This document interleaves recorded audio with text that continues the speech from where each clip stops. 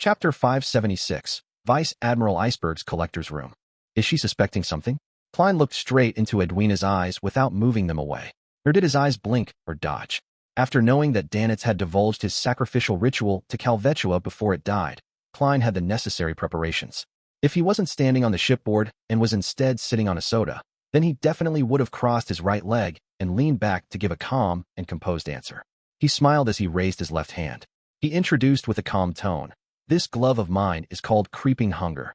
Klein believed that Danitz, who had witnessed him in combat, had definitely passed the relevant details on to his captain. Therefore, with Vice Admiral Iceberg Edwina being of equal rank as Vice Admiral Hurricane Kalangos, it wasn't difficult for her to guess that he had acquired Creeping Hunger. In that case, taking the initiative to divulge it gave him a psychological advantage rather than being exposed by her. And for him to suddenly mention it gave it a double meaning. First, he was hinting to her that he had an organization backing him, one that could kill Vice Admiral Hurricane and orchestrate Calvetua's death and reply to its believers in its stead. Second, it was a warning for Edwina that she was not to attempt to investigate or delve deeper into the matter. Otherwise, the instantaneous death of Vice Admiral Hurricane awaited her. At this moment in time, Klein continued maintaining Gehrman Sparrow's persona. He didn't directly threaten her or refuse to admit it. Instead, he provided a calm answer that hid madness within it. Edwina Edwards nodded slightly and suddenly changed topics. "I plan on providing a certain amount of assistance to the resistance in the Rorstad archipelago, mainly in food and fabric." Assistance? Her backing faction is against loan, or it just wants to make things difficult for the Church of Storms? Klein wiped his smile and calmly replied, "This has nothing to do with me. Don't expect me to trip up," he said silently to himself. Edwina turned her head and raised her arm to point to blazing Danitz, who was drinking while secretly stealing glances. "I will entrust him to handle it, including contacting the resistance and confirming the time.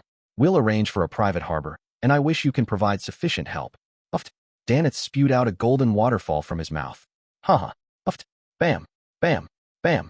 The two pirates sitting beside him laughed as they bent their backs and struck the deck, spewing out the beer that they had just drunk. One of them had dark skin like he was covered in a layer of metal skin. His waist was rather thick, and although he wasn't fat, he had no curvature to speak of. Edwina retracted her gaze and added in an unhurried manner before Klein could speak, "You're an adventurer. I believe you won't decline a job that pays well. You really have found me an excellent excuse." Klein smiled in response. Of course. He didn't ask how much the payment was, while Edwina seemed to forget mentioning it. This intelligent and beautiful pirate Admiral gloomily said, "Senor got someone to pass me the news that he's willing to buy the key of the giants, which I previously discovered, for 5,000 pounds. It was the item proclaimed to be Death's Key. It was a gigantic black iron key that nearly made Danitz lose his life and buy him." Klein suspected that it didn't originate from the Dark Second Epoch, but it was something that was connected to the Giant King's court. "She's hinting at me to offer a price?" Klein was first taken aback before he came to a realization. He couldn't help but inwardly mumble, 5,000 pounds? I don't even know if the key is of any use, or if it really involves the Giant King's court. If it doesn't have anything to do with it, can I return it for a refund? Besides, there's no prior information about it. Even if I take it above the gray fog to divine it, I wouldn't receive any effective revelations. Yes, a simple inference is that if it doesn't involve the Giant King's court but some other treasure that I have no idea about, then it would be useless if I buy it. The only benefit is that it will disrupt Admiral of Blood's plans. It harms him without benefiting me. If it involves the Giant King's court, Admiral of Blood is unlikely to find the target location even if he bought it, as it's located in the forsaken land of the gods. Besides, I plan to hunt him. When the time comes, I can obtain the key without spending any money. It's equivalent to having him buy it for me and watch over it for some time. Although such thoughts are very idealistic, it's not impossible. Klein pondered for a few seconds and said, "It might be hiding a huge secret." He deliberately mentioned this to make Vice Admiral Iceberg unwilling to sell the gigantic black iron key to Admiral of Blood Senior. It was to prevent the latter from rapidly strengthening himself after obtaining the treasure and step into the demigod realm. That would bring a considerable calamity upon Klein. Edwina listened silently and didn't continue on the topic. She turned her body halfway around and pointed at the cabin's entrance. "Breakfast has been prepared for you." "Thank you." Klein took off his hat and bowed. As he followed Vice Admiral Iceberg into the cabin, he quickly recalled the conversation they just had and sought out the true motive behind Edwina's invitation. From Gehrman Sparrow's identity problems, to the mystical item suspected to be Creeping Hunger, to the matter of the sacrifice to Calvetua while the Dead Sea God continued responding to believers, all of these matters put together does allow one to imagine that I have a secret organization backing me, one whose motives are unknown. As for the faction that Vice Admiral Iceberg belongs to, it's very wary, guarded, and interested in this matter. Therefore, it got her to probe me in person to see if they can obtain something. They're still rather friendly at the moment. Extending their assistance to the resistance is a way to convey their intentions. It seems they're leaning towards cooperating with the organization backing me. Of course, the unknown always leaves others afraid. Without grasping the situation, the chances of Vice Admiral Iceberg and company attacking me is very, very low. Heh. If they realize that the secret organization backing me was established only about half a year ago, including the World and Miss Zio, whose connection has been established but not recruited, there aren't more than 10 people. I wonder if they will get so infuriated that they end up losing control. As his thoughts raced, Klein entered the cabin and followed a dim passageway, passing through one wooden door after another. He followed Edwina up some stairs and arrived at a brighter second level. Before entering the pirates' dining hall, they passed by a half-opened room. Klein casually glanced inside and saw a gigantic black iron key sitting on a wooden table. These items are evidence from our various treasure-hunting expeditions. Most of them are mementos, while others have yet to show their value and require further study. Edwina appeared cold, but her explanations were in great detail. It had the feeling like she was afraid that he wouldn't understand her or was left puzzled.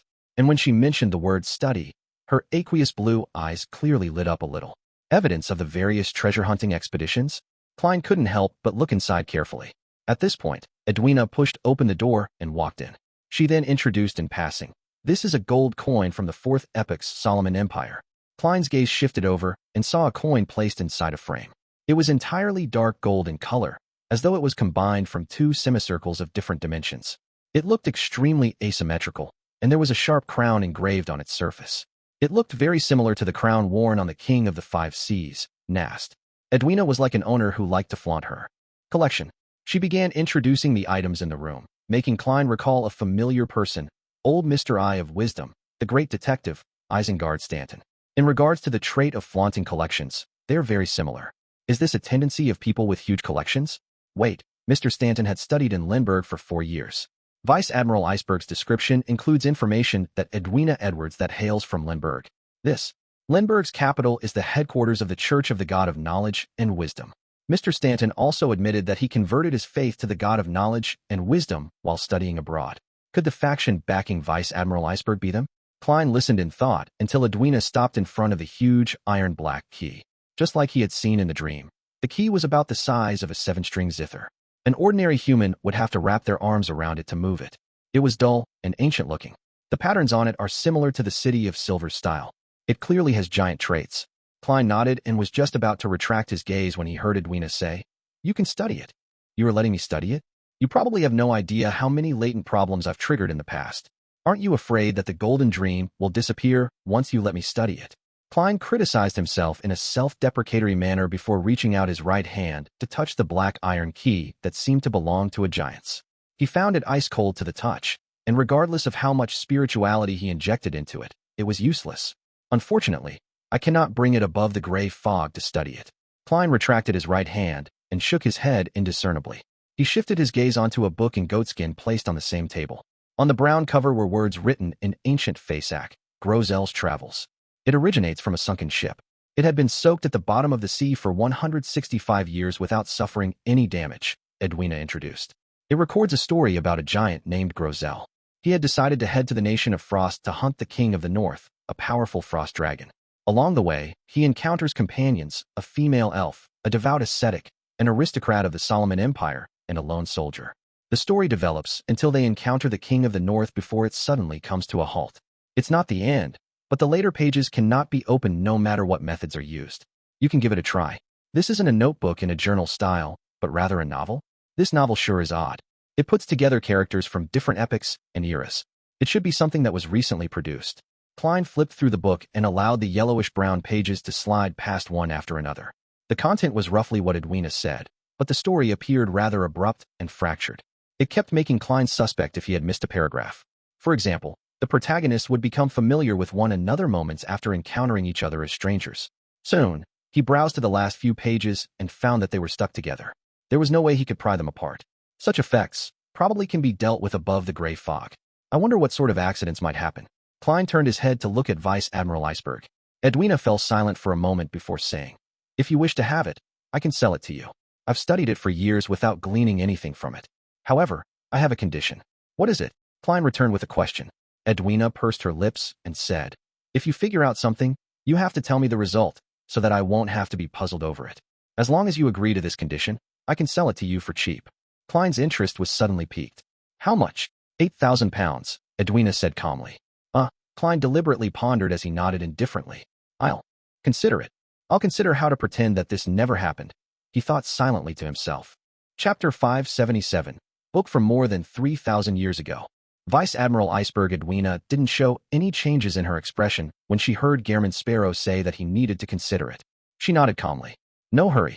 She seems to feel that I'm unable to make the decision regarding a transaction of this scale, and that I need to seek advice from the secret organization backing me.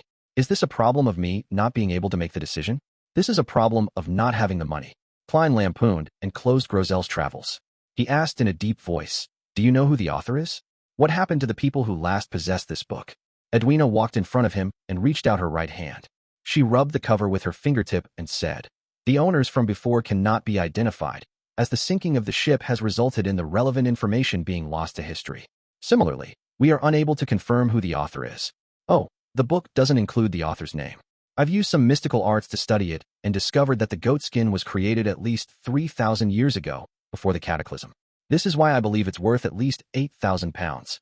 A book from 3,000 years ago.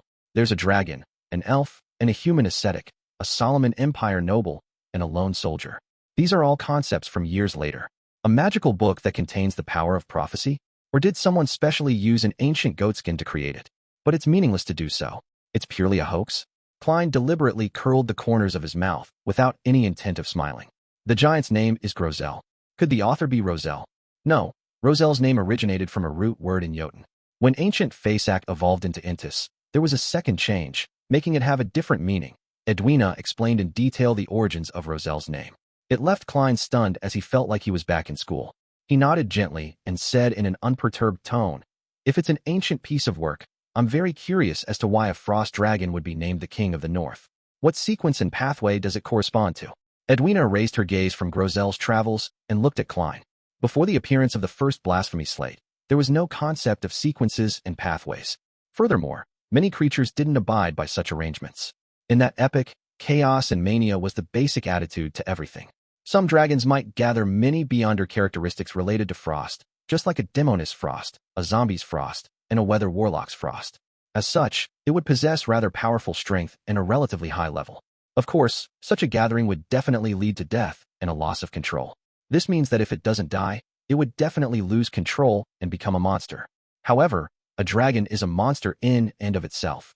If there are many similar products of this sort from the dragons, giants, and elves, then it can be understood why the second epoch is known as the Dark Epoch. Klein pondered for a moment and inquired as though he was talking to himself. This results in the wastage of beyonder characteristics. Edwina looked at him for a few seconds. Emperor Roselle once said this, whatever separates will definitely converge, and whatever converges will definitely separate. The emperor said that before. I understand the first part. That's another form of saying the law of convergence of beyonder characteristics. But what does the second part mean? After the convergence happens to a certain extent, it would tend to separate and dissociate. When one doesn't belong to a particular pathway, the extremely chaotic, convergent mix will cause a dissociation. The more chaotic it is, the more repulsion there is between the characteristics. Such words aren't likely to be said to anyone. It definitely isn't something that's spread out in the public. Last time, I guessed from the Vice Admiral's usage of the Roselle's dream spell and her last name that she's a descendant of one of the 4 horsemen of the apocalypse, Edwards. It's extremely possible. After the emperor perished, their family escaped to Lemberg and gradually converted their faith to the god of knowledge and wisdom. What a good teacher. She answers any question. Klein didn't speak further as he continued admiring Vice Admiral Iceberg's collection. At the same time, he had some thoughts. He planned on asking Little Son via the world during the tarot gathering if he knew of the book, Grozel's Travels. Of course, in order to prevent the hanged man from sensing something problematic with the world and hence figure out that something was amiss with the fool, he decided to communicate in private while blocking everyone else. After a brief excursion of the room, Edwina led Klein out and entered the captain's room in the dining hall. The relatively special food here is yogurt. You can add strawberry jam and other things. You can also directly add honey. Edwina pointed to the row of food outside. There's some dried fish that isn't bad. They come from the deep sea, species that have yet to be named. As she spoke, she gestured for Klein to take the food for himself to bring back to the room. She then got up and made herself an example. Klein took some yogurt of unknown origins and added a few spoonfuls of honey. Then, he carried his tray and placed pork sausages, buttered bread, and other food on it. During this process, he saw a young man dressed in a white shirt and black vest, decked out with a flowery bow tie, looking more like an office worker than a pirate, approach Vice Admiral Iceberg Edwina and have a hushed exchange with her.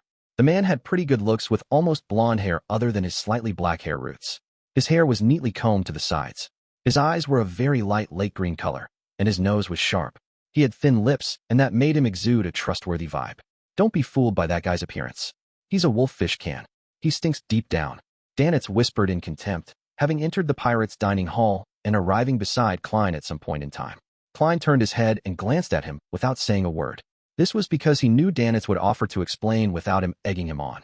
Without waiting for Danitz to speak, a man with a swollen waist beside him said with a crude and sharp voice, "He's the third mate, Jodson.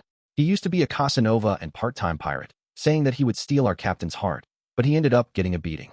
He ended up staying to be educated. Dogsh asterisk T. In short, he's a bad egg." Danitz emphasized. "He's a bad egg," another pirated with iron-black skin echoed. "Why do I have the nagging feeling that all of you are the same?" Klein thought and said, "Flowery bow-tie Jodson with a bounty of 5,200 pounds? Sequence 6. As expected of the standard Gehrman Sparrow reaction, Danitz glanced to the side as a lingering sense of fear was hidden within his contempt. "He's not that strong, but he's very strange. In my brawls with him, no, when in combat, fireballs suddenly can't be used, and he will be able to replicate my fire powers." A very familiar description. Klein subconsciously glanced towards Jodson. After some careful thought, he recalled the familiarity. This is very similar to the sealed artifact, Blood Vessel Thief, found behind Contingency's Chinese Gate. Klein had already forgotten the Blood Vessel Thief sealed artifact number, but he still remembered clearly that it could temporarily steal a person's beyonder powers for themselves. The corresponding pathway? Klein retracted his gaze and discovered that Danitz and his two companions were drinking while looking in that direction. Thinking back to how Danitz divulged his sacrifice to Calvetua, Klein took a cup of beer and carried his food tray towards the captain's dining room. He said indifferently, "All of you like her, right?" Uft, uft, uft. Behind Klein, there was the sound of alcohol being spewed out at the same time. He saw Danitz jump backward through the corner of his eye, looking at him in horror before turning his head in relief to size up his companions.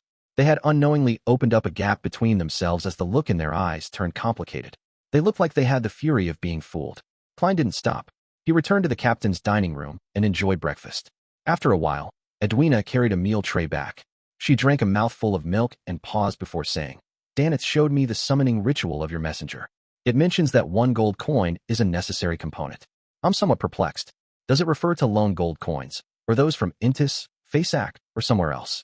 Their weights are all different, and the amount of gold they contain is different." Klein thought for a moment before saying, "Lone's gold coin. This is also the gold coin that's worth the most. It's not like I need to pay for it myself." Klein added inwardly. Edwina nodded. "Payment also needs to be done when receiving a reply? Different spirit world creatures have different hobbies," Klein said. He knew that Vice Admiral Iceberg Edwina was a researcher of spirit world creatures, and he believed that she could understand what he meant. Furthermore, he wasn't lying. He just hid the fact that the messenger's owner could also pay for it. "Yes," Edwina very seriously answered him. "I once attempted to find a messenger, but I could only use trial and error for the incantation. Not only was it dangerous, but it was very difficult to satisfy the requirements. I eventually had to give up. This is one of the reasons. The other reason is that simulating the power of the undead isn't enough to sign the contract. Your incantation has given me quite the inspiration." Klein ate his breakfast in silence without explaining anything. This was because this was the knowledge he had learned from Mr. Azik. He wasn't at liberty to teach it to others without receiving permission from him. After a delicious and quiet breakfast, the Golden Dream approached a private harbor and dropped Klein and Danitz off. Danitz looked back at the glimmering golden ship and suddenly sighed. "I feel like my friendship has sunk into the ocean." Klein pressed down on his hat and calmly said, "Losers can always form alliances among themselves." Danitz was unsure whether he should be happy or sad.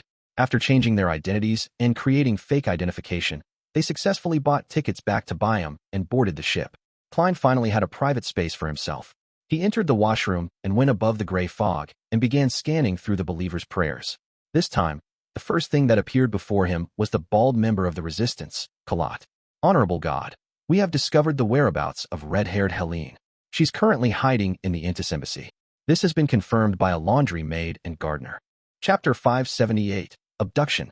In the Intis embassy of the city of Generosity, Byam, Helene sat in front of a dresser, looking at her beautiful, yet somewhat frail reflection. She sat there in a daze for several minutes. Her escape from the Black Death had been filled with anticipation and torment. She was afraid that any tiny mishap would cause her to be discovered by pirates or adventurers, causing her to be caught by Vice Admiral Ailment Tracy once again and making her lose all her freedom. She would then never be able to return to her hometown and return to the life she originally enjoyed. Only when she used the meager connections left by her family did she manage to hide inside her country's embassy and obtain a ticket to leave the sea, providing her a little relief. However, this still wasn't enough to make her feel at ease.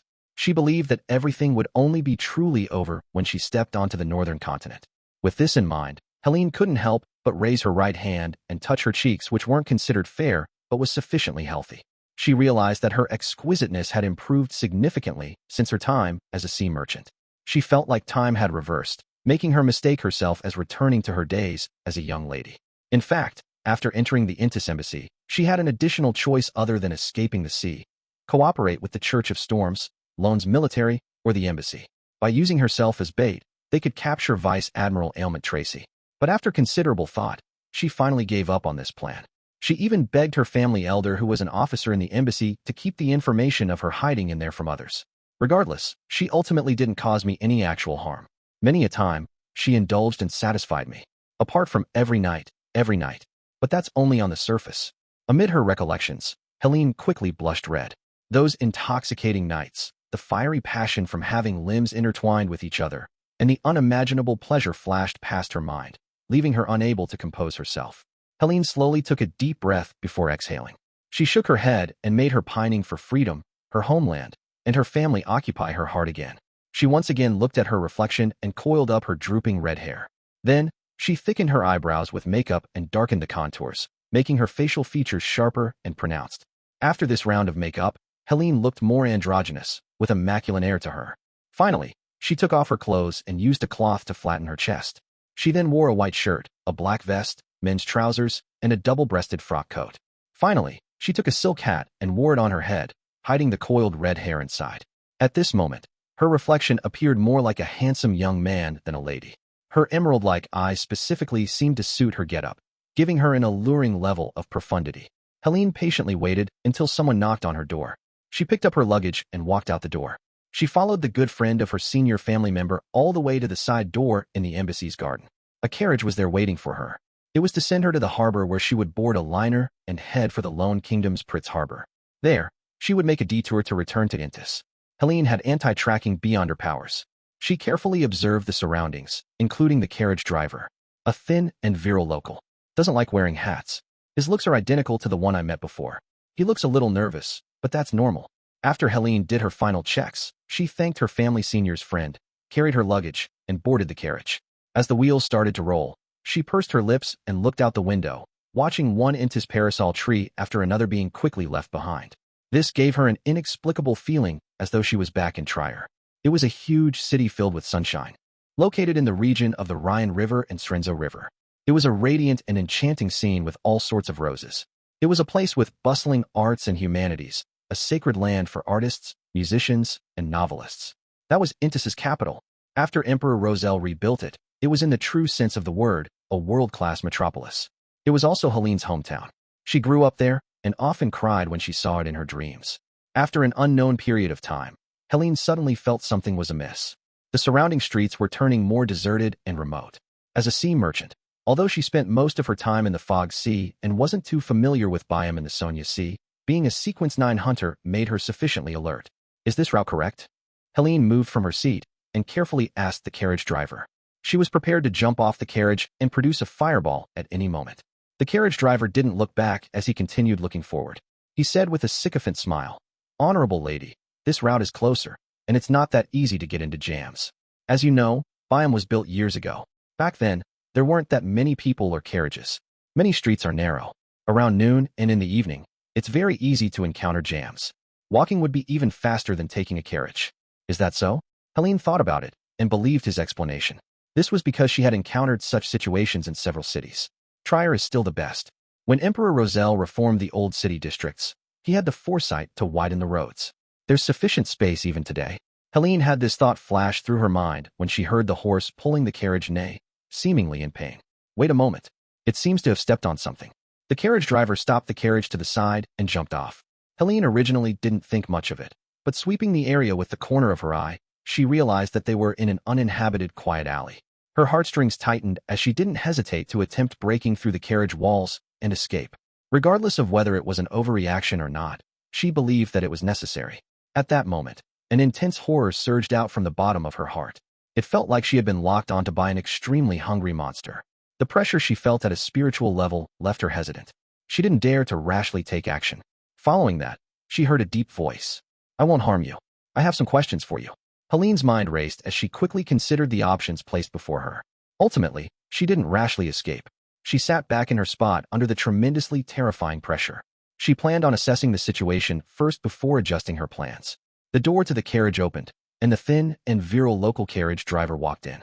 He sat opposite Helene, and he was none other than Faceless Klein. In order to act as the carriage driver, he had specifically practiced how to drive a horse and carriage. This was a technique he had failed to properly learn while he was on the Contingency's Nighthawk squad.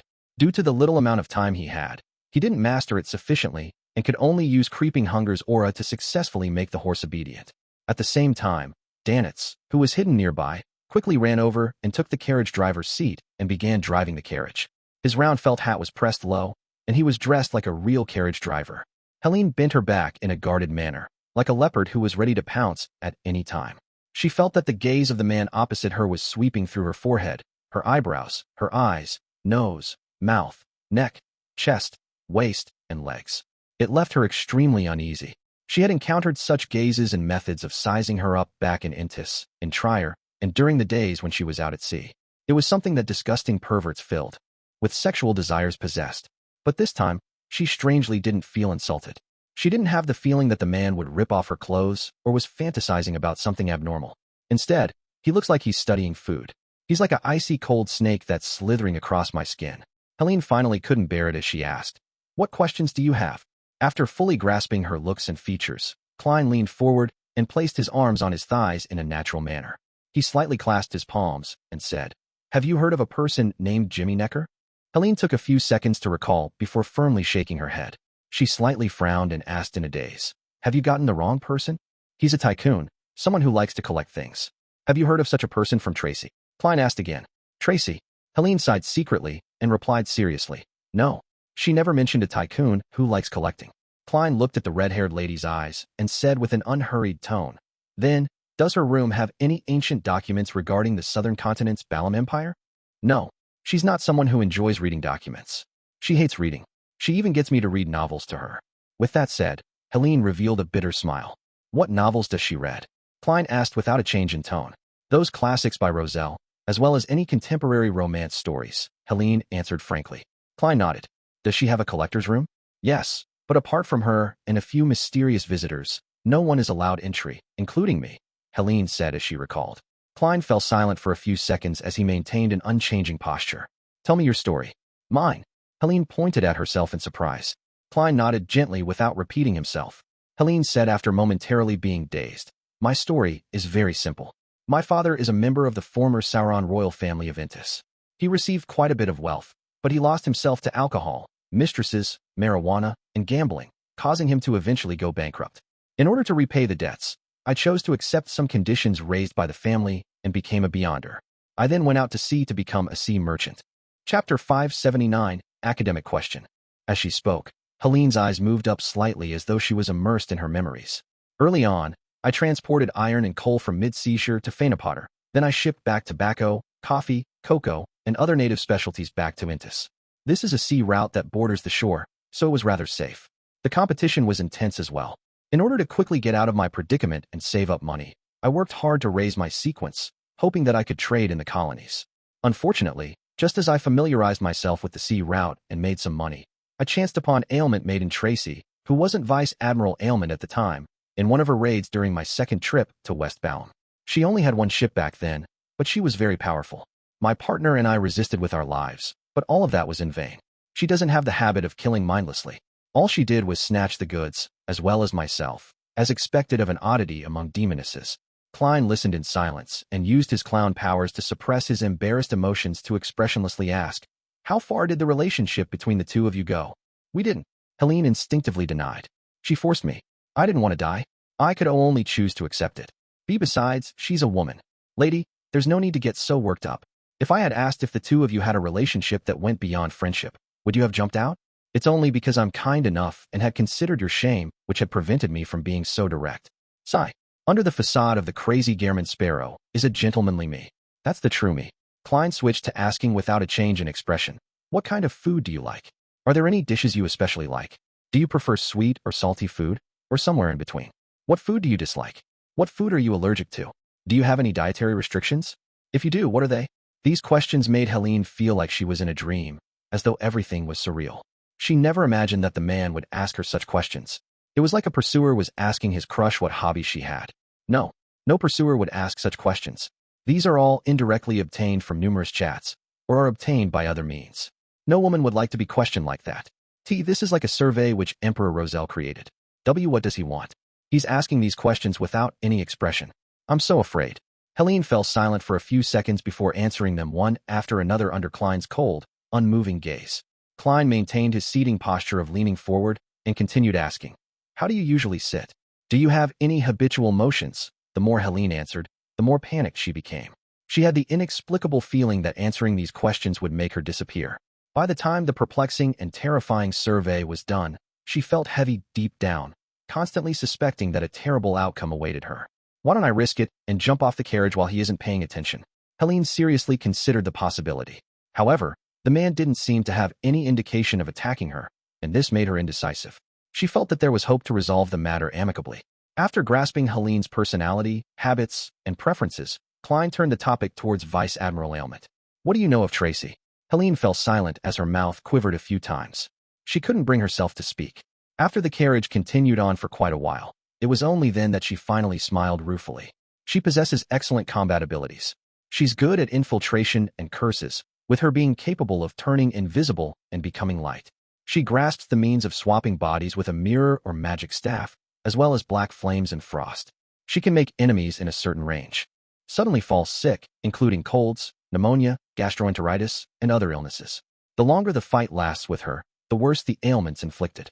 Some Beyonders might even directly die from a heart attack. She can also create invisible threads to control her enemy. She knows human anatomy very well.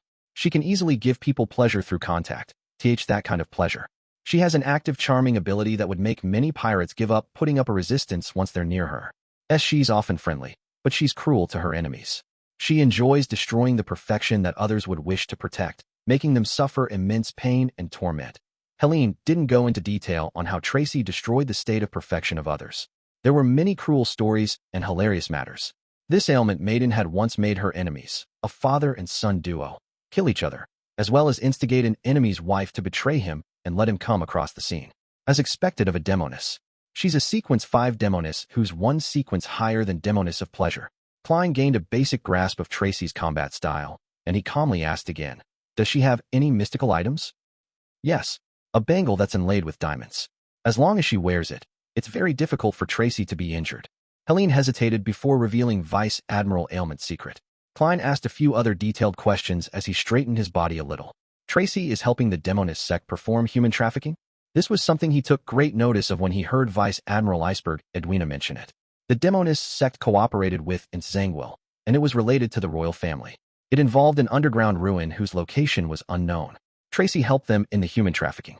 Balin, who was pointed out by the hanged man, was someone who orchestrated numerous disappearance cases of slaves and the disappearance of primitive tribes in the southern continent. With him appearing at the underground ruins, he would be a member of the upper echelons. The biggest human trafficker, Capum, had Beyonders who were of the Arbiter pathway protecting him. And this is a pathway controlled by the Lone and Fainapotter royal families, as well as their military. All of these matters that Klein was aware of linked together to form a line, but he wasn't sure what it actually exposed. Vice Admiral Ailment Tracy was a breakthrough point. What demoness sect? Helene asked in puzzlement. You don't have to know, Klein calmly replied. If you don't know what a demoness is and end up suspecting that the extremely charming Vice Admiral Ailment who gives you pleasure is a dirty and savage man, then I'm afraid that you would have lost control on the spot. You don't have to thank me. I'm a good person, Klein lampooned inwardly. Helene suppressed her puzzlement and said while recalling, in recent years, she's been busy shipping slaves. The other end of the trade is crazy Captain Connors Victor. Rumor has it that he and many human traffickers and slave merchants in loan have a deep partnership. Crazy Captain Connors Victor. Klein remembered the nickname and name. He nodded and no longer spoke in a heavy voice. Instead, he said in a relatively gentle voice, "Did you involve yourself in such matters? Such as being a part-time pirate?" This very polite and amiable tone left Danitz trembling for some baffling reason. He felt that Gehrman Sparrow being in such a state was much more terrifying than his cold and expressionless state. "No," Helene shook her head. "The blood of the Sauron family flows in me. I will not bring shame to my family. Besides, Tracy always said that she wouldn't let me be tainted by bloodshed and darkness. All of that would be faced by her. She must have read too many romance novels." Klein took out a gold coin and allowed it to weave between his fingers like it was dancing. He didn't keep it from Helene as he performed a divination in front of her to confirm that she wasn't lying. The result was that she was rather honest. "This is also because I didn't ask in detail about her emotional entanglements with Tracy. Otherwise, she wouldn't be that honest." Klein secretly reflected and put away the gold coin. At that moment in time, the carriage had circled around the harbor, no longer heading for the ship that Helene was meant to board. Klein looked at the scenery outside the window and took out a small metal bottle. He handed it to Helene and said, "Use the liquid inside to wipe away your makeup." "Why?" Helene subconsciously asked. "This isn't something you should be asking." Klein leaned forward once again and said without expression. Despite feeling aggrieved and furious, Helene didn't wish to agitate the man and get on his bad side at such a critical moment. She could only remove the bottle cap and took a sniff at it to test if it was poisonous. "Can it be used directly?" she asked. Klein tersely acknowledged in the affirmative. Helene took out a white handkerchief and dabbed it with the bottle's liquid. Then, she began wiping her face and quickly cleaned away her prior disguise. Her aesthetically pleasing masculinity vanished, and her contours became softer as Helene's original looks were presented before Klein. After careful observation, Klein calmly said, "Take off your hat and let down your hair." Helene furrowed her brows and had a nagging feeling that what followed would be unacceptable instructions such as taking off her clothes. She took a deep breath, removed her hat, and released her coiled red hair. Immediately, she appeared extremely feminine. Klein straightened his body and leaned back on the carriage wall before calmly instructing, "You can put on your disguise again." Is he a madman? After all this, he wants me to revert to how I was before? Helene didn't dare to voice her displeasure, afraid that the man would raise unacceptable requests. She hurriedly opened her suitcase and took out a mirror to look at herself. The makeup has been removed so cleanly. She was stunned for a moment before she quickly put on makeup and coiled her hair. When the carriage came to a stop, she was already looking like a handsome young man. Klein nodded indiscernibly and looked out the window before retracting his gaze. "One last question." "What?" Helene asked nervously. Klein raised his line of sight a little as his facial muscles moved. "How big are your breasts?" Helene was first taken aback before her face flushed red. This wasn't a redness caused by embarrassment, but an anger from wanting to punch the man in the chin. Klein didn't move his gaze as he calmly added, "It's an academic question." Noticing no sexual intent from his eyes, Helene inhaled and closed her eyes to answer the question. Klein secretly heaved a sigh of relief and took out a boat ticket and a stack of papers. "New identification, tickets to Tiana Port. Once you're there, buy tickets to Pritz Harbor." Helene glanced at him vigilantly before receiving the tickets and documents. She carried her suitcase and carefully alighted the carriage to see the ship she was taking. Klein followed behind her and watched her leave. From the corner of his eye, he saw Danitz trying hard to hold back his laughter. Chapter 580, Wormtongue. Klein slowly turned his head and shot a glance at Danitz. The pirate with a bounty of 5,500 pounds immediately shut his mouth and clamped up. It was as though nothing had happened. After confirming that Helene boarded the liner without issues, he turned around and walked to the side of the carriage. He pretended to casually ask, "Did you hear the conversation?" No. "A little, just a little." Danitz shook his head as he gave a hollow chuckle. Klein nodded slightly and said, "You have to remember, otherwise it'll be easy for people to see through you." "See through me?" Danitz raised his hand and pointed at his nose and said blankly. Klein said without changing his expression, "She's from the Sauron family. She has anti-tracking beyond her abilities. Together with her tics and behavior, it can be confirmed that she's a Sequence 7 from the Hunter pathway, pyromaniac. She's very similar to you, and you'll be able to do a good job acting as her." "Me? I won't be able to disguise myself like her. I'll be identified with just a look." Danitz jumped in fright. Klein held back his laughter and said in a deep voice, "I'll lend you creeping hunger." No, I have no experience in such matters. I won't be able to fool Vice Admiral Ailment's subordinates." Abnormally nervous and horrified, Danitz declined the mission. To him, this was an extremely embarrassing and dog-T matter. Only a pervert or a madman would complete it without any qualms. Klein nodded in agreement and said without an expression, "Indeed, you are rather stupid." Danitz forced a smile. "Yes, I'm very stupid." Klein didn't say a word as he walked past Danitz and opened the door to the carriage. Danitz followed him with his eyes when he suddenly saw Gehrman Sparrow's hair turn red. He blinked his dull eyes and saw the man's facial contours turn soft and his eyes turning emerald green. His lips turned thin as they pursed, making him look frail and insecure. He had a masculine beauty and looked identical to Helene, who had just left. After watching Gehrman Sparrow enter the carriage, Danitz turned his head back as the corners of his mouth twitched.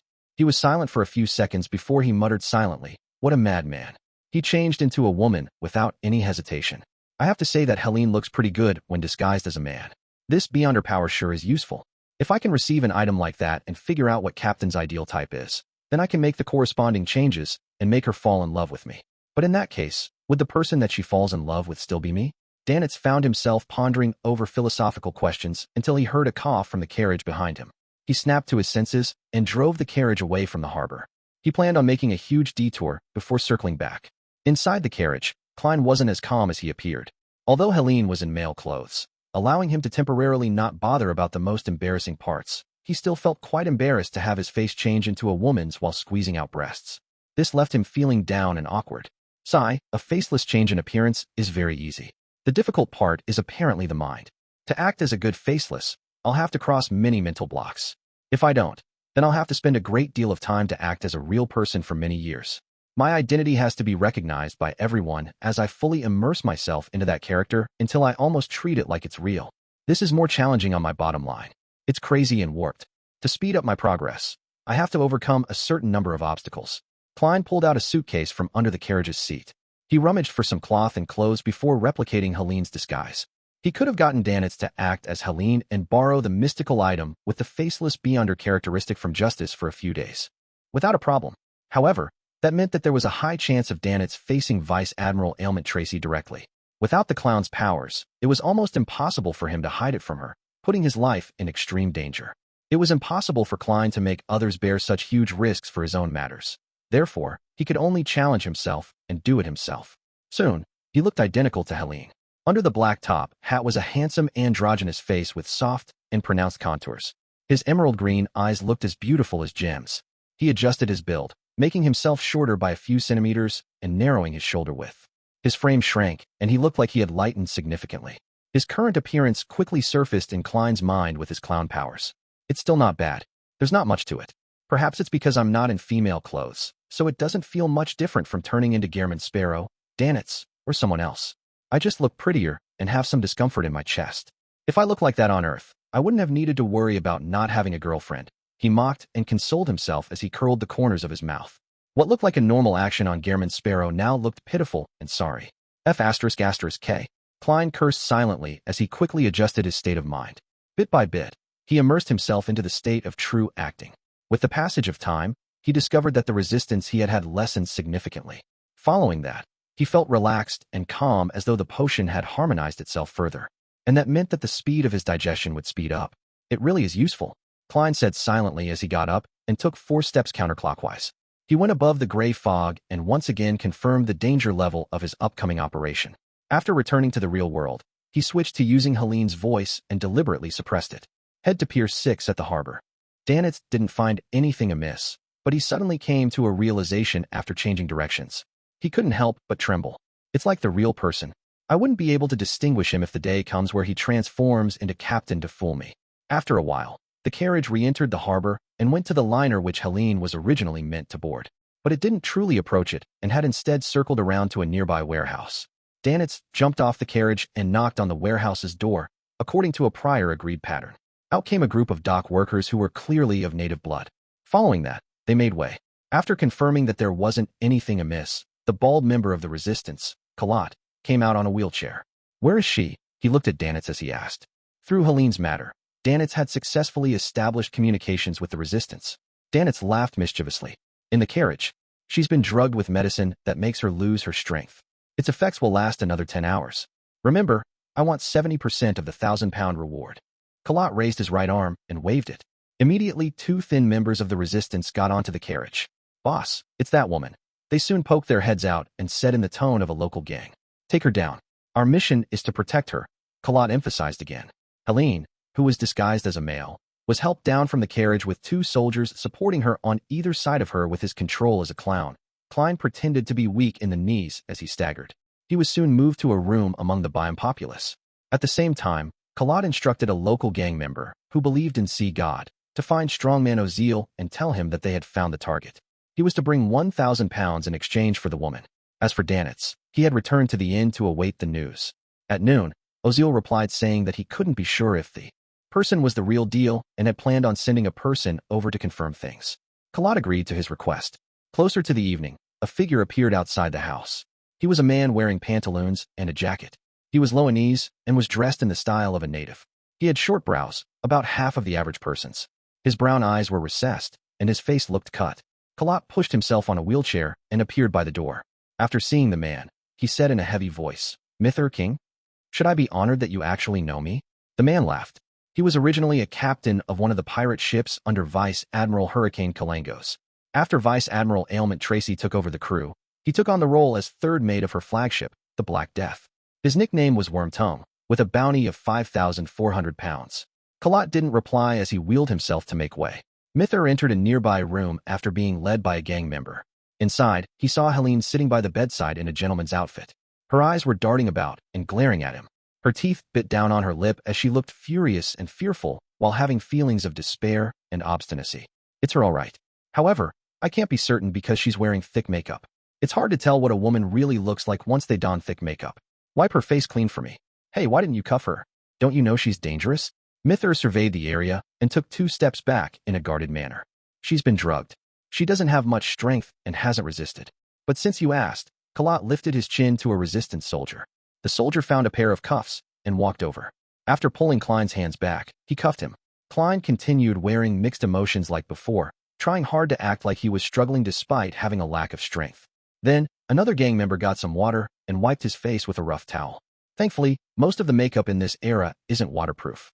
Klein began changing his face's contours as the towel covered his face. Before long, Mither saw Helene's moist face. She looked extraordinarily frail and beautiful in this state. Her emerald green eyes shot out with intense hatred and a look of perplexity. "Unfortunately, she's captain's." Mither's throat moved. As a man and a pirate, he often fantasized about Vice Admiral Ailment Tracy and red-haired Helene falling into his embrace at the same time. But of course, it was only his imagination. "The way he looks at me is disgusting." Klein nearly puked. Although he knew that it was targeted at red-haired Helene and had nothing to do with him, he couldn't help but feel goosebumps. In that instant, he got to know the real him a little deeper. He knew what things he couldn't accept at all. "It really is her." Mither turned his head and said to Claude, "This is your reward." He threw the tiny leather bag in his hand over to him.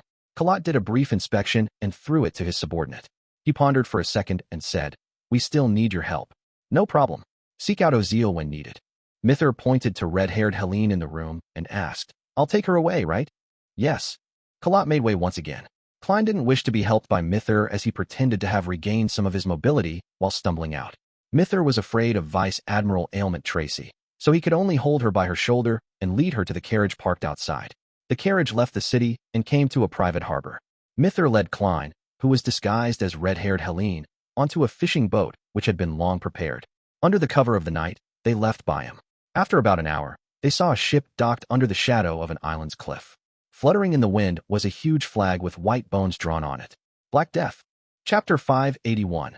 Both getting into character and detachment. Only a single Black Death.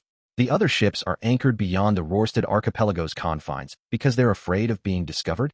This is good news. Klein retracted his gaze and deliberately bit his lip to express his agitation. After taking a glance at Helene's side profile, Mither lit a torch and began swinging it to signal to the flagship. Before long, a dinghy came and took him and the disguised Klein back to the Black Death.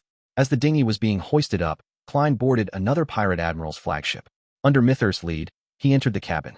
Waiting for them up ahead was a blonde female attendant.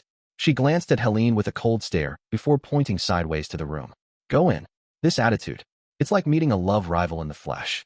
Both men and women fall to this Vice Admiral Ailment's charm. The cuffed Klein instantly increased his vigilance as he wore a heavy expression and followed the blonde female attendant into the room. He originally believed that he would immediately meet Tracy and obtain a chance to meet her in private. He was already ready to strike, but apart from a wardrobe, sofa, and full-body mirror in a cramped carpeted room, there was nothing. Could it be that Tracy has deliberately given Helene the cold shoulder to express her anger? Klein recalled the romance novels and contrived television serials he had previously watched while contemplating the reason for the ailment maiden's actions. The blonde female attendant shot a glance at Helene's male attire that lacked the androgynous beauty to it due to the lack of makeup, took 2 quick steps, opened the wardrobe, and pointed to the dresses inside. Captain doesn't like your present attire. Change. F***K. Klein cursed inwardly. He originally imagined that he could be granted a meeting with Vice Admiral Ailment Tracy while looking like Helene and dressed as a male. He was thankful that he didn't need to overly humiliate himself to achieve his goal, but in the end, he didn't manage to escape this outcome that he wanted to avoid. Seeing Helene standing there in a daze, the blonde female attendant glared at her. You have 2 choices. Either you change yourself, or I'll help you. Klein did one of red-haired Helene's habitual motions and inhaled slightly. Remove my cuffs. He turned his body sideways and gestured with his chin towards the door. And go outside. Conniving whore. The blonde female attendant cursed under her breath and used the key given to her by Mither to release Helene from her cuffs. After she left the room and closed the door, Klein walked to the wardrobe and stood there in a daze for 20 seconds. Suddenly, he closed his eyes and extended his right hand. After an unknown period of time, he came in front of the full-body mirror and saw Helene's red hair cascading down in the reflection. Her green eyes shimmered while she wore a golden red dress. By her waist was a ribbon tied into a flower. It was pulled tight, accentuating her slender waist. Helene's beautiful face was flushed red as her lips were tightly pursed. Her expression was heavy, looking very identical to the picture from before. Klein looked at his present image and first felt somewhat embarrassed. However, he had gotten over it to a certain extent while changing. Besides, there wasn't anyone inside. Second, he gradually found a different feeling. This wasn't to say that he was gradually liking such acts. Instead, while overcoming his mental aversion, he gained some form of detachment from his self-awareness. It felt like his soul had flown out of his body, allowing him to calmly observe Helene dressing up in female attire and adjusting her clothes through the mirror with a calm attitude. He believed this was a necessary step in his mission and that there was nothing embarrassing or odd about this. Klein felt a baffling sense of familiarity as he tried hard to recall and compare this feeling, in a bid to fix it in place and gain an understanding of it. Soon, he found the source. This was similar to him playing role-playing games. In it, he could choose a female character, carefully choosing the facial features and attire of the character, allowing the beauty to please his eyes. There was nothing kinky or embarrassing while doing this. On the one hand, he was viewing it from an angle of a god through the screen, making his attitude detached, and on the other hand, he was seriously acting and going through the plot. By combining the two perfectly and not distinguishing between them, he didn't have any aversion to it because he was playing a game. Klein suddenly opened his half-closed eyes, feeling like this was the faceless state he had been searching for. He could act as anyone, but he was still only himself. As he got into character and worked hard to act, he could detach his feelings and observe things calmly. By making comparisons, he could figure himself out and find his true self. It's both getting into character and detachment. This is the actual application of the faceless main principle. Klein suddenly felt at peace as the remnant embarrassment coexisted with his changed attitude. With a detached attitude, as though he was playing a role-playing game, he observed himself in the full-body mirror and tried hard to find any flaws. Thankfully, I got Danitz to get 2 sets of female clothing to study the way it's all put together. Otherwise, there's no way I could wear them so quickly and normally as a first-timer. It will be easy to expose any flaws. This is called professionalism. Women's clothing sure is complicated. From the perspective of a faceless, there are many flaws in Helene's facial features and contours. She might be beautiful, but it's definitely nothing I call stunning. Yes, with this state of mind, I can clearly feel the potion digesting. Klein looked at himself in the mirror as though he was looking at a character named Helene. Thump, thump, thump. The blonde female attendant banged on the door and asked impatiently, "Are you not done?" Klein's face instantly sank, as though she hadn't returned him the 10,000 pounds she owed him. He maintained this state as he walked to the door and pulled it open. The blonde female attendant shot him a glance and raised the handcuffs. "Put your hands to your back. You're now a prisoner." As red-haired Helene was on the Black Death, she wasn't afraid that she would bring her any harm. All she wanted was to humiliate her as much as she could. Klein grunted and half-turned his body, putting his hands to his back. He felt relaxed because the woman wasn't paying too much attention to his attire. After putting on the cuffs, he was led by the blonde female attendant to the entrance of the captain's cabin. The door was half open, allowing a fragrance of warmth emanate outside. It wasn't too strong, but it was sufficiently long-lasting. It was a scent that kept pulling one back as they would involuntarily wish to head to bed for pleasure. The blonde female attendant knocked on the door and was just about to say a word when a gloomy but sufficiently beautiful female voice sounded from the inside. "Let her come in alone." The blonde attendant's face instantly sank as she pushed open the door, signaling with her eyes for Klein to enter. The moment of truth is here. Klein took a deep breath and stepped into the room. The door behind him closed with a thud, isolating the inside from the outside. Klein walked across the thick carpet and, using the candlelight from the golden candle racks, saw a rather beautiful lady sitting behind a desk while leaning back. She was wearing beige trousers with her feet extended diagonally while crossed. Her brows were long and straight, and her azure blue eyes were sharp and bright. She wore a white linen shirt, allowing her intimate body to faintly peek through. Raven black curled hair cascaded down to hide the critical bits, making Klein instantly feel uncomfortable. Upon seeing red-haired Helene enter, Vice Admiral Ailment Tracy raised her left hand and asked with an ambiguous smile, "Tell me, how should I punish you?" She held a black leather whip in her hand.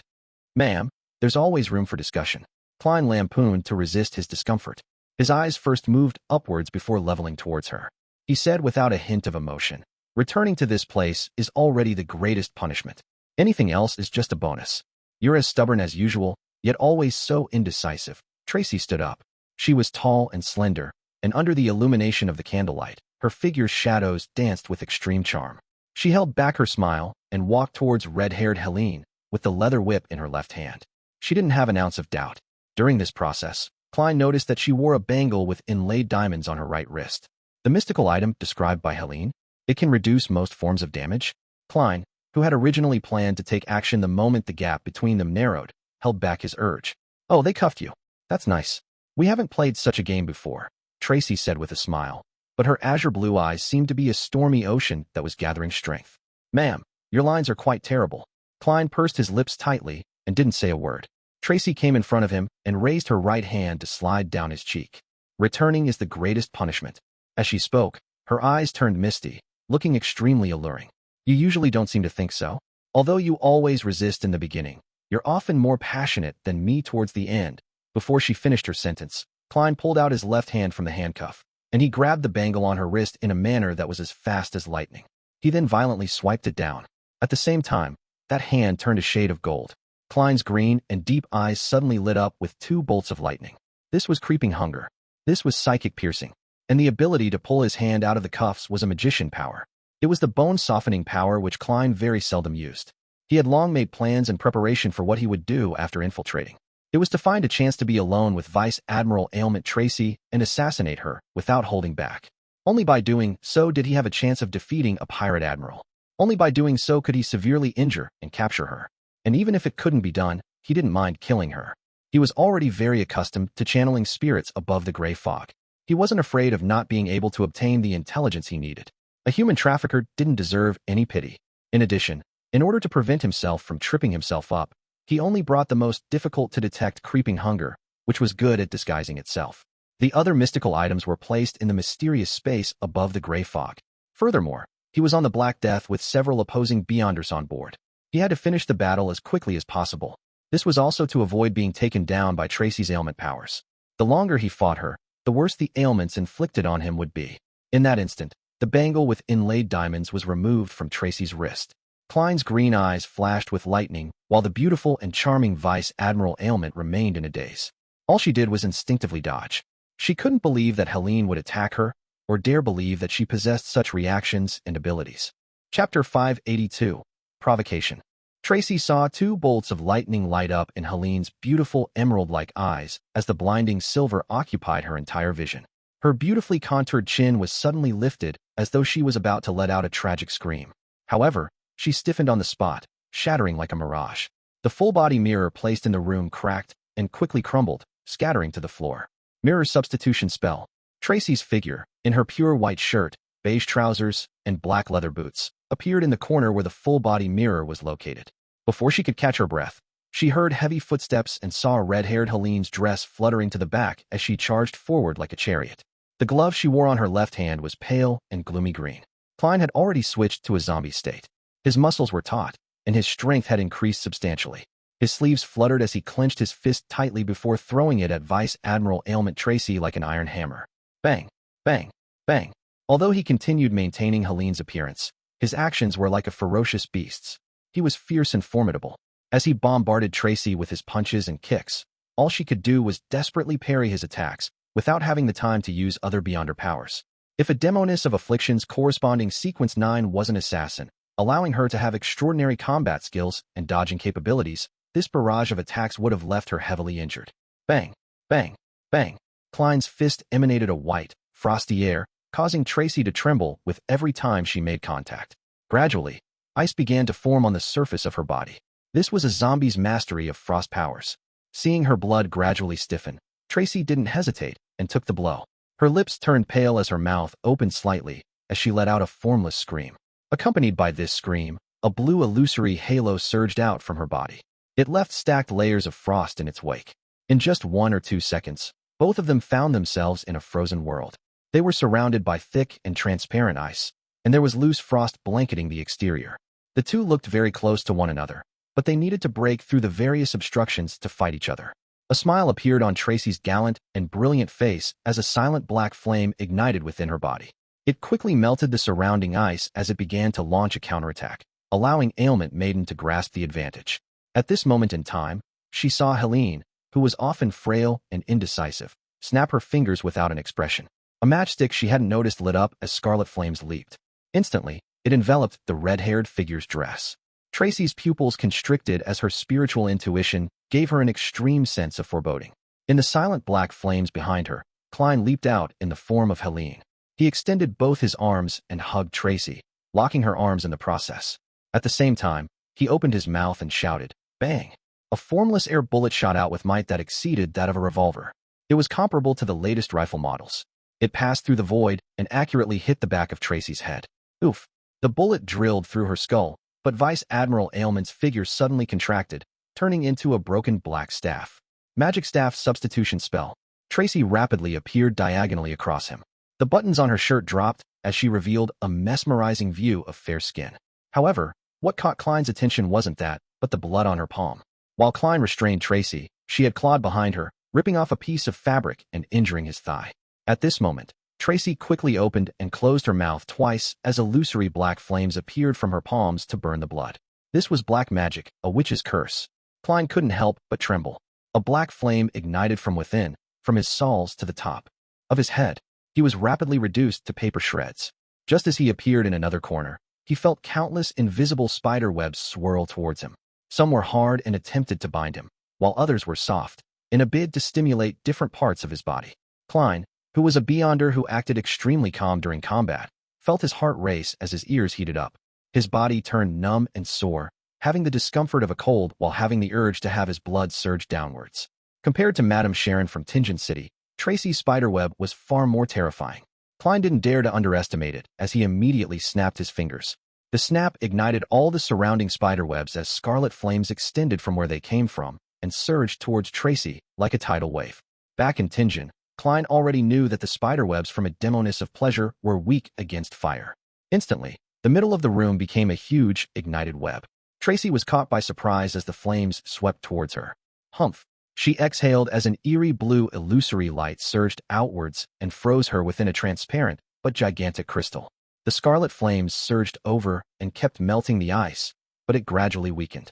Klein didn't pick up the diamond-inlaid bangle because he wasn't sure what negative side effects it might have. To rashly use a mystical item without sufficient comprehension of it was highly likely to be harmful rather than beneficial. He straightened his body and opened his arms, letting his left glove be dyed in the lustrous glow of the sun. Priest of Light. At that instant, Tracy, who was hiding inside the ice, felt that extremely familiar Helene wore a holy luster. In between her brows, an unprecedented tenacity surged out. She was pretty and no longer frail. Like a blooming sunflower, she was like a flower of war stained with blood. Tracy shouted with a clearly hoarse voice, "Who are you? Why don't you dare to show yourself? While wearing a dress, using my own looks would look so odd. It's more suitable to use Helene's appearance." Klein detached himself as this thought flashed through his mind. Following that, he praised the sun. A magnificent pure beam of light descended with golden flames swirling around it. It completely blanketed the ice and Tracy. As the ice rapidly melted and vanished at a discernible pace, the bright and holy light dimmed before disintegrating. The color in Tracy's face drained as she did a somersault, and agilely dodged Klein's psychic piercing from his switch to the interrogator's soul, letting whatever damage she received happen inside the beam of light. The light of holiness was strong against the undead and corrupt, so it was only considered an ordinary sequence 5 strike on a demoness. Bang, bang, bang. Tracy did multiple somersaults and dodged Klein's air bullets, leaving holes in the carpet. As she rolled, her figure vanished from her enemy's sight. A demoness, invisibility. Klein bent his back slightly as he was on high guard. He then used his spiritual perception and his sense of danger as a clown to seek out Tracy's location. However, he was unable to find her in that short amount of time. Furthermore, his forehead was heating up and his lungs were burning. His throat hurt and itched. He nearly couldn't keep himself from coughing any longer. No, I can't let this drag out any longer. Klein's thoughts raced as he suddenly laughed deeply. He then used a stiff male's voice and said, "Helene told me your secrets. She also told me all of her secrets." Before he finished his sentence, his spiritual perception was triggered. This was because he discovered an intense emotional fluctuation in a particular corner. The emotions of rage and hatred were impossible to hide from him. Klein immediately turned around and looked over. Instantly, layers of golden scales appeared on his left glove. His eyes were tainted with a pale gold color as his pupils turned vertical. Silently, Tracy's figure was outlined as. She wore a painful and twisted expression. Her extremely feminine raven-black, curly hair grew uncontrollably as they spread in every direction. Psychiatrist's frenzy. Tracy, whose emotions had been stirred, nearly broke down when faced with such an attack. She temporarily lost her reasoning. Klein took the opportunity and snapped his fingers. An air bullet crossed the distance between them, heading straight for Tracy's face that remained beautiful despite the twisted expression. Suddenly, a wisp of thick, raven-black hair swept over, changing the trajectory of the air bullet. It struck Tracy in the left shoulder, causing her clothes to tear and blood to spurt. Even her bones were exposed. Ah! Tracy let out a shrill cry as immense amounts of black flames spewed out of her body and enveloped her. Following that, thick ice crystals formed outside the black flames. Beyond it, raven-black curly hair that frantically grew wrapped Tracy, the black flames, and the ice in thick layers. It seemed to form a gigantic cocoon made of human hair. Bang! Bang! Bang! Klein's air bullets shot out one after another, but they only penetrated the black hair and got stuck in the ice. He paused and made his left glove emit the brilliance of the sun. At that moment, his throat itched. Unable to control himself any further, he began coughing violently. He failed to produce the attacks he was preparing to deliver. Inside the black-haired cocoon, Tracy had recovered her senses. She raised her voice and shouted sharply, "Enemy assault! Enemy assault!" At that instant, Klein paused for a second. In his moment of adrift thoughts, he felt as though he had returned to Backland, returning to the first time he encountered the devil dog.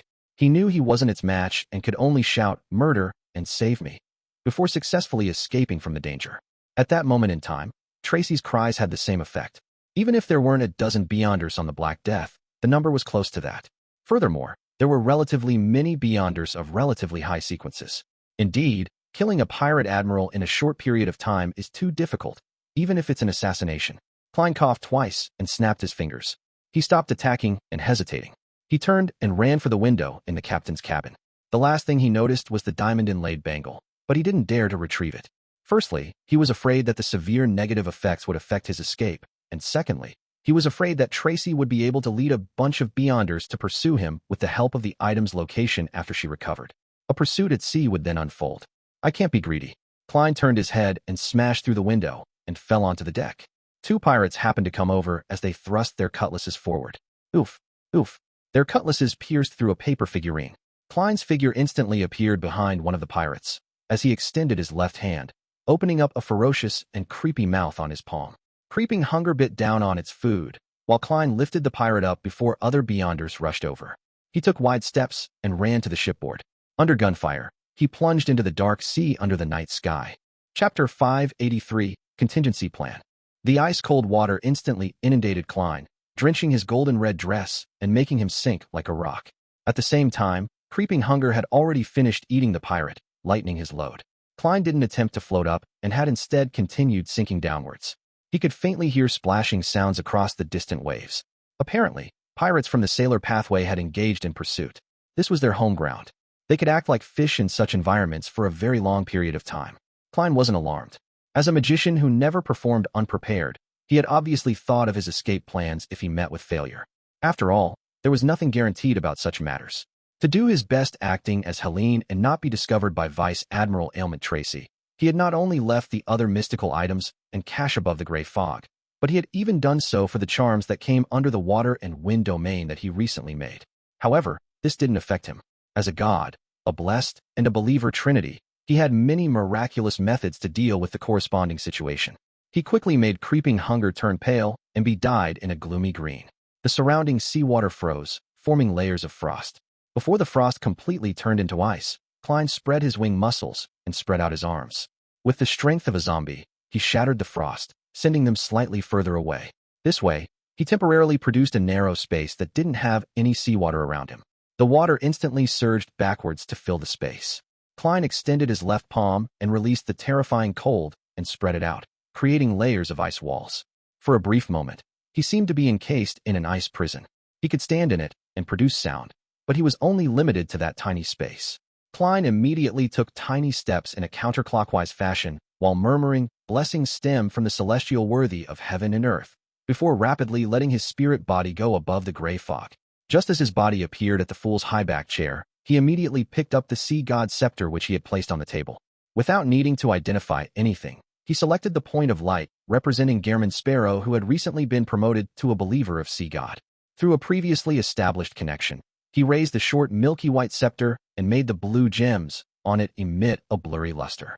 He replied to his believer and augmented himself with all sorts of spells, including but not limited to underwater breathing, freedom of movement, and pressure resistance. Finally, he used a paper angel to interfere with any divination. He then ordered the nearby undersea creatures to help protect Gehrman Sparrow's escape. After doing all of this, Klein didn't delay and had immediately returned to the real world and gained control of his body. At that moment, the seawater's pressure had crushed the constantly melting ice wall and had retaken that independent space. However, Klein could already breathe easily and swim rapidly. Through the rippling but crystalline water, he saw fishes swimming towards him. A dark shadow rose up from beneath his feet as an unknown behemoth rapidly rose. It was a strange brownish-red creature that looked like a squid. It was so massive that its tentacles were enough to bind an entire ship. It spewed black ink and instantly dyed the surrounding sea black. The few Sailor Pathway Beyonders who were pursuing Klein instantly saw black as their bodies turned numb. Unclear of what was happening, they immediately floated to the surface and dealt with the abnormalities in their bodies. By the time they dived down again to find the enemy, they had already lost track of Klein. At this moment, Klein was swimming at the bottom of the sea with great satisfaction. He even had the time to divert his attention to recall his failed operation and reflect on what he had done. I had sufficient preparations to act as Helene. Even Tracy, who had shared numerous nights with her on the same bed, couldn't instantly see through me. It accelerated the digestion of the potion. During this process, I still had to overcome my aversion and find a way to both get into character and be detached. This was extremely helpful to the digestion of the potion. I basically did the best I could for the battle. It can be considered a prepared performance, but I underestimated the strength of a Sequence 5 demoness of affliction and the experience of someone who inched her way to becoming Vice Admiral Ailment. Even though she lost her mystical item in the beginning, just my present strength and my mystical item weren't enough to kill her quickly, unless I had used the Sea God Scepter. But this is around the Rorstad Archipelago. Through today's battle, I can clearly tell that I lack a mystical item with powerful offensive abilities. Facing the reality of a failed mission, Klein was no doubt somewhat disappointed. However, he wasn't depressed, because this wasn't the end of this matter. He planned on writing to Mr. Azek to see if he was interested in the ancient chronicles related to death, and if he had the time to pay a visit. Before Klein left the captain's cabin, he had snapped his fingers to ignite the male clothing he had left in the changing room, as well as any hair or skin he had left behind. This was to make it seem like he didn't wish to leave any traces, but it was in fact a form of concealment and deceit. What he was concealing was the hair and button he had secretly thrown into a particular room without anyone noticing after he entered the cabin. Having wiped away any traces of himself, Vice Admiral Ailment Tracy would mistakenly believe that the assassin was afraid of exposing himself because of the fear of suffering a remote curse. Then, it would be difficult for her to seriously get the pirates to check for any remnant items. With the hair and button, Klein could use divination to lock onto the location of the Black Death up to a certain amount of time. This way, as long as Mr. Azek was willing, he could bring him to Vice Admiral Ailment Tracy. I originally thought I wouldn't need Mr. Azek's help. I thought I could succeed just by myself, alone. Ultimately, I fell just short. Klein sighed and felt a blow to his self-esteem. This was one of the reasons why he didn't seek Mr. Azek's help in the beginning. The other reason was that he wasn't certain that Tracy was in possession of the ancient chronicles related to death. If she really didn't have it, it would be rather awkward to have Mr. Azek make a trip for nothing. Furthermore, he was worried that even with Mr. Azek's help, that he would still need to act as Helene to find the Black Death and Tracy. He still needed to wear her clothes and use himself as bait. That would be too embarrassing to do it in front of someone he knew. In fact, if it wasn't to obtain intelligence and solely to eliminate Vice Admiral Ailment Tracy, it would have been a lot simpler. Once I swim back to Biome and go above the gray fog, I simply need to lock onto their location and use the Sea God Scepter to create a storm. This isn't to say that a huge area of attack blast will definitely kill Tracy on the spot, but it will attract Sea King John Cotman's attention. When the time comes, the Black Death's location would be exposed to the Church of Storms. Sea King will happily take down Ailment Maiden. Klein shook his head with self-deprecating mockery. With his seer's spiritual intuition guiding him, he rapidly swam towards the shore. On the Black Death, Tracy removed her layers of defense and walked to the diamond-inlaid bangle in her damaged, blood-stained clothes. She bent down to pick it up. What a cautious attacker. I might not even be comparable to her back when I was an assassin. Know him. Tracy suddenly clenched her teeth. This wasn't because she nearly died at his hands, but because he had sensed that the man had done something to Helene. According to the way Emperor Roselle put it, she suspected that there was something green growing on her head. Helene, are you really that cold and heartless? No, perhaps she was forced. Tracy turned her head to look at the nasty wound on her left shoulder as she felt the heart-wrenching pain. If not for the strengthening of her physique brought about by the assassin and instigator sequence, with a significant enhancement in subsequent sequences, just that one blow alone could have made her lose her entire arm. She would be like those pirates who had their arms blown off by rifles. As the blood flowed and stained her vision red, Tracy got the blonde female attendant to enter and use her abilities to help her deal with her injuries while instructing the surrounding pirates who had their eyes fixated on her to search for any items the attacker had left behind. Unfortunately, the pirates informed her that all of his clothes had been automatically destroyed. This made Tracy recall the snap the enemy had made before he left. She sighed once again. How careful. Furthermore, he's not one bit greedy. If he had taken the bangle, then I wouldn't need to worry about not catching up to him. Tracy waved her hand, motioning for most of the pirates to leave, leaving behind Wormtongue Mither King and a few high-ranking members of the crew. Third mate, go to Biome again. Perform a thorough investigation to figure out where the resistance found that Helene. Tracy ordered in a solemn voice. With great difficulty, Mither retracted his gaze from his captain's chest. All right, Tracy thought for a moment and added, spread this matter. Say that I'm seriously injured and will not be able to recover anytime soon. Also, first mate, immediately set sail. Don't stay here any longer. As she issued orders, silence was quickly restored around Tracy. Only at this point did she have the time to figure out which faction the attacker came from, why he would attack her, and what motives he had. Unfortunately, the more Tracy thought, the more puzzled she became. She had no idea what the truth was. Although she had many enemies, none of them possessed similar powers. Finally, she found a clue as she muttered to herself, creeping hunger. In the middle of the night, in a private harbor on Blue Mountain Island, standing by the receding and advancing waves was a female figure. She was none other than Klein, who was still disguised as Helene. He circled under the water and quickly came onto shore. He infiltrated the house of a nearby fisherman and got some tattered clothes to change into before changing back into Gairman Sparrow. Leaving behind a rather expensive dress as compensation, Klein rapidly left the private harbor and returned to the city of Generosity, Biome, before daybreak. He wasn't in a rush to meet up with Danitz. Instead, he found a random motel to stay in. He used a ritual and brought back Azek's copper whistle, other mystical items, and cash back to the real world. After confirming that he could divine the location of the Black Death, he blew the copper whistle. Chapter 584, Scapegoat. After lowering the copper whistle, Klein had already activated his spirit vision. He saw illusory white bones being weakly thrown up from the ground as they slowly formed a gigantic figure.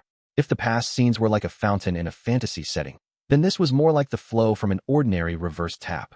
The corners of Klein's mouth moved indiscernibly as he pretended as though he hadn't noticed anything amiss. After a few seconds, the skeleton messenger finally took form. Its nearly 4 meters body tore through the ceiling once again as the pitch-black flames in its eye sockets burned silently. Klein folded the letter he had finished writing and threw it up. He described in detail the tycoon, Jimmy Necker, in the letter. He mentioned the connections between the death chronicles found in the southern continent's Balam Empire's mausoleum, as well as the connection the item had with Vice Admiral Hurricane Kalengos and Vice Admiral Ailment Tracy. He also mentioned how he had successfully sneaked in, and although his assassination had failed, he had left behind something that could be used to determine the location of the Black Death. Of course, he didn't go into detail how he sneaked in. He had only roughly recounted Vice Admiral Ailment Tracy's combat techniques and style. After the messenger caught the letter with a swipe that could send an adult human flying, Klein coughed and cleared his throat. I already have a messenger. The pitch-black flames in the skeleton messenger's sockets clearly flickered before its body collapsed like a waterfall before drilling into the parquet. You don't have to be afraid of becoming my messenger anymore, right? Am I that detestable to your kind? Yes. These messengers from the underworld probably can't bear to leave Mr. Azek. After all, that's a direct descendant of death. There might not even be any skip in the generational line. You want to cozy up with someone powerful. I get it. Klein was just about to pack up and check out when his nose itched suddenly and sneezed. Achoo, achoo, cough, cough, cough. Mucus flowed out as he coughed. His forehead slowly but decisively began burning with heat. Oh no, Vice Admiral Ailment's ailment is still lingering in my body, and I confronted a 10 degrees Celsius cold wind in order to return to biome. I really fell ill as a result. Klein used inferior tissue paper to wipe his mucus, contemplating whether to summon himself and act using a spirit body state, so that his physical body could heal by itself. After serious consideration, he believed that it was impossible. Firstly, his physical condition would clearly affect his spirit body's condition. The two were closely related in some magical manner. Secondly, if he ignored it, his physical condition would definitely worsen. I'm becoming a little dazed from the fever. Klein touched his forehead and prepared to return to the Wind of Azure and to meet up with Danitz. Then, he had to consider if he should head to a hospital or clinic to buy some medicine. In the Berg household in the City of Silver, Derek finally obtained the Radiance Spirit Pack tree fruit from Mam Hermit, and he successfully concocted the Solar High Priest potion.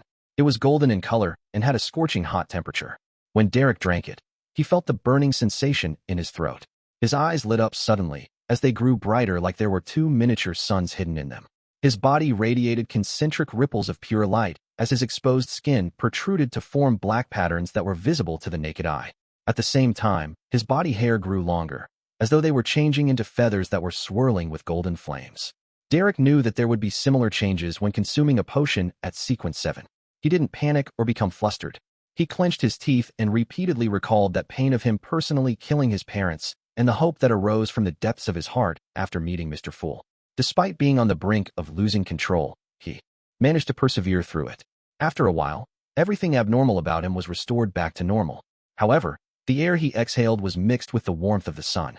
He felt that his body had become stronger again, and he had some considerable resistance against ailments and treacherous environments. However, that wasn't the main point. Derek liked the various theurgical knowledge that appeared in his mind. They included Fire of Light, Horror Immunity, Holy Oath, Cleave of Purification, Sun Halo, Holy Light Summoning, Holy Water Creation, etc. Derek paced around in delight as he felt that the related theurgical spells he had were very suitable for him in dealing with the evil monsters that hid in the dark. He didn't hide the news and immediately ran to the Twin Towers and recorded the information of his advancement. This way, after a preliminary inspection, he would have the qualifications to helm a small patrolling team as its captain.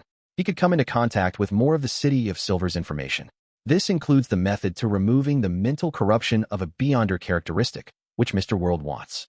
While Derek was answering the registration clerk's various questions, he couldn't help but recall the promise that he hadn't been able to fulfill all this time. Owing something to others often left him uneasy and uncomfortable. And now, he could finally see the light that could restore his calm. In the Amiris Leaf Bar, Wormtongue Mither King was holding a cup of red wine. He sat across from the elderly strongman Oziel, crossed his right leg, and leisurely asked, "Did you figure out anything specific?" He had been instructed by his captain, Vice Admiral Ailment Tracy, to return to Biome and investigate the fake Helene. For this, he found Oziel, who had originally issued the mission. He couldn't directly seek out the resistance, because there was a small chance that they were cooperating with the fake Helene. To question them in person was no different from directly bringing his head to the Governor General's office in exchange for the bounty reward. Oziel pulled a chair and sat down. They didn't hide anything, but I can't be sure if they're speaking the truth or not. As you know, I prefer using fists rather than brains. They said that Helene was brought over by Blazing Danitz. He represented Vice Admiral Iceberg and hoped to establish a cooperative relationship with the resistance. They wanted to provide a certain amount of help, and Helene was a way to express their goodwill. Blazing Danitz? Vice Admiral Iceberg. Mither ruminated over the two names as his expression slowly turned solemn. He leaned back into his chair as he knitted his brows bit by bit. As one of Vice Admiral Hurricane's former captains, he was now the third mate of Vice Admiral Ailment's flagship. He was no stranger to the other pirate admirals, and he knew that Vice Admiral Iceberg was powerful and had a rich collection. With just one ship and a few subordinates, she was able to resist the other pirate admirals. In terms of strength, she was a little stronger than two of his bosses. More pertinently, Vice Admiral Iceberg seldom involved herself in the conflict between pirates. She sought information and explored the unknown to seek out treasure. She was more like an adventurer than a pirate. Why would she suddenly want to assassinate Captain? This doesn't suit her character. She previously suffered a setback because of Admiral of Blood's rumors. She should be focusing on seeking revenge on him. Mither took a sip of red wine as he rubbed his forehead with his other hand. He temporarily stopped thinking about Vice Admiral Iceberg, and he placed his attention on blazing Danitz. As he carefully recalled, his pupils suddenly shrank. He discovered that there were some recent problems regarding this fourth bosun of the Golden Dream he was familiar with. He laid a trap and killed Steel Mavedi, Blood Brambles Hendry, and Comsquall. His bounty was raised to 4,200 pounds, and in a short period of time, he got embroiled in some matter, causing his bounty to rise again, reaching 5,500 pounds. This has already exceeded my bounty. Mither thought to himself silently as blazing Danitz's figure surfaced before him. He found him mysterious and terrifying. He advanced. Or did he receive some great benefits because of something? Mither leaned forward and put down the cup. He whispered seriously, I originally treated his bounty increase as a joke.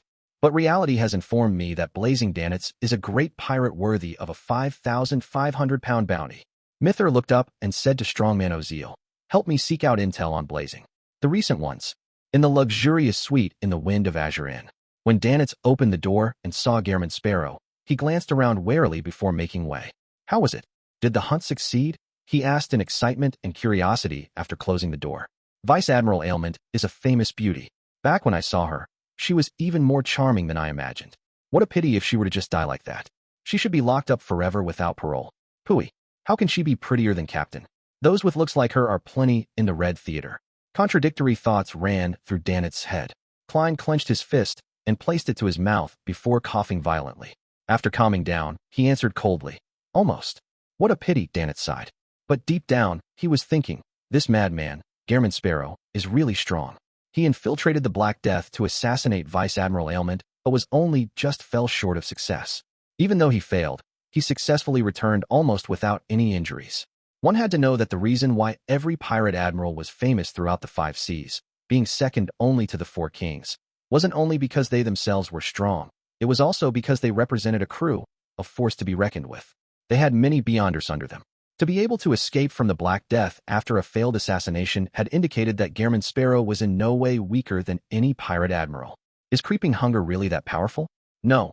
Even if I were in his shoes and had creeping hunger, I wouldn't be able to go that far. Danitz was increasingly convinced that his choice of not resisting during his first encounter with Gehrman Sparrow was extremely wise. Klein coughed twice again and prepared to instruct Danitz to buy some medicine for him from the hospital. He then recalled that the cause of his illness was complicated. The medicine provided to him without a doctor's careful examination might not be effective. Even the many medicines that Emperor Roselle had previously invented were the same. If it wasn't because it's impossible to use the gray fog to establish a remote treating system, I really wish that I could consult Emlyn White to make me some medicine. Klein went to the washroom to wash up and change into his original clothes and burn the clothes he obtained from the fisherman. Upon seeing him come out, Danitz went over with a paper bag and said in a sycophantic manner, "This is the 700 pounds they gave." At this point, he and Klein heard someone knock on the door. It was Captain Eland. When the captain rushed into the room, he gave Gehrman Sparrow a deep look and suppressed his voice. I planned on returning to Pritz Harbor, but I received a piece of intel. Something huge seemed to have happened at Bancy Harbor. Chapter 585, Buying Medicine. The Church of Storms has finally taken action on Bancy Harbor. Klein clenched his fist and placed it to his mouth before coughing. He asked calmly without any qualms, what happened? Eland didn't notice any abnormal reaction from Gehrman Sparrow. He retracted his gaze and surveyed the area. I don't know what exactly happened. I only know that it might have involved the upper echelons of the Church of Storms. And for a period of time before that, all routes that lead to Bancy Harbor were cancelled. This might have been a so-called omen. Involved the upper echelons of the Church of Storms? No, it should be the most elite forces. I suspect that the pontiff of the Church of Storms, that grounded angel, had personally taken action. He might have even used a Grade 0 sealed artifact. After all, he might be facing a king of angels, one that's even older than the fourth epoch, as well as his descendants. Klein nodded and calmly asked, what's the outcome? He wasn't the least bit surprised that the Church of Storms had only taken action on Bancy Harbor in the past few days. Even though the mandated punishers were known for being rash and irascible, there was still a protocol that needed to be followed for serious matters like this. For example, they needed to make a confirmation, evacuate a portion of innocent residents, or seal off the surrounding sea. All of this needed time. Eland was unable to read Gearman Sparrow's true emotions as he sighed with a smile. There won't be a Banshee Harbor for a very long period of time. As expected of the Church of Storms, Klein secretly clicked his tongue, feeling even more curious about the detailed process. He wanted to know whether Red Angel Medici had appeared, and if he really was sleeping near Banshee Harbor. He wanted to know if he had been wiped out by the Church of Storms and wished to know what happened to the natives in Banshee Harbor. He wanted to know what it meant for them to speak in such a staccato manner, and he wished to know what secrets were hidden in the Green Lemon restaurant and the telegraph office. Unfortunately, with Banshee Harbor's destruction, it was difficult for him to obtain any actual answers. Perhaps the internal record of the Church of Storms would mention them, but Klein had no way of getting them. With the hangman's rank, there was no way he could gain access to such confidential information. I'll have to nurture Mr. Hanged Man into a high-sequence demigod before I can know the answers to my questions.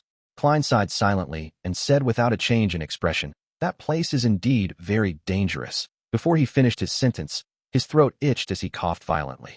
"You fell ill?" Eland asked, puzzled.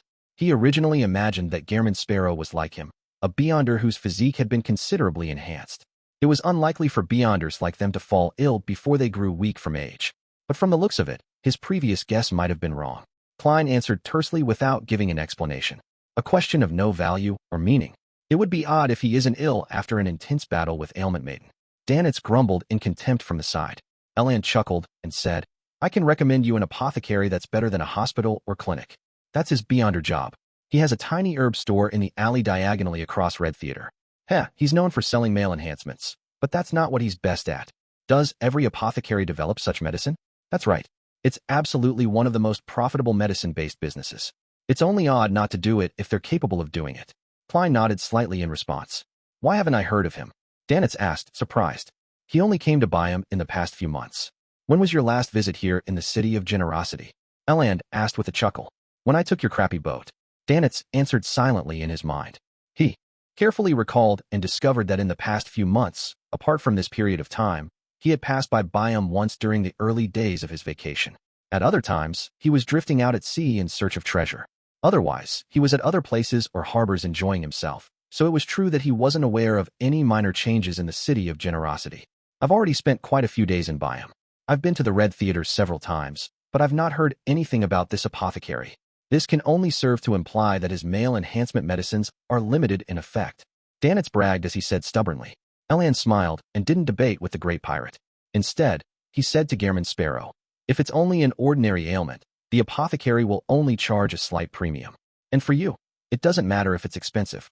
What's most important is to recover your health as quickly as possible. No adventurer wishes to stay in a sick state. This implies danger and that you might become the target of someone else. It implies the increased risk of losing control. Indeed, maintaining a good state is a rather important matter for Beyonders. However, the price is still very important, all right? If that apothecary were to charge £1,000, then I might as well buy medicine from the hospital. Or I can describe the situation of my illness and get that vampire, Emlyn White, to make me some medicine. Although I already have £6,000 in savings and have several Beyonder characteristics, I still need to consider it. I still want to add a mystical item with lethal offensive power and seek out clues to the high-sequence potion formula." Klein mumbled inwardly. High-sequence potion formulas were impossible to put a price on in this mysterious world. Therefore, Klein only thought of buying the relevant clues. After Eland left, Klein took the £700 and gave Danitz £200. Wearing his hat and holding his cane, he coughed and wiped his snot before stepping out the door in preparation to take a carriage to the vicinity of the Red Theater. Danitz was very curious about the apothecary's medicine. He pasted 2 mustaches on his face, wore a cap, and followed. With Klein's guidance, he already knew that using a scarf to hide his face was an act that strongly attracted attention in Byam. He took his advice to buy some fake mustaches. In the alley diagonally across the Red Theater, the moment Klein entered, he saw a man furtively come out of a nameless herb store. The moment the man saw someone, he hurriedly lowered his head and rushed off. "Don't worry. We won't be guessing what medicine you're buying." Klein coughed twice again, increased his pace, and walked into the dark herb store. He scanned the area and was surprised because the boss was someone he knew. The boss was wearing a black robe that resembled a village witch doctor. He was in his 30s, with black hair and brown eyes. His face was round and his body chubby. He He was none other than the chubby apothecary who often liked to use sarcasm at the gathering held by old Mr. Eye of Wisdom in Backland. Klein had once recognized him at a circus. He stopped showing up at old Mr. Eye of Wisdom's Beyonder gathering because he left Backland. Klein coughed and took 2 steps forward. "Make some medicine for me." On the chubby apothecary's shoulder stood a round-eyed owl. The man and the bird looked up at the same time at Klein. After a brief examination, the chubby apothecary revealed a warm smile. "Friend, it's cold outside. Don't do those deeds out in the open, although it's true that it can be rather exciting." What the hell? Klein was first stumped before he understood what he was getting at. When batting Tracy, I was influenced by her pleasure powers. Blood flowed down to my nether regions, and my desires undulated. This resulted in my body emptying out, making it faster and easier for the ailment to strike me. When escaping, the ice-cold sea was fine since I had theurgical spells protecting me, but the wind on the way back was rather cold. It worsened my sickness. In conclusion, doesn't this look like getting sick as a result of having pleasure out in the open? As expected of the apothecary, he has sharp eyes. Klein maintained a composed expression and just looked at him without answering him. All he did was wait for him to concoct the medicine. Danitz turned his head to look out the herb store as he held back his laughter with great difficulty. What dog's *T apothecary is this? He can't even distinguish the ailments released by Ailment Maiden, he thought in glee. When the chubby apothecary didn't get a response, he dully opened some cabinets, took out some common or strange herbs and insect carapaces, stuffed them into a paper bag, and handed it over. Put it all in water and cook it for half an hour. Drink the liquid that's left over. For Soli. It's a little expensive. Klein glanced at Danitz. The latter immediately took out the money automatically. As the chubby apothecary collected the money, he bent his back and suppressed his voice to say with a chuckle, "I have medicine that can make you stand out in that area. The kind that has mummy powder added. Need it? I guarantee you that you'll be satisfied. I know you might be very strong, but men always seek to be stronger. Firstly, I need to have a girlfriend." Klein coldly shook his head and rejected the chubby apothecary's recommendation. The chubby apothecary straightened his back in disappointment. He turned his gaze and sized up the two before asking, "Are the both of you adventurers?" "Yes," Klein answered simply. The chubby apothecary rubbed his hands and said, "I have a request, but you'll only be paid after completing it." "How big is the reward?" Klein pinched his nose. £100. The chubby apothecary shouted as his heart pained for the money. "Help me find someone. His name is Roy King. He's my teacher. He got me to meet him here, but I haven't seen him after waiting for months. And I have no way of contacting him. Is there a portrait, or a photograph?" Klein inquired. The chubby apothecary took out a photograph from a secret pouch by his waist and handed it over. It was of a relatively young man. His hair was neatly combed back, and he wore glasses. He appeared very gentlemanly. "Your teacher?" Klein asked. "I might believe it if you're the teacher."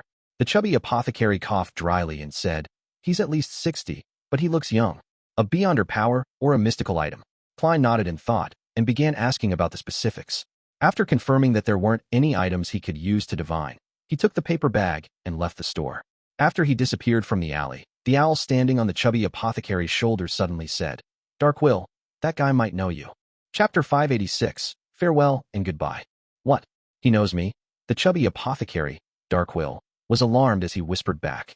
The owl's round eyes looked ahead and said, "I noticed that he clearly paused for 2 seconds the moment he saw you when he came in.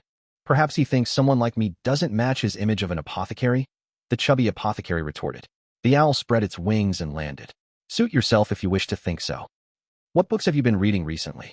The fat on the chubby apothecary's face trembled. The owl replied sternly and seriously, "My reading is based on your knowledge standards such as those involving soccer. Unfortunately, the words you grasp and can teach me are limited. I have no choice but to read popular novels that have a lower requirement on one's vocabulary. Besides, they're all serialized on the newspaper." Darkwill chuckled. "I'll buy a recipe cookbook later. It's called Guide to East Balam Bird Culinary Methods." Without waiting for the owl to answer, his expression sank and he muttered to himself, "He knows me? He looks like the standard Loanese man. More than half his blood is at least Loan. I used a fake name to stay in a few cities in Loan. It's not odd to be recognized by him, but I still need to be on guard. If I don't receive any news about old man before March, then I have to leave this place." Having said that, he turned his head to look at the owl who was perched on his shoulder. "At times, you're still rather useful. No, your eyes and your body language tells me that your real thoughts are darn it. I wanted to buy a pet that can help me beat monsters and gangsters. I sought out beyonder ingredients of a potion recipe according to the standards of a dragon, but I ended up getting a silly bird who only knows how to read newspapers and plays. Darn it, I want to stuff another potion down its throat." The owl repeated like a parrot by mimicking the chubby apothecary's tone. Darkwill's expression stiffened for a few seconds before he chuckled. It's good that you know this, silly bird. If I didn't have the powers of a beast tamer, you wouldn't have even managed a single potion. Inside the herb store, the man and bird fell into silence. After a while, the owl pretended as though nothing had happened as it asked, Darkwill, is it really going to work? You've already entrusted this to dozens of adventurers. I'm not good at finding people, so I can only entrust it to someone else. Besides, they have to find and confirm Old Man's location before I make a payment. I don't even need to spend a single penny. The chubby apothecary sked as he said before he sighed. Old Man always calls himself a lucky person and a winner of fate. He should be fine. Will the medicine brewed from this really be effective? While returning to the Wind of Azure in via carriage, Danitz looked at the paper bag beside Klein. The things inside were black herbs, strangely shaped insect carapaces, and weirdly colored flowers. It didn't seem like anything reliable. Klein nodded. Yes.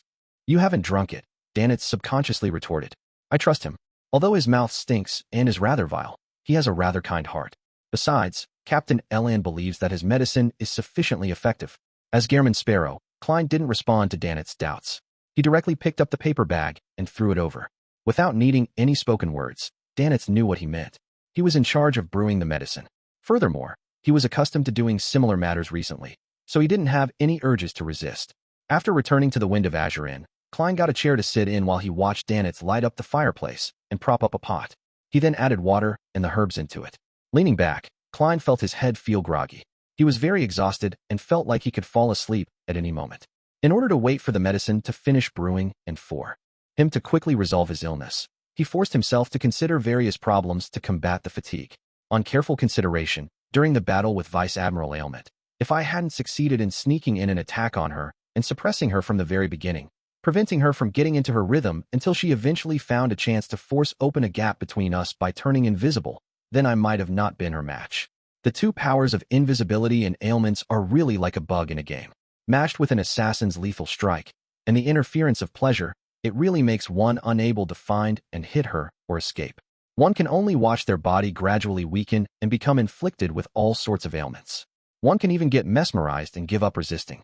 On the one hand, it's because every sequence 5 is very powerful, as expected of the sequence just before a demigod.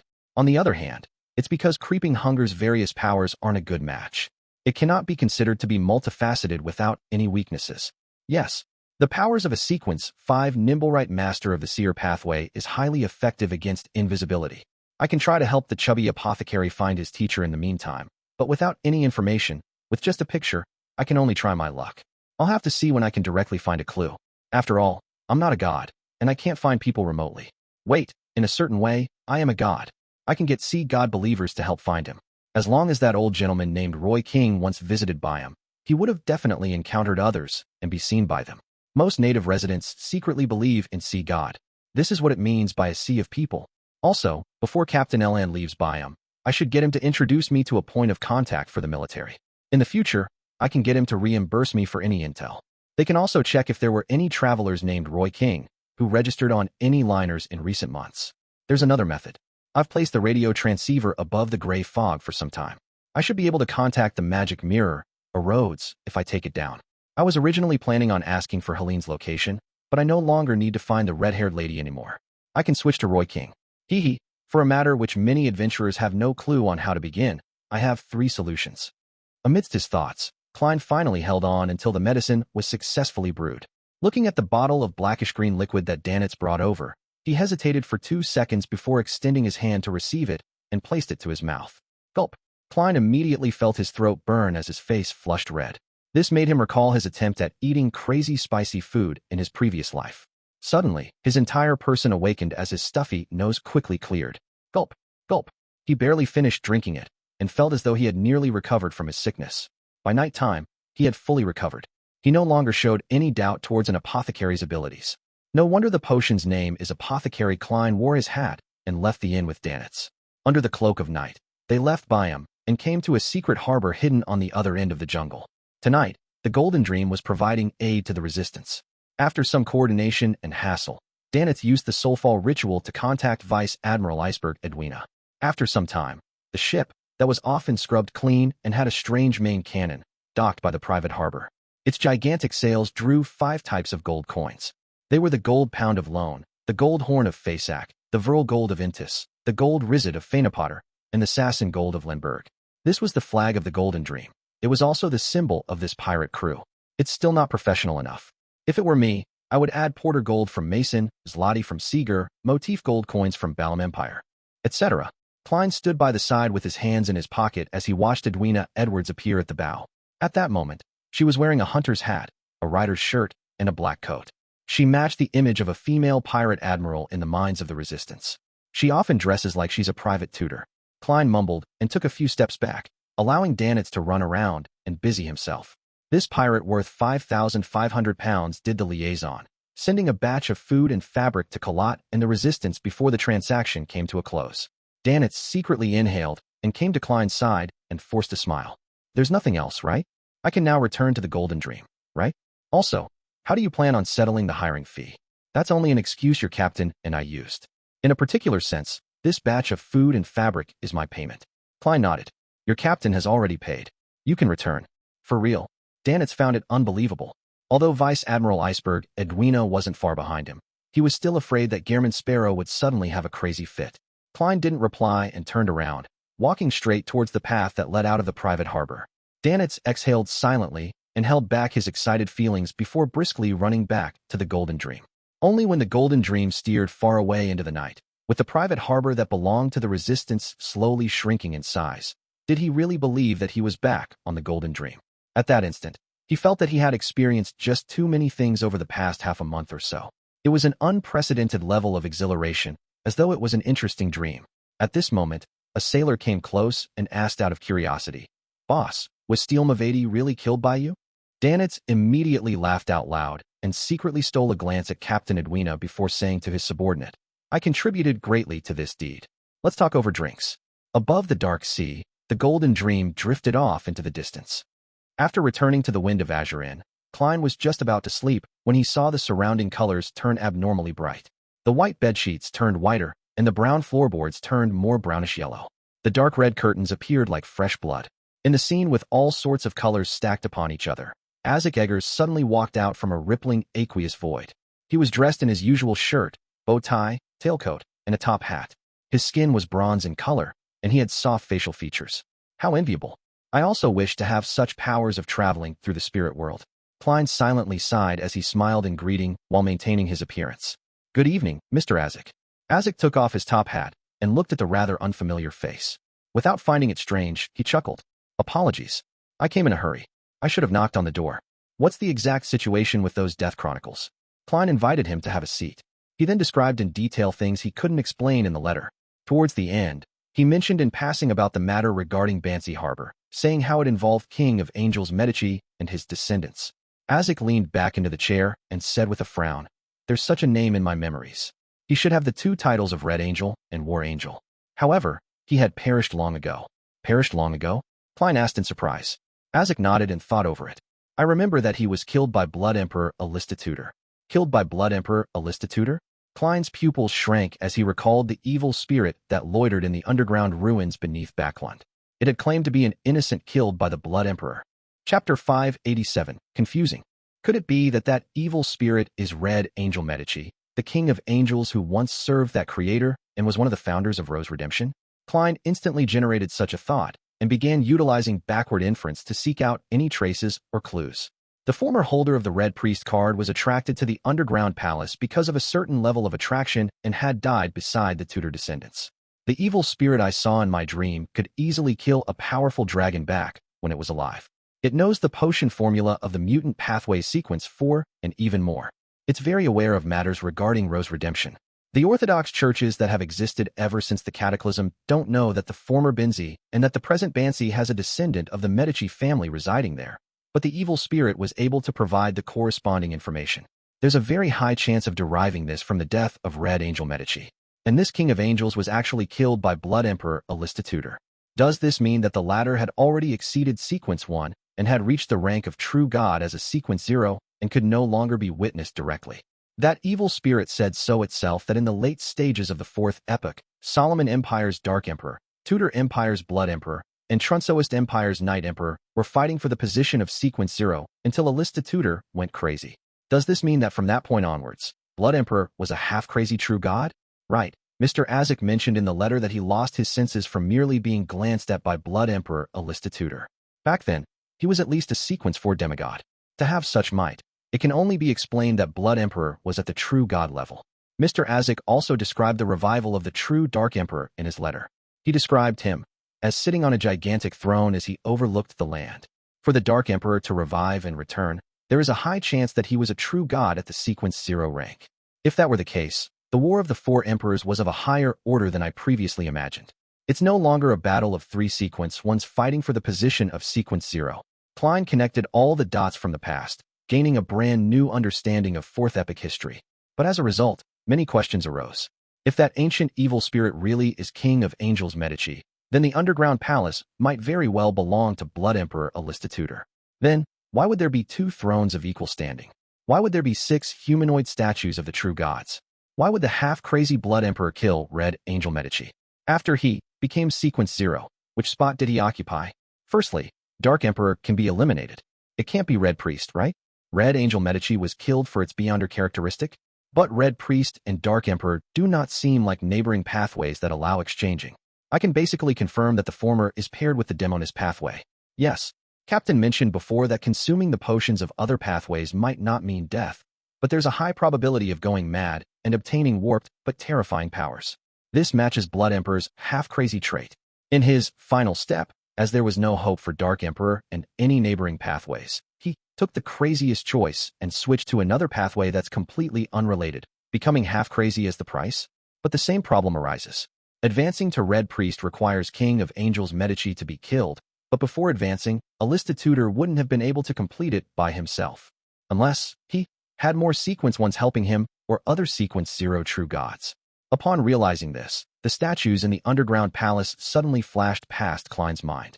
The Evernight goddess statue who used the moon as a pillow, the Earth Mother statue that hugged a baby in her bosom, the Lord of Storm statue that had lightning flashing behind him, the handsome eternal blazing sun statue, the tall and royal god of combat statue, and the god of knowledge and wisdom statue, who wore a hood, all cast ice-cold gazes at him from the darkness.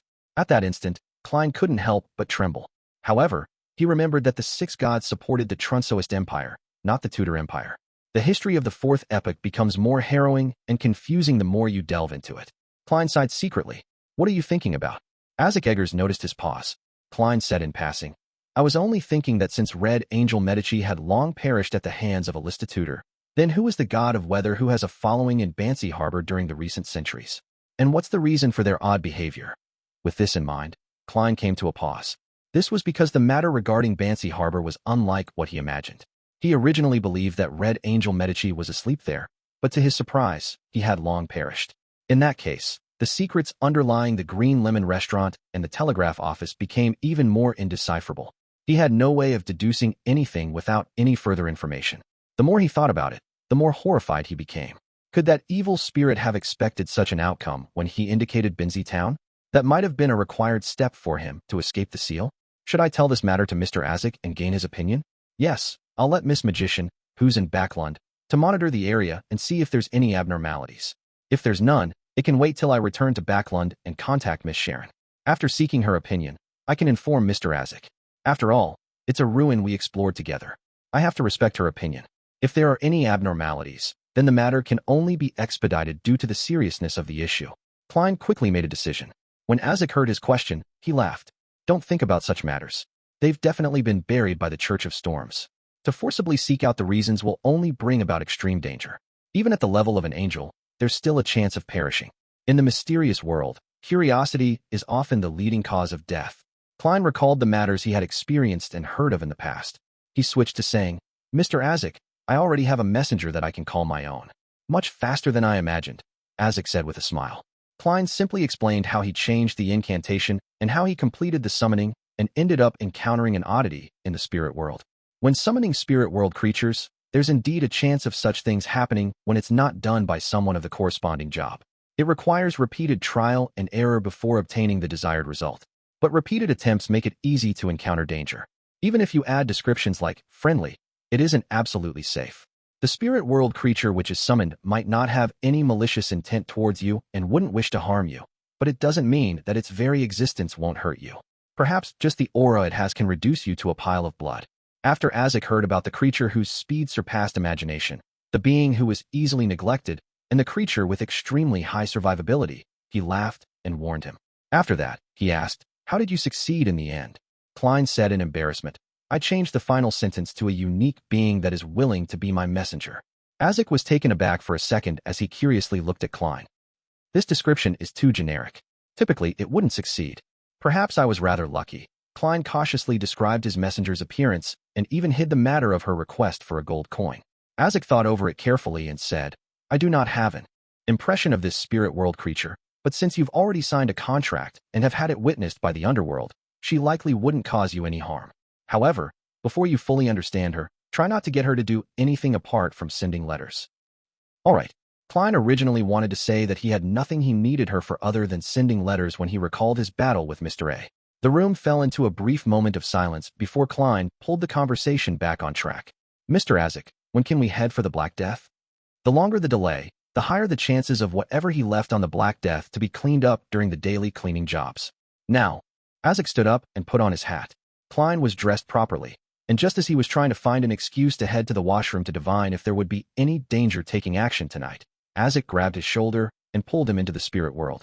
Amidst the stacked colors and nearly formless figures, he heard Mr. Azek say, "Let's begin." "That direct?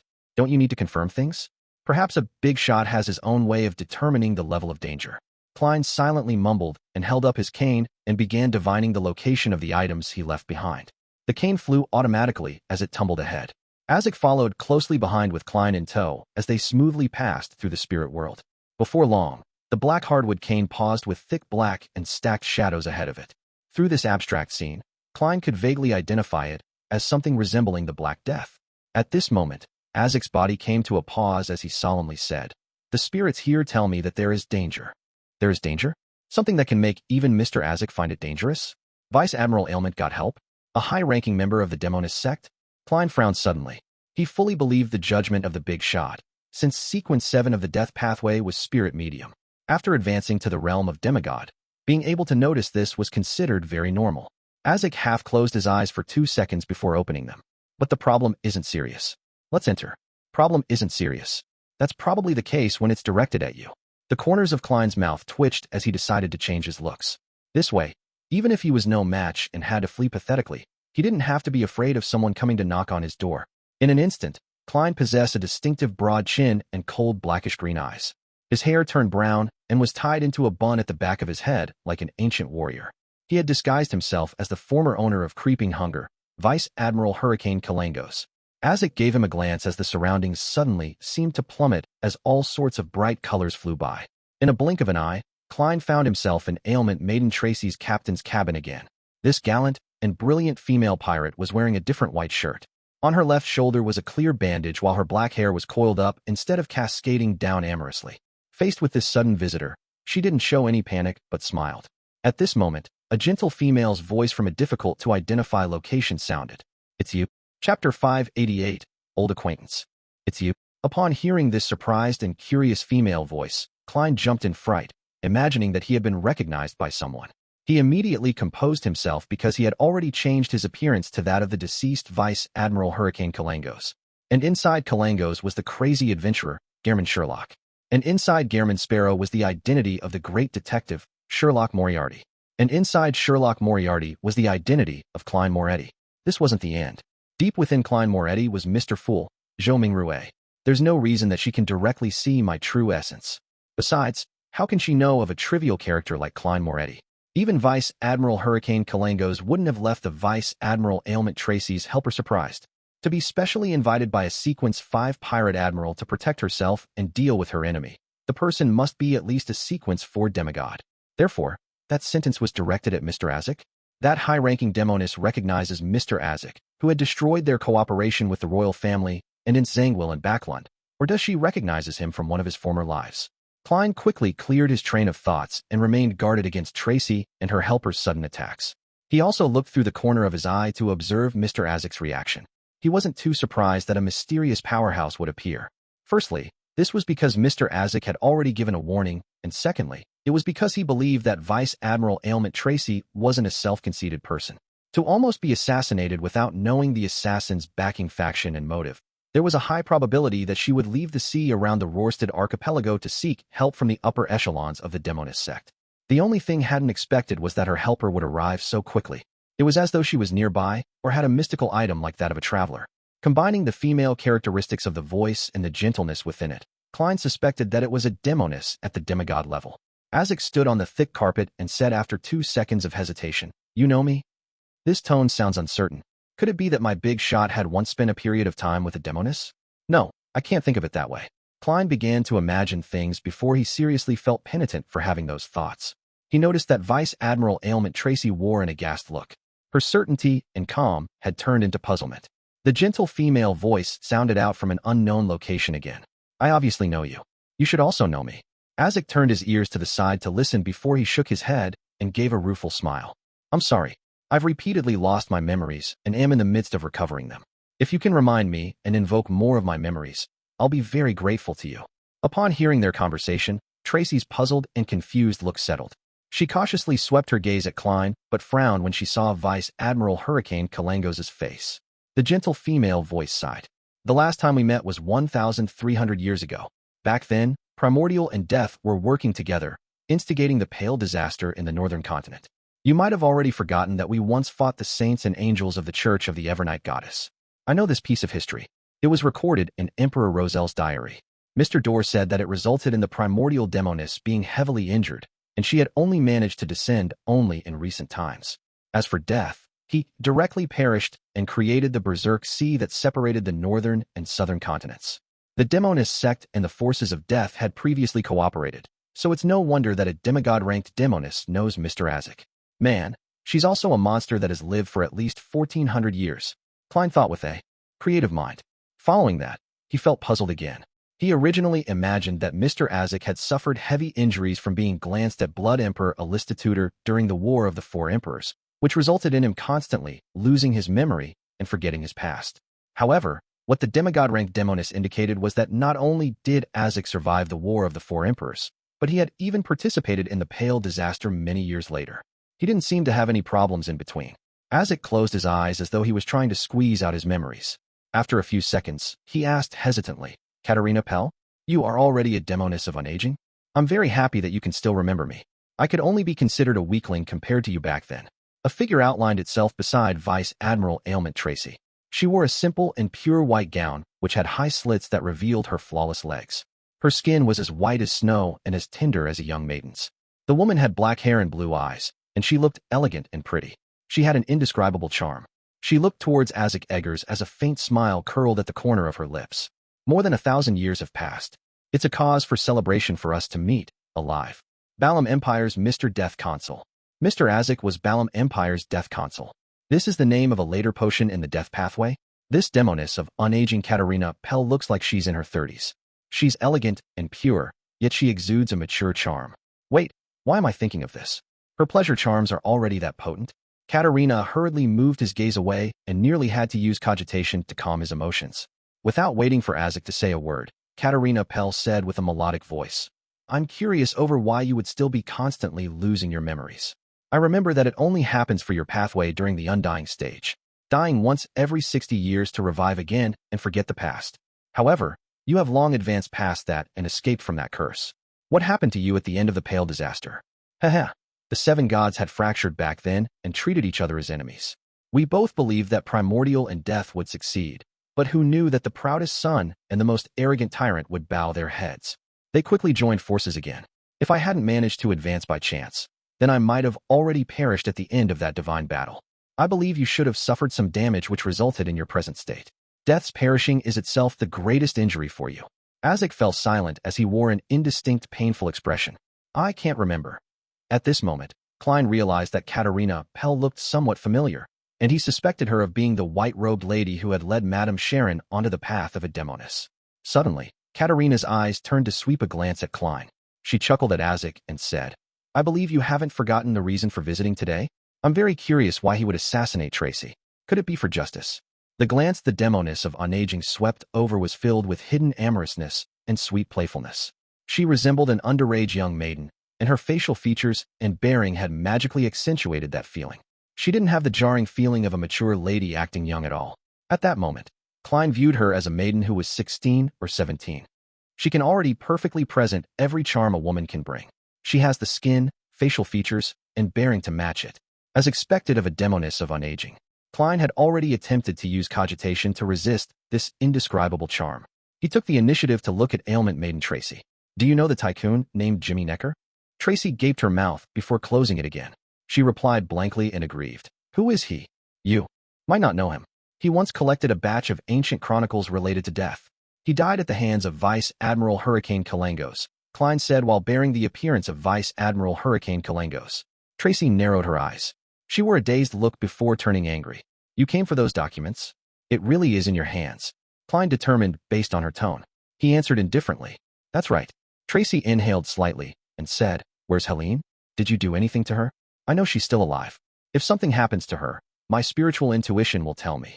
Klein didn't attempt to speak ambiguously as he directly answered her. She has already returned to Intis to lead a brand new life. Tracy's expression sank. A storm raged in her eyes as the aura of a pirate admiral fully revealed itself. However, Azek casually swept his gaze over and instantly made her calm down. The corners of her lips curled up. That batch of documents from the mausoleum of the Balam Empire's royalty is indeed in my hands. But I wasn't interested in it. I flipped through it casually before handing it to the sect. Hee. Even if you had succeeded in assassinating me, you wouldn't have received it. I didn't read it much, so even if you channeled my spirit, I wouldn't be able to reproduce it. Unfortunately, I can't bear to part with my life. Otherwise, it definitely would have been interesting to see your disappointment. Klein calmly said, No, I won't be disappointed. I can obtain the soul and characteristic of a demoness of affliction. I can graze you and subdue you. As he spoke, he raised his left palm, which had creeping hunger on it. It was in the shape of a black glove. Tracy narrowed her eyes. The look in her eyes became extremely dangerous, like a provoked tiger. If not for the two high-sequence beyonders beside her, she might have already attacked. And the moment Klein finished his sentence, he noticed something amiss. I'm not acting as Gehrman Sparrow at the moment, so why am I speaking in accordance with his persona? Klein was alarmed as he suspected whether he had been too into character recently. Remember, you can only be yourself. I cannot be influenced by the character I act as, because of prolonged acting. This will cause me to become lost and result in losing control. He quickly reflected on himself and added his conclusions into the acting principles of a faceless. Noticing his brief silence, Azek looked at Katerina Pell and said in his usual tone, Can you copy a set of those documents for me? That's not a big problem. Katerina gave Tracy a glance. Any requests? Tracy stared at Klein and said with a clearly hoarse voice, Tell me where Helene is. Klein withdrew his thoughts and looked at her before looking at the pure demoness of unaging, Katerina. He had already made his decision, but he couldn't help but feel hesitant.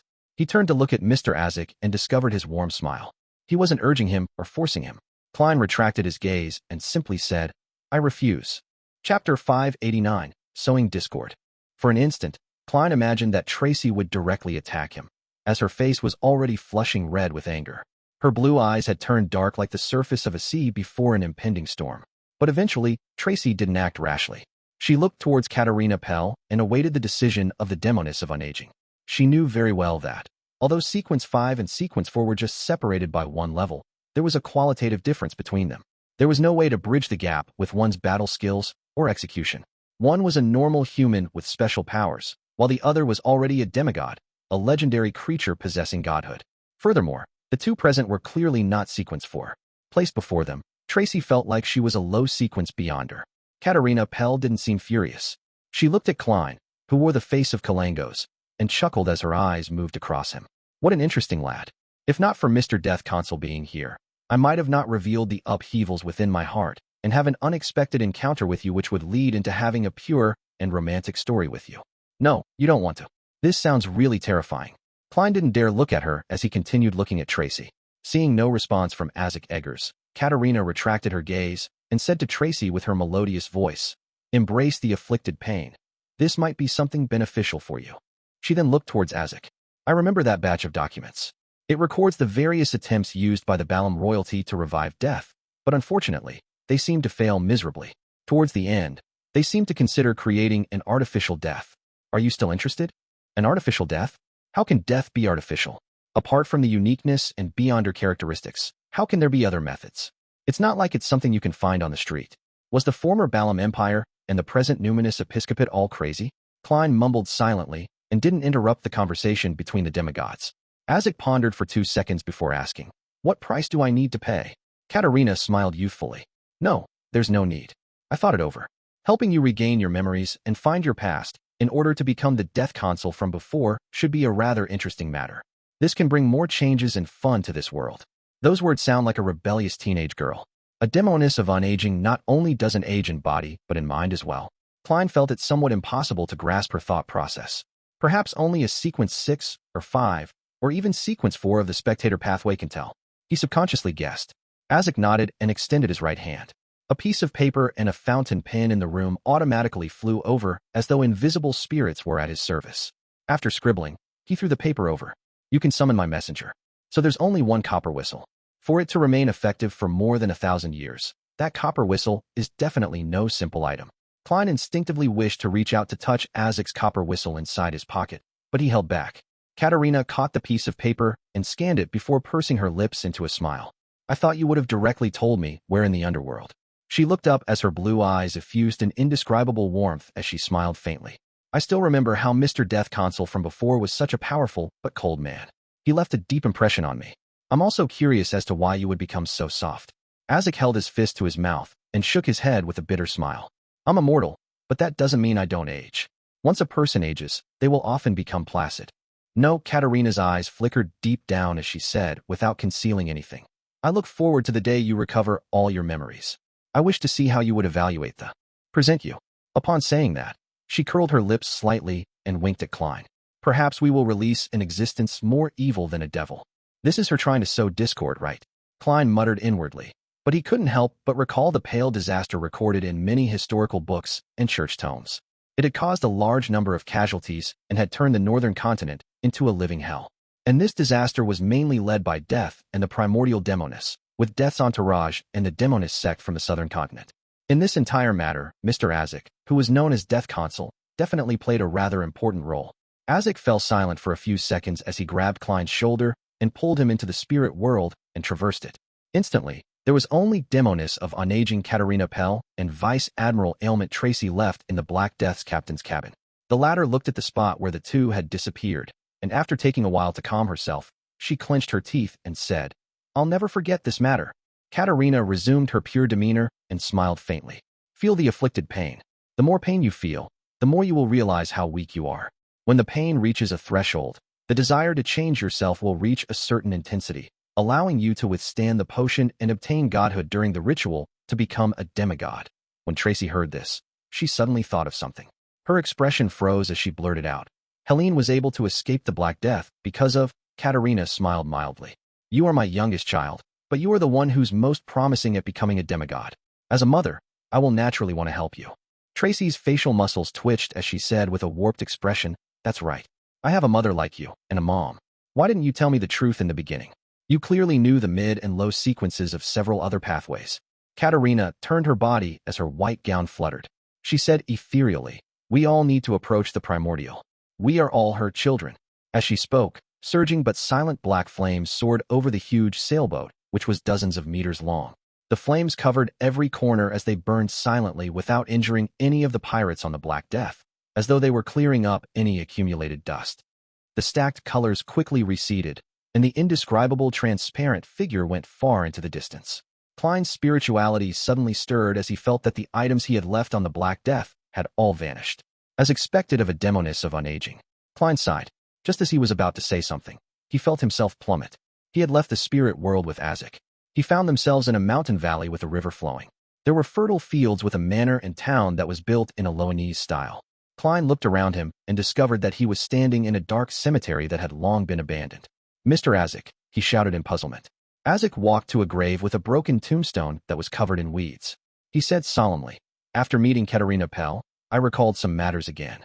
I once told you that in a particular dream, in one of my lives, I had a daughter. She had soft black hair and enjoyed sitting in a swing I made myself while requesting sweets from me. When traversing the spirit world, I suddenly sensed the call of my bloodline." Klein was infected with his emotions as he asked solemnly, "Is this her?" Azek nodded and crouched down. He touched the halved tombstone as his bronze face wore a gentle, sorrowful, and confused look.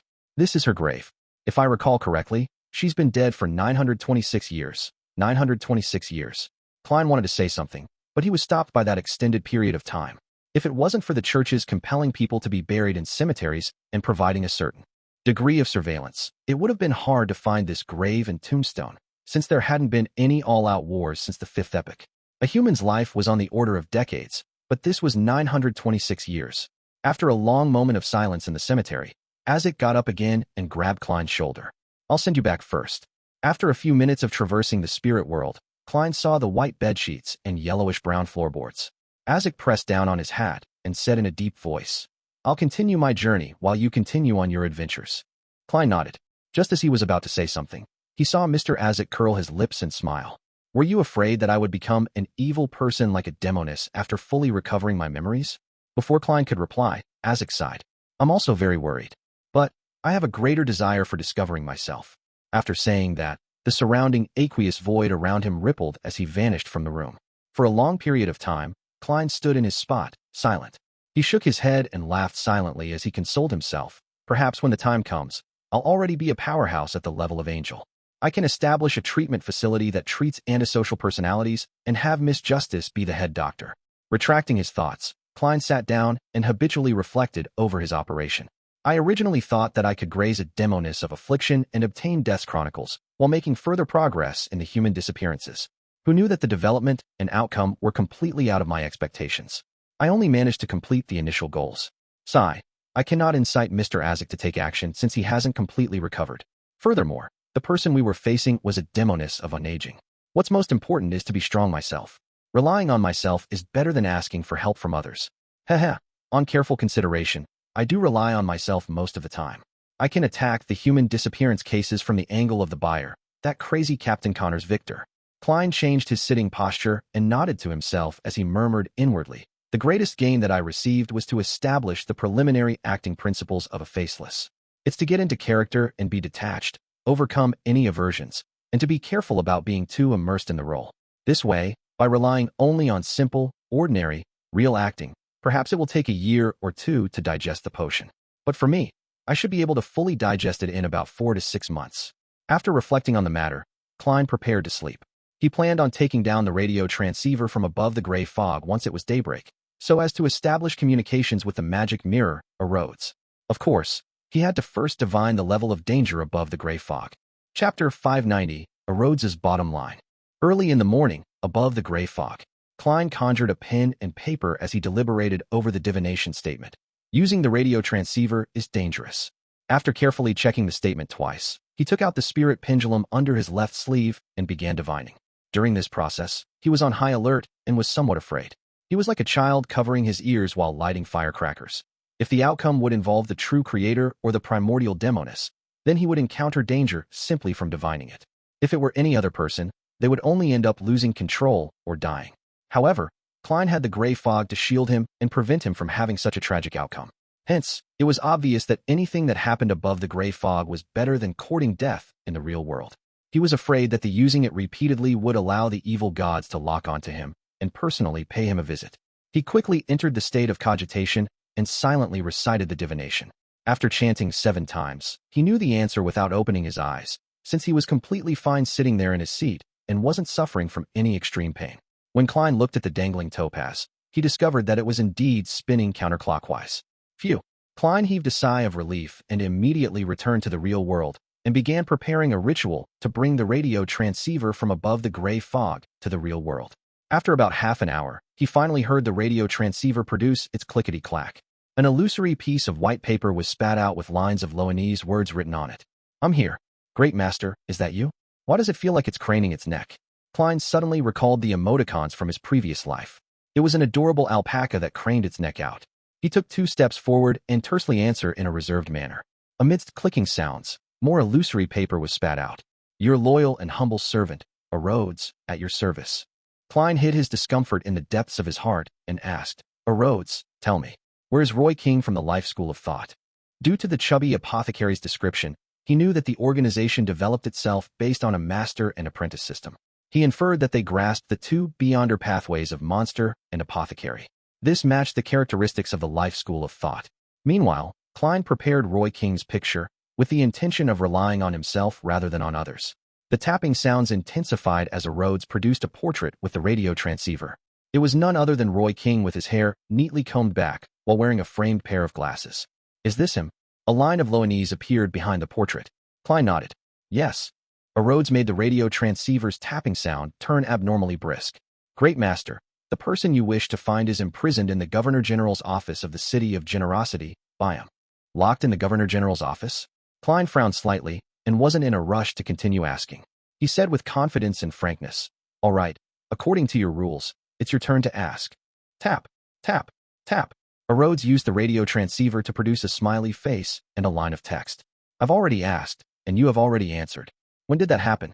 Klein was taken aback before looking at the content before the illusory piece of paper. He saw the previous question. Is it him? This works? That actually counts? In that instant, Klein finally understood how much freedom Arrodes had to its rules. Against any ordinary person, it could be as strict and vile as it wanted. It even needed spectators, but when it came to Klein, those rules were ignored, and he blatantly made it easy. How did this guy adopt such a personality? Klein considered for 2 seconds before asking another question. Arrodes, do you know the book? Grozel's Travels. Arrodes fell silent for 2 seconds before making the radio transceiver type. It spat out more illusory paper. Great Master, your question is too nice for me. All I needed to do was answer, yes, to be done with the question. I've modified the question a little, changing it to tell me what you know about Grozel's Travels. This is a very magical book. Many of its owners have vanished. I'm unable to tell who its creator is, but I'm certain that it first appeared among the dragons, after the disappearance of the City of Miracles, Liveseed. It appeared after the City of Miracles, Liveseed, which was conjured by the Dragon of Imagination, and quelled. I might be able to recommend this to Miss Justice. She might be interested, if she really wishes to buy it. As a middleman, I can study it ahead of time above the gray fog. If something bad happens from the study, resulting in the complete destruction of the book, I can tell her that the seller went back on their word and a refund was made. Thinking of this, being a platform is really promising. Klein's thoughts raced as he said to the radio transceiver, It's your turn. I don't want to know what kind of odd question you can ask. Klein thought silently. Arrodes didn't pause as he produced a line in Loanese. Great Master, I've already asked and you have already answered. When did that happen? Klein looked in confusion and amusement at the first few pages of illusory paper before finally seeing the so-called question at the beginning. Great Master, is that you? I have to say that this magic mirror named Arrodes really shows no shame when it tries to suck up to me. However, such a paired question format really satisfies an OCD. It's like the operator back when I studied programming languages myself. Klein cleared his throat and continued asking, why was Roy King imprisoned in the Governor-General's office? The radio transceiver produced its clickety-clack and spat out illusory paper. Ever since the disappearance of the Snake of Mercury from the Life School of Thought, the organization fractured and encountered plenty of danger. Some even died at the hands of the Rose School of Thought. The Life School of Thought developed in a secretive manner with the master and apprentice format, but they have an elder council among the upper echelons. They harmonize the conflicts between the different internal factions. Since the Fifth Epoch, the Elder Council changed to a more trendy name known as the Fate Council. There are 7 counselors, and the Snake of Mercury is the president. Roy King's teacher is one of the Fate counselors and had got into trouble after the Snake of Mercury's disappearance. And before this, he had handed an important sealed artifact of the Life School of Thought to Roy King. This is the reason why Roy King was secretly captured by the lone military. The disappearance of the Snake of Mercury? Klein instantly made the connection to Will Septon, who was hiding in Backlund, as well as the other Snake of Mercury that had been pursuing him without ever showing its face. Klein suspected the other Snake of Mercury to be Angel of Fate, Ouroboros. The Life School of Thought Snake of Mercury is definitely not the one searching for Will Septon, as he has had plenty of opportunities to contact his organization and not be missing. Perhaps it's Will Septon or a third snake. This cannot be determined. Klein gently nodded and said to the radio transceiver, Ask. I'm sure you haven't asked me any other questions. Let's see what you'll ask. I have to say, people have a little bit of masochism in them. Others are afraid of Arrodes' questions, but it has already waved off 2 questions for me. Now, I do wish for it to formally ask me a question. Klein waited with piqued interest. Tap, tap, tap. The radio transceiver's sound suddenly became somewhat solemn as the illusory piece of paper spat out with increasing difficulty. Well, Great Master, what should I do to be a better, loyal, and humble servant? I've underestimated your bottom line. Klein restrained his exasperated expression as he replied in a deep voice. Just maintain your present state. All right. The tapping sounds became lighter again. The aura is about to disperse. Your loyal and humble servant, Arrodes, awaits to be at your service. Finally, Arrodes added a drawing of a hand waving. It's really talented. That's right. It's not hard for a magic mirror that knows so much to know such things. Klein watched as the radio transceiver turned silent. He took a few steps and sat by the edge of the bed, considering the matter regarding Roy King. He had no intention of infiltrating Byam's Governor-General's office and rescuing Roy King under the military's tight security. This was because he didn't know the man at all, and he hadn't even seen him before. The only connection they had was through the chubby apothecary. The basement of the Church of Storms definitely has many Beyonders locked up there. But what has that got to do with me? Klein chuckled as he shook his head. In the information provided to him by Arrodes, Klein noticed that the mystical item which Admiral of Blood Senior had, which made him sufficiently lucky, came from the life school of thought. There was a high probability that the faction backing this pirate admiral was the Rose School of Thought. They were taking advantage of the snake of Mercury's disappearance, so they could kill members of the life school of thought. This also reminds me that I need to be more careful than before when dealing with pirate admirals. Vice Admiral Ailment Tracy had gotten demoness of unaging Katarina Pell without any notice. The other pirate admirals wouldn't be without their supporters. They often represent a faction, an organization.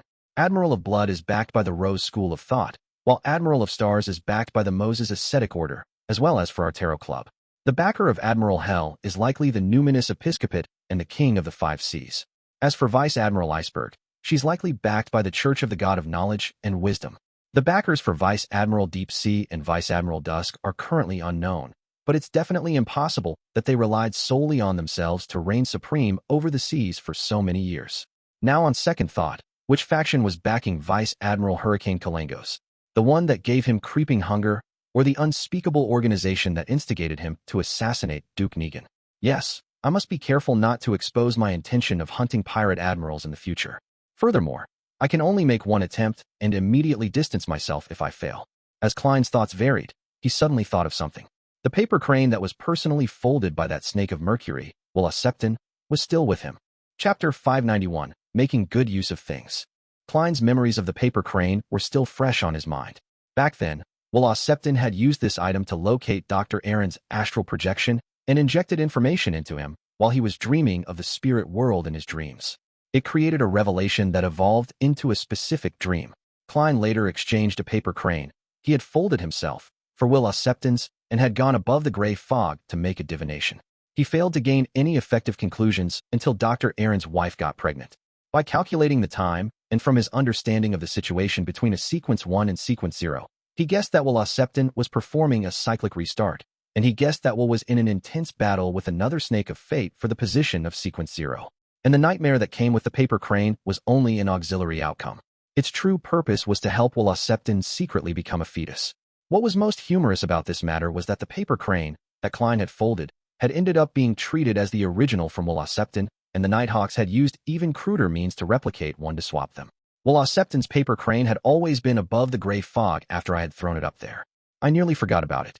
Performing divination on it can only gain an extremely vague revelation. If there weren't any other developments, it would be hard to infer that the child conceived by Dr. Aaron's wife was Willa Rhodes. On the contrary, Willa Rhodes can use it to locate it in the spirit world, just like how Arrodes can rely on the gray fog's aura to connect to the radio transceiver via the spirit world. There seems to be some possibility for this matter. Klein suddenly sat straight and had an extremely creative idea. He wanted to use the paper crane to communicate with Willa Septon in a dream. This might not be of any use to me, the present me. There might even be certain hidden dangers, but if Willa Septon is really the snake of fate from the life school of thought, my act of providing him with intelligence will definitely win me a favorable impression. Towards an existence at the level of a king of angels, it's necessary to make investments ahead of time. If I wait until he's really born, I might be repaid dozens of times over. Since I won't die from trying, I can still revive if I die. Although Klein had such a thought, he was in fact very cautious. He planned on divining the danger above the gray fog before deciding on executing his plan. After busying himself and confirming that the danger involved was acceptable, he used a ritual to bring back the paper crane from above the gray fog into the real world.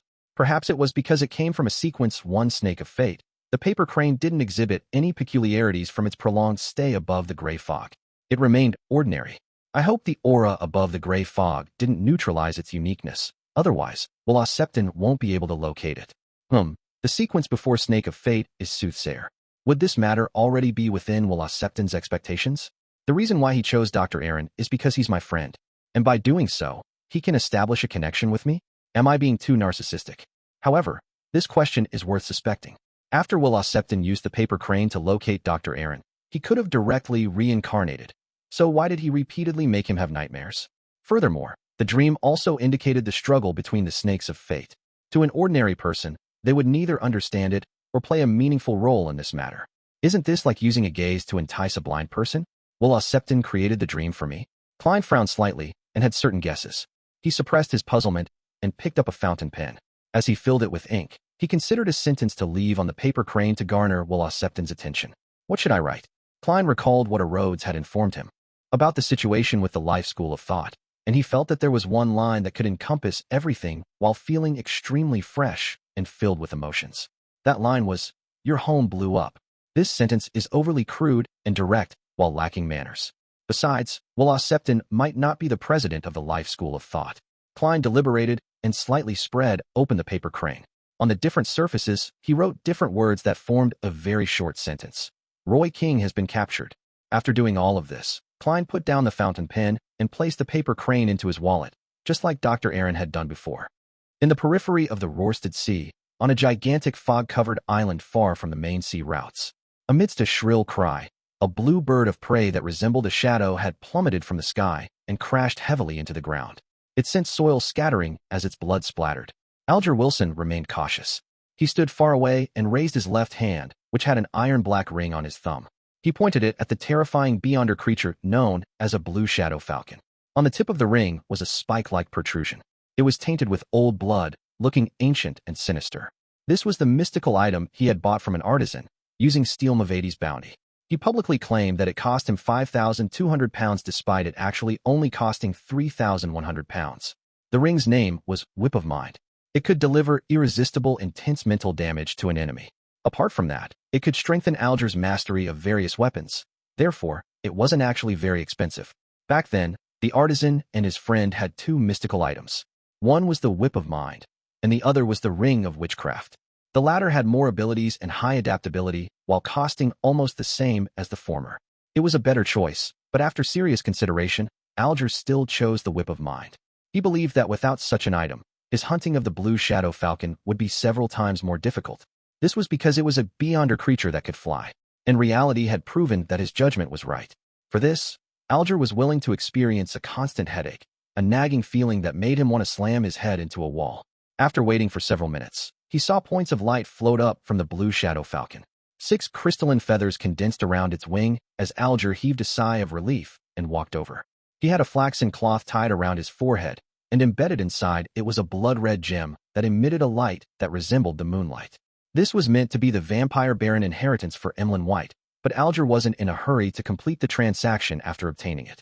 Instead, he used the characteristic, which he could use to a certain extent, to add insurance to his hunt for the blue shadow falcon. At times, being a middleman is rather nice. Alger put away the 6 crystalline feathers as he sighed silently. He straightened his body and looked towards the towering mountain peak and dense forest around it on the primitive island. He felt that many indescribable dangers lurked there. My strength is insufficient to explore the area. Alger retracted his gaze and walked towards the island's periphery, constantly wary for any predators around him. Soon, he jumped into the sea, and with his powers as a seafarer, he easily swam into the distance. His ghost ship was anchored there, and his sailors were still sleeping thanks to the sanguine's anesthetic gas. To come to this primitive island, the ship had to steer away from the main sea routes. In a situation where sea monsters lurked while the storms lingered, navigating would take at least 6 hours, with the danger of sinking at any moment. Only a seafarer who was familiar with the route could bring the ship close. Deep into the night, Klein, who had rested an entire day, put down his newspapers and burrowed into bed. Just as he was about to fall asleep, he suddenly thought of a problem. Now that Danitz has returned to the Golden Dream, would it be a waste for me to stay in a large suite alone? Klein nodded indiscernibly and decided to check out at daybreak and switch to another inn. After making up his mind, he quickly fell asleep. Suddenly, his mind became clear from its prior haziness. He knew that some force had intruded into his dream. I'm very impressive to be able to sense the dream intrusion of a snake of fate. No, the gray fog is very impressive. Klein surveyed his surroundings and discovered that he was located in a pitch-black, desolate plain. Not far away was a black steeple. This was a scene he had formerly seen in Dr. Aaron's dream, but at this moment, there wasn't a mysterious silver giant snake on the steeple. Klein nodded in thought as he sped up his pace and entered the pitch-black steeple. It remained ancient and decadent. The layout was chaotic, with the staircase occasionally spiraling upwards and dropping downwards diagonally at times. Some of the rooms were normal, others were upside down, and there were others that were embedded into other parts. Passing through, door after door and wall after wall, Klein once again arrived deep inside the Black Tower. There were tarot cards scattered around here as they clustered towards the ground in the middle, which was slightly protruded. There was a line of silver words and a portrait. The portrait was that of the chubby apothecary, and the silver words formed the sentence, "Inform Darkwill." So the chubby apothecary's name is Darkwill. Well, Septon really is the snake of fate from the life school of thought, and I really can use the paper crane to communicate with him in a dream. Klein waited for a moment, and seeing that there weren't any other revelations, he exited the dream and fell asleep again. After daybreak, Klein asked if there weren't any additional charges for checking out at noon. He then put on his top hat and rode a carriage to the Red Theater's entrance. This famous brothel was in its quietest period of the day. It was like it was a ghost house.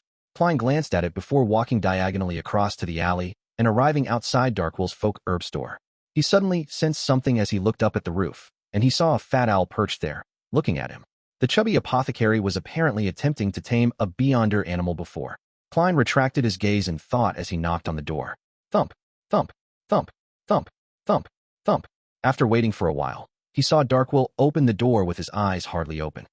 "You aren't sick," Darkwill said after observing him. Klein maintained Gairman Sparrow's cold expression and politely widened the corners of his mouth. "Good morning, Mr. Apothecary. I found your teacher." "For real?" Darkwill asked in disbelief. "You just received the mission the day before yesterday." Chapter 592, 3 Advancements in a Week.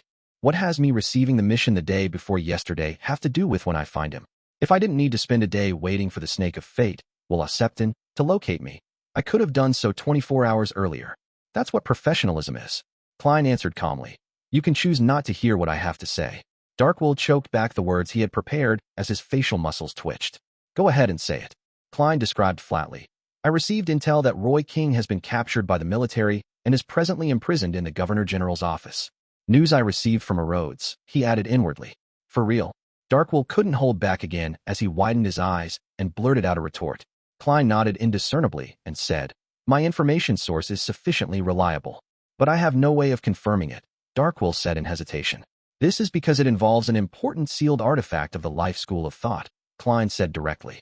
Darkwill immediately jumped in fright as he took 2 steps back and looked around warily, afraid that someone had heard what Klein had just said. Can this sort of thing be said out on the street? He knows that we're from the life school of thought, and he knows that old man is involved in an important sealed artifact. I only learned of that from my last communication with him. Darkwill gradually began to believe the adventurer in front of him. Klein swept a glance at the owl who swooped down and landed on the chubby apothecary's shoulder. "You can make your payment. I can't confirm it. I can't just believe what you say, right?" Darkwill said stubbornly. Then, he saw the eyes of the adventurer in front of him turn abnormally cold. He trembled and hurriedly said, "All right, I'll barely count it as you completing the mission." Unwillingly, he took out a wad of cash from a secret pocket in his witch-doctor robes and handed Klein 100 pounds in change. Although he was a beyonder, the physical enhancements he obtained from his job as an apothecary and beast tamer wasn't enough to play a role in direct combat. He wasn't necessarily able to defeat an ordinary person with a revolver. As for the beyonder pet he reared, it was also a fellow without any combat powers. Faced with an experienced and resourceful adventurer who was also likely a beyonder, both he and the owl together wasn't necessarily his match. All he could do was act as he said. It wasn't easy saving up that amount of money, he lamented inwardly. It was indeed profitable being an apothecary, even more so when out in the colonies. There were pirates, sailors, and adventurers. There were all sorts of people, and the official organizations were more relaxed on enforcing the rules. He could sell certain banned medicine without anyone coming to knock at his door. For the past 2 months, just the customers from the Red Theater was enough to earn him more than what he previously earned in a year. However, as a beyonder, his expenses were huge as well. The savings he had primarily been expended when advancing to beast tamer. Later, he reared a pet and, with great difficulty, bought the potion formula and ingredients for it. He also purchased defensive charms for himself, leaving him only a few £100s in savings. Klein received the cash and, while counting it, verified their authenticity before putting it in his pocket and leaving. After seeing Klein's figure disappear from the alley, Darkwill's expression sank. "It's too dangerous here. Too dangerous. I have to leave as quickly as possible." As he mumbled, he returned inside his herb store. Once inside, He dragged a brown suitcase and quickly stuffed all sorts of clothes and cash which had been folded neatly into it. Finally, he poured out the notes and coins of different denominations from the cash register, stuffed them into his pocket, and took the fake identification documents he had spent a fortune on. With the brown suitcase, he walked out of his folk herb store. Looking back at the various medicinal ingredients he hadn't finished selling yet, Darkwell's chubby face clearly twitched. He took a breath and locked the door while resisting his aching heart. He went straight for the harbor by getting a rental carriage, heading for Byam's liner ticketing company. It's too dangerous, way too dangerous. Old man has been caught. He's been caught. He sat in the carriage and repeated himself silently as he trembled. In this state, he finally arrived at the ticketing company, and after paying for the carriage, he rushed into the lobby and queued up for the liner to East Balham. Phew, phew. Darkwell kept taking a few deep breaths as he closely followed the customer ahead of him and shifted forward. Get me the first ship out of here, he emphasized to himself. As he sporadically inched forward, Darkwell finally calmed down. His expression occasionally turned twisted before quickly calming down. This repeated numerous times.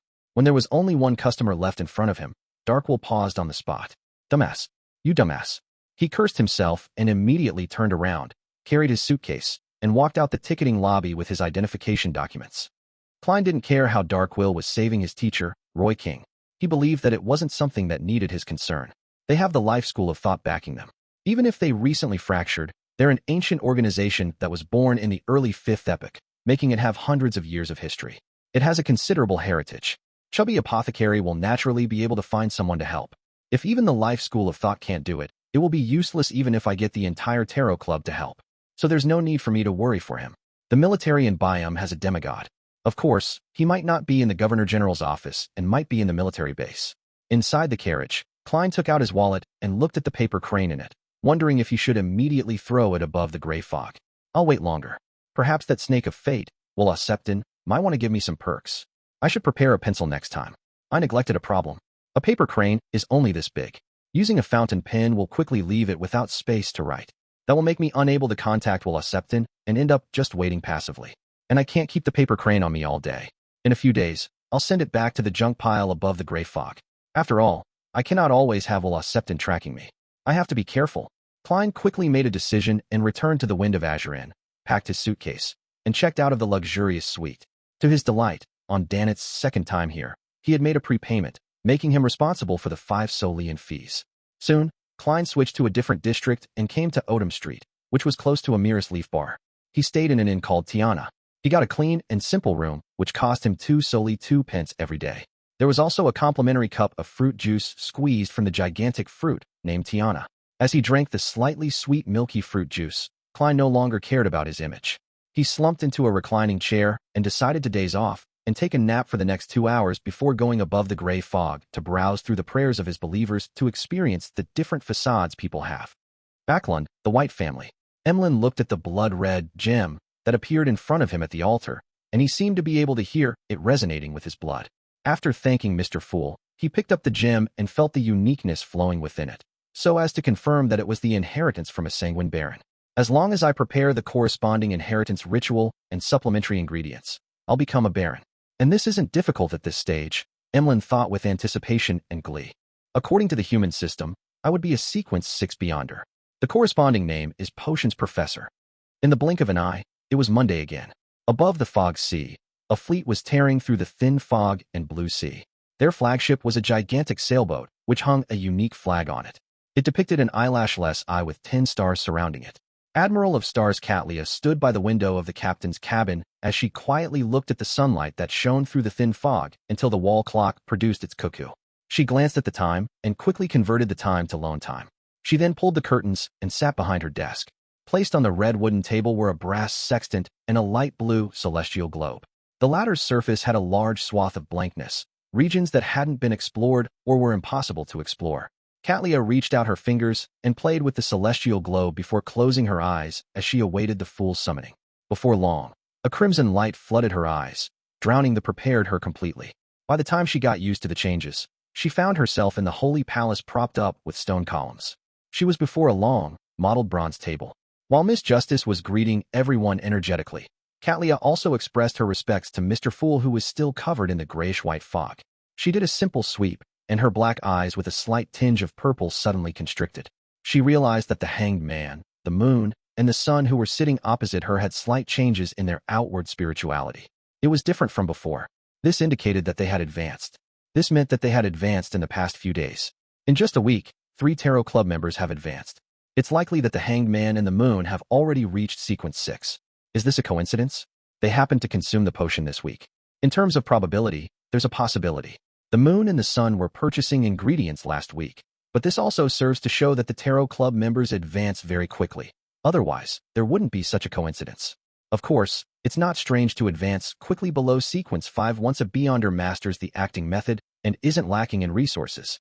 From sequence 6 to sequence 5, there's a need for a ritual, and the digestion becomes increasingly difficult.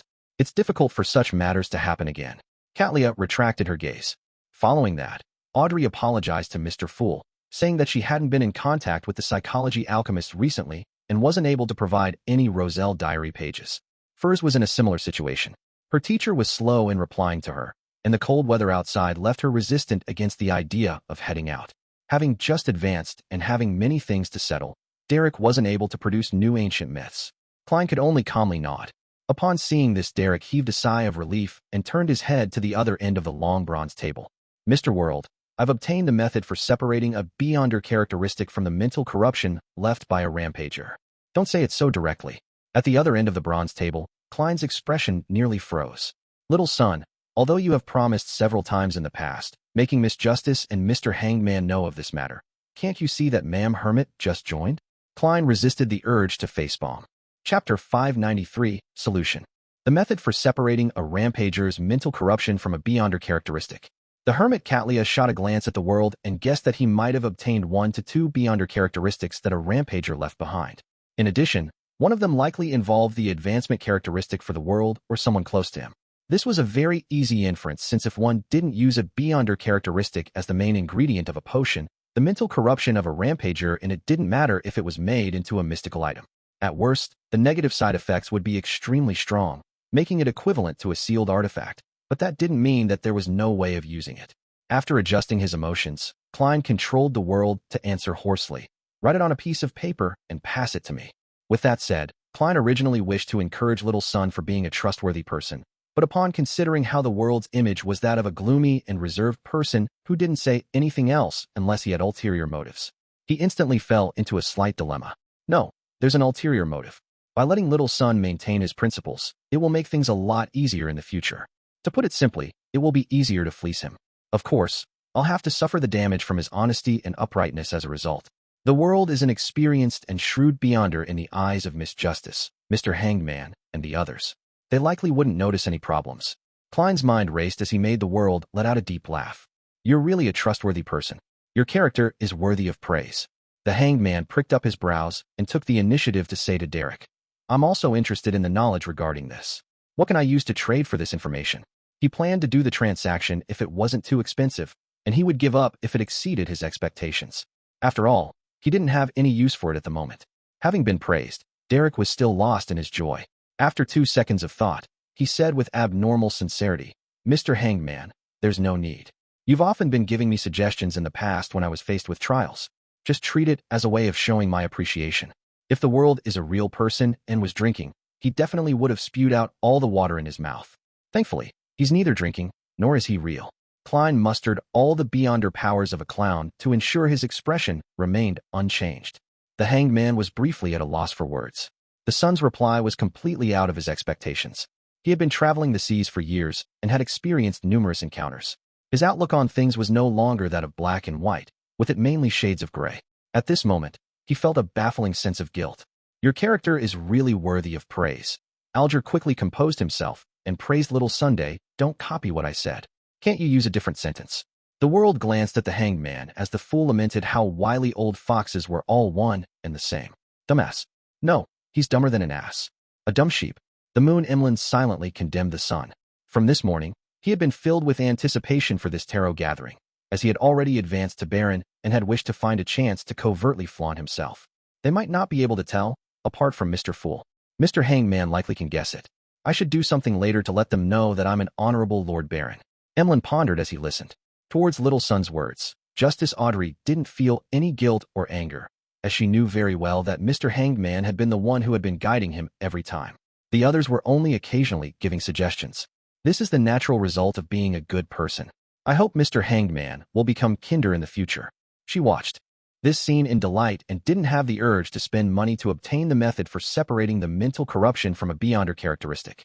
Derek quickly turned around and obtained Mr. Fool's approval and conjured 2 yellowish-brown goatskin parchments. Klein controlled the world and took a piece. He scanned it impatiently. There are 2 methods. The first is to use an item that can steal the beyonder powers of others. Extract the mental corruption left behind by a rampager and concoct the beyonder characteristic into a potion before the theft loses effect. This way, the mental corruption will have nowhere to go and will directly dissipate. The second is to hold a ritual and pray to one of the 2 mystical items in our City of Silver. Use its feedback to shatter the beyonder characteristic and let the mental corruption expire. After that, the beyonder characteristic will automatically gather together slowly. I only managed to obtain the corresponding ritual's procedure and was unable to obtain the precise description of the item. Only the elders of the 6-member council have the right to know it and preside over such a ritual. The ritual's procedure is, Thoughts went through Klein's mind as he nearly forgot to control the dummy, the world. The first method is indeed something I never considered before.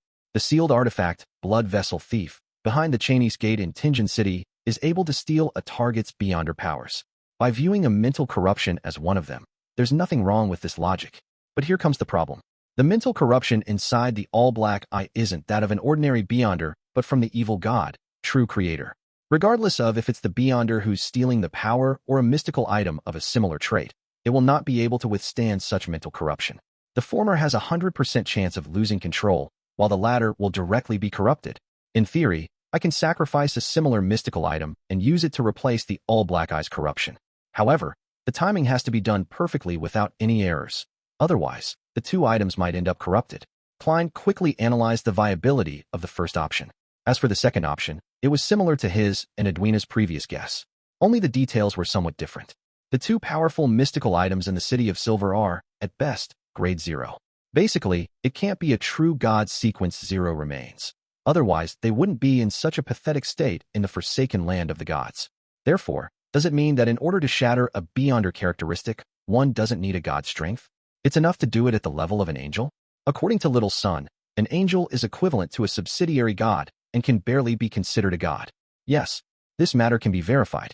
See, God Calvetua only obtained a portion of Calamity Kohinum's characteristic. The remaining part is in the Book of Calamity. There might even be a third part. I wonder where it's hidden, since it helps this high elf, at the level of an angel, be able to resist death. In short, it can be seen that Kohinum's beyonder characteristic was split into at least 2 parts. This is essentially the same as shattering a beyonder characteristic. With all the evidence validating each other, I can make a preliminary conclusion that as long as the ritual is right, the feedback of a powerhouse at the angel level will be able to shatter a beyonder characteristic. Then, here comes the problem. Where do I find an angel? Mr. Azek might be one at his peak, but he clearly hasn't recovered yet. As for Saints, Snake of Fate, well, Septon is only a fetus that hasn't even been born at the moment. Klein didn't spend too much time thinking, deciding to consider how to resolve the problem after the tarot gathering ended. With that, Alger quickly scanned the area and gained an understanding to a certain degree. Towards this, he had a theory. Getting the world to seek the method to separate the mental corruption from a beyonder characteristic is likely a test Mr. Fool had given to his blessed. But does this imply that Mr. Fool's strength has only recovered to the level of a saint and not an angel? Otherwise, there's no need to go through such trouble. He could have directly removed it. How long has it been? It's just been 7 months, and Mr. Fool has already recovered to this extent. Right? He can already respond in place of Sea God Calvetua. In another 1 to 2 years, he will likely be able to escape from his seal. Standing at the pinnacle as an angel, he will just be 1 step short of the ultimate goal. Ignoring the hanged man's reaction, Katlia looked at the hanged man and thought for a few seconds before chuckling. I'm not sure if those methods include one of the methods I know of. I can provide it for free. An unshadowed of the sun pathway can directly cleanse away the mental corruption in a beyonder characteristic. Ma'am Hermit is a lot more proactive than the last time. Has she adjusted her state of mind? Or does she have a motive? Or could it be that she's discovered that everyone else is a weakling, so there's no need to be too careful? Klein was first surprised with Katlia's attitude before being delighted that he had obtained a third method. It was from the sun pathway, which the City of Silver lacked. But I can't find the help of an unshadowed, although I do have an incomplete unshadowed potion formula. He controlled the world to deliberate for a moment before having him turn to Katlia to laugh deeply. Thank you for your generosity, Ma'am Hermit. Following that, he switched to the demeanor of a salesman and asked Derek, "Do you know of a book named Grozel's Travels?" Derek thought seriously before honestly shaking his head. No. Klein nearly failed to continue what he had to say, but thankfully, he steadied himself and let the world explain himself. It's a magical book that originates from dragons. Many of its owners have vanished. Originates from dragons? Audrey keenly noticed this important point as she asked with interest. Yes, a Beyonder plans on selling it for £8,000, the world said hoarsely. He didn't raise the price above Edwina's offer because he had yet to bargain with her. This was where he could profit on the trade. Besides, even if Edwina insisted on £8,000, he could still obtain Grozel's Travels and study it. It was worth the time he spent closing the deal. Audrey pursed her lips slightly as she darted her eyes around a little and cautiously asked, "What's so magical about it?" "It requires further study." The world chose to be honest. "I'll consider it." Audrey wasn't in a hurry to agree to it because £8,000 was also a considerable sum of money to her as well. Especially with her having just been reimbursed for lie, it was very difficult for her father, Earl Hall, to accept a book of unknown purpose. And if she were to rely on herself, it would take her at least 3 to 4 months. This was built on the premise that she had already purchased the psychiatrist's Beyonder characteristic for Susie. Hence, she turned to ask the world about the psychiatrist's Beyonder characteristic. "I mainly spent this week hunting Vice Admiral Ailment and failed. I didn't find a grazing target to switch to." Klein was instantly left somewhat embarrassed, feeling as though the world's shrewd image had been damaged. Chapter 594, The World's Commission. Thankfully, the world didn't have the ability to blush red.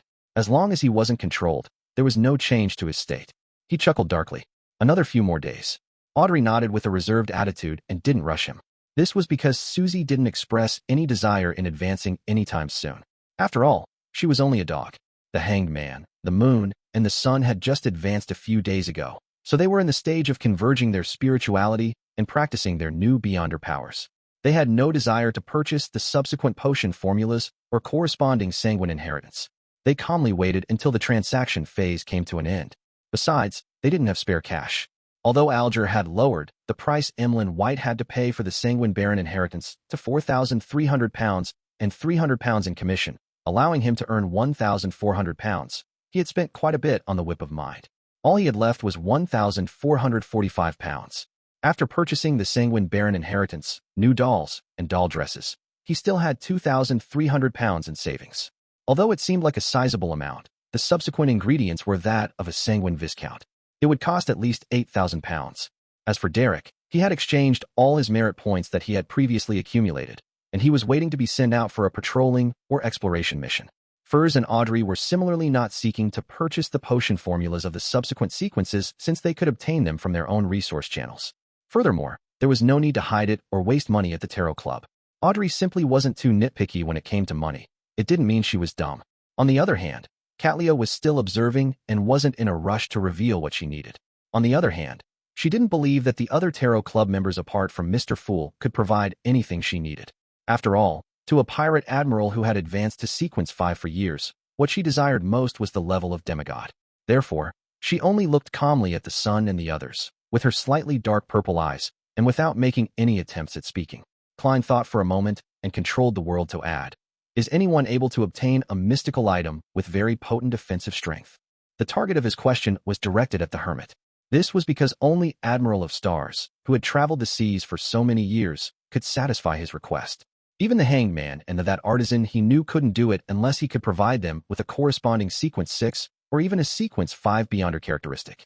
Katlia fell silent for 2 seconds before slowly shaking her head. "If something similar appears at the Beyonder gatherings I participate in, I'll help you take note."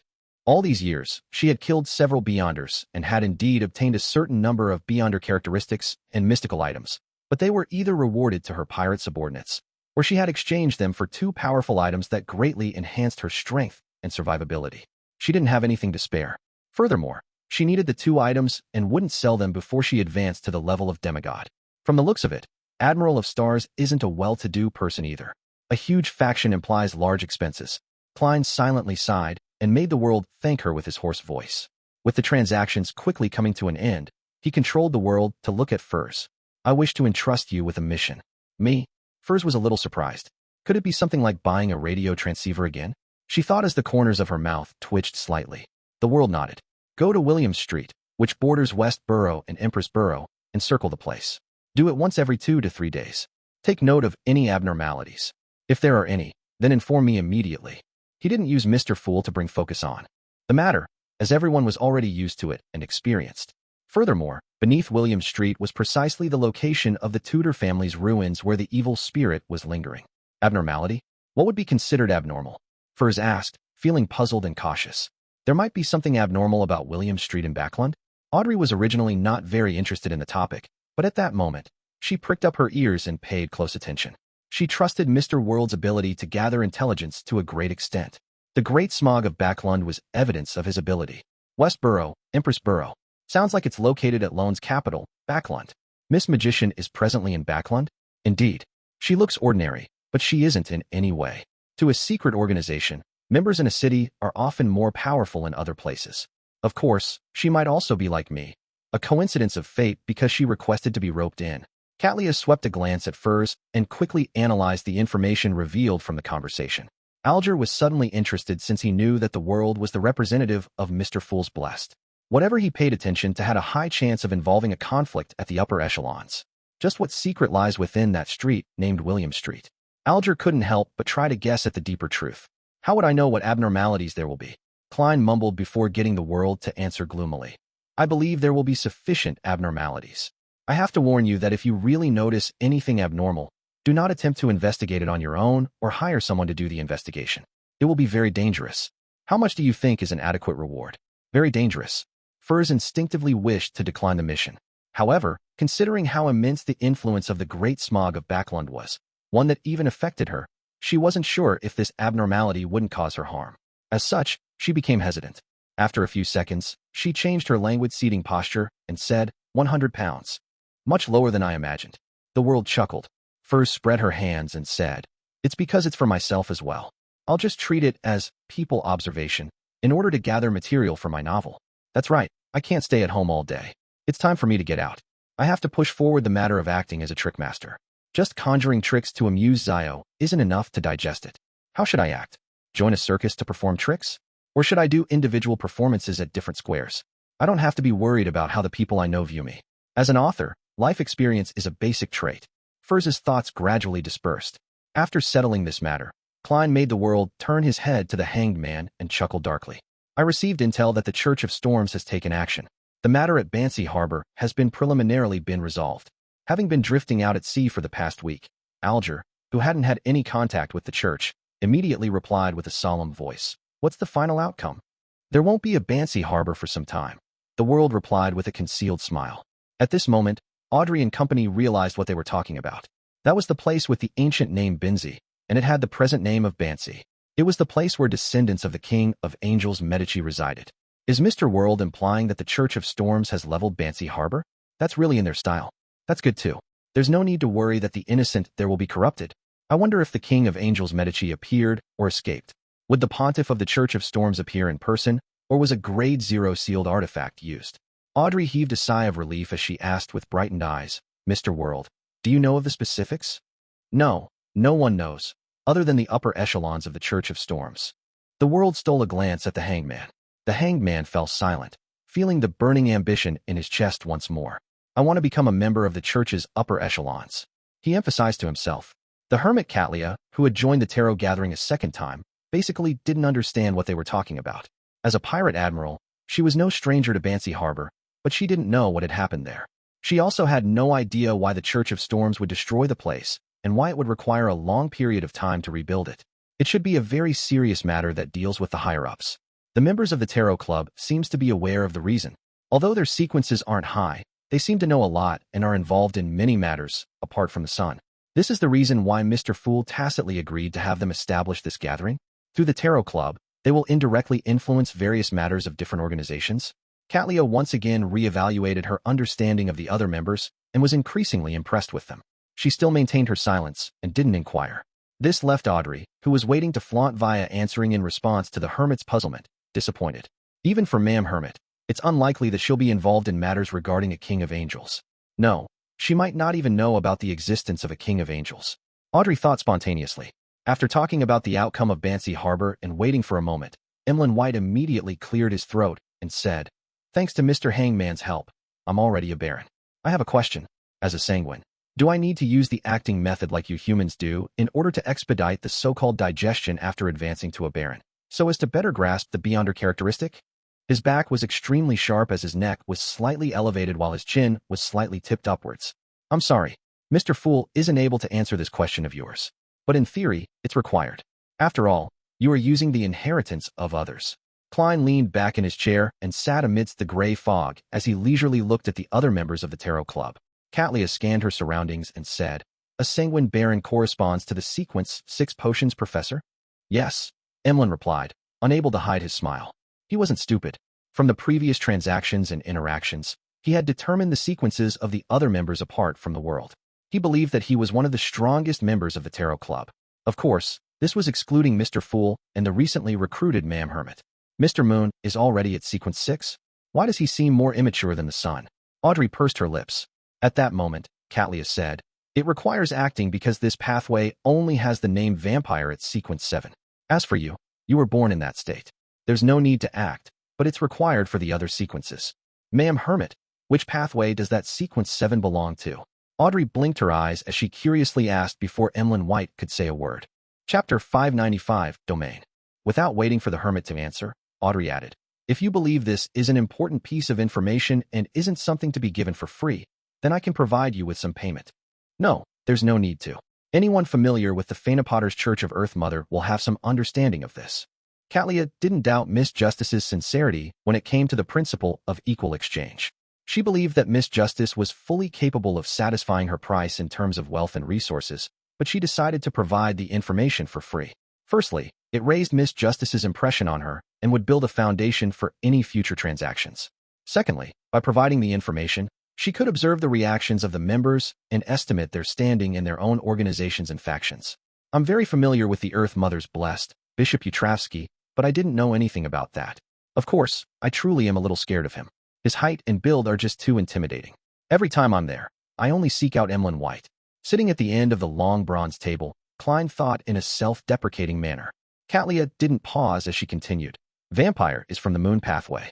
The corresponding sequence 9 is apothecary. Sequence 8 is beast tamer. Sequence 6 is potions professor. Sequence 5 is scarlet scholar. Sequence 4 is shaman king. I'm not sure about the higher sequences."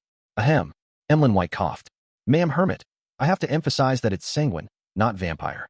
Heh. I won't object it if you call those humans who consume the characteristics of my kinsmen vampires. I would even be very agreeable to it. So vampire is from the apothecary pathway. So is shaman king. It's no wonder they revere the primordial moon and not the goddess. Could the scarlet lunar corona, that Ma'am Sharon obtained, be from a dead scarlet scholar or sanguine viscount?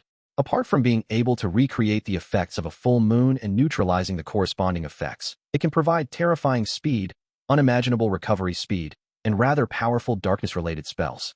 The negative effects can be neutralized by drinking the fresh blood of the living. Indeed, it does seem to be a result of a sanguine. Among the various jobs of this pathway, there are some that resemble the seer pathway. There's no connection between the sequences, while there are some that have an obvious progression. How strange. Klein joined the bits of breadcrumbs together, feeling somewhat enlightened and puzzled. Alger, Furs, and company were either in thought, listening in relish, or pretending to be disinterested. Everyone had different reactions, but Katlia was able to figure out that they didn't understand much about vampires prior to this. They are low or mid-ranking members in their organizations or factions. They match the characteristics of being recently pulled into the Tarot Club and at the stage of rapidly advancing. The world didn't react. Either he's very staid, or he long knew of the matter regarding vampires, or both. After repeated observations, I have to admit that the world is the Tarot Club member that needs to have the most attention paid to and be guarded against. Audrey listened with great interest as she thought over it carefully. As though she was attending a family education class, she raised her hand slightly. "Ma'am Hermit, why are the sequences in the moon pathway seemingly unrelated?" The hermit Katlia looked at Miss Justice and discovered that the dress and accessories she wore were completely different from the last gathering. There was no repeat, but it exuded her luxurious and noble bearing. As her mind went adrift, she seemed to see the portrait of the queen back when she was young. Every piece of clothing she wore was completely different. The same set of clothing was never worn a second time at a formal event. After a moment of silence, Katlia said, "A pathway sequence doesn't necessarily need to be related or superficially connected. The common trait is that this pathway corresponds to the god's domain. For example, the moon represents spirituality, plants, beauty, parts of life, parts of darkness, and parts of mystery. Therefore, this pathway has apothecary of the plant domain, vampire of the life domain, and beast tamer of the intersection of life and spirituality. Sanguine. Emlyn White emphasized and lifted his chin slightly. This should be why us sanguine are very handsome and beautiful. No, that's not the case. The vampires I've seen are all disgusting and ferocious. Derek retorted weakly in his heart. It can be explained in such a manner? It's quite different from Captain's and Daly's explanations. Different pathways represent the domain possessed by a sequence 0. Or could it be that the two combined is the most accurate answer? I wonder what the domains the sequence 0 of the seer pathway represents. From the symbol behind my chair, it represents strangeness and change? Klein's expression didn't change as his mind whirled. Audrey easily understood Ma'am Hermit's explanation and couldn't help but guess the name of her pathway's sequence 0. It's definitely dragon. There are many species of dragons. Many powers are not contained within this pathway. It's closer to the domain represented by the mind dragon. I wish Mr. Fool can quickly find the card of blasphemy of this corresponding pathway. That Grozel's travels originates from dragons. I wonder if it has anything to do with a mind dragon.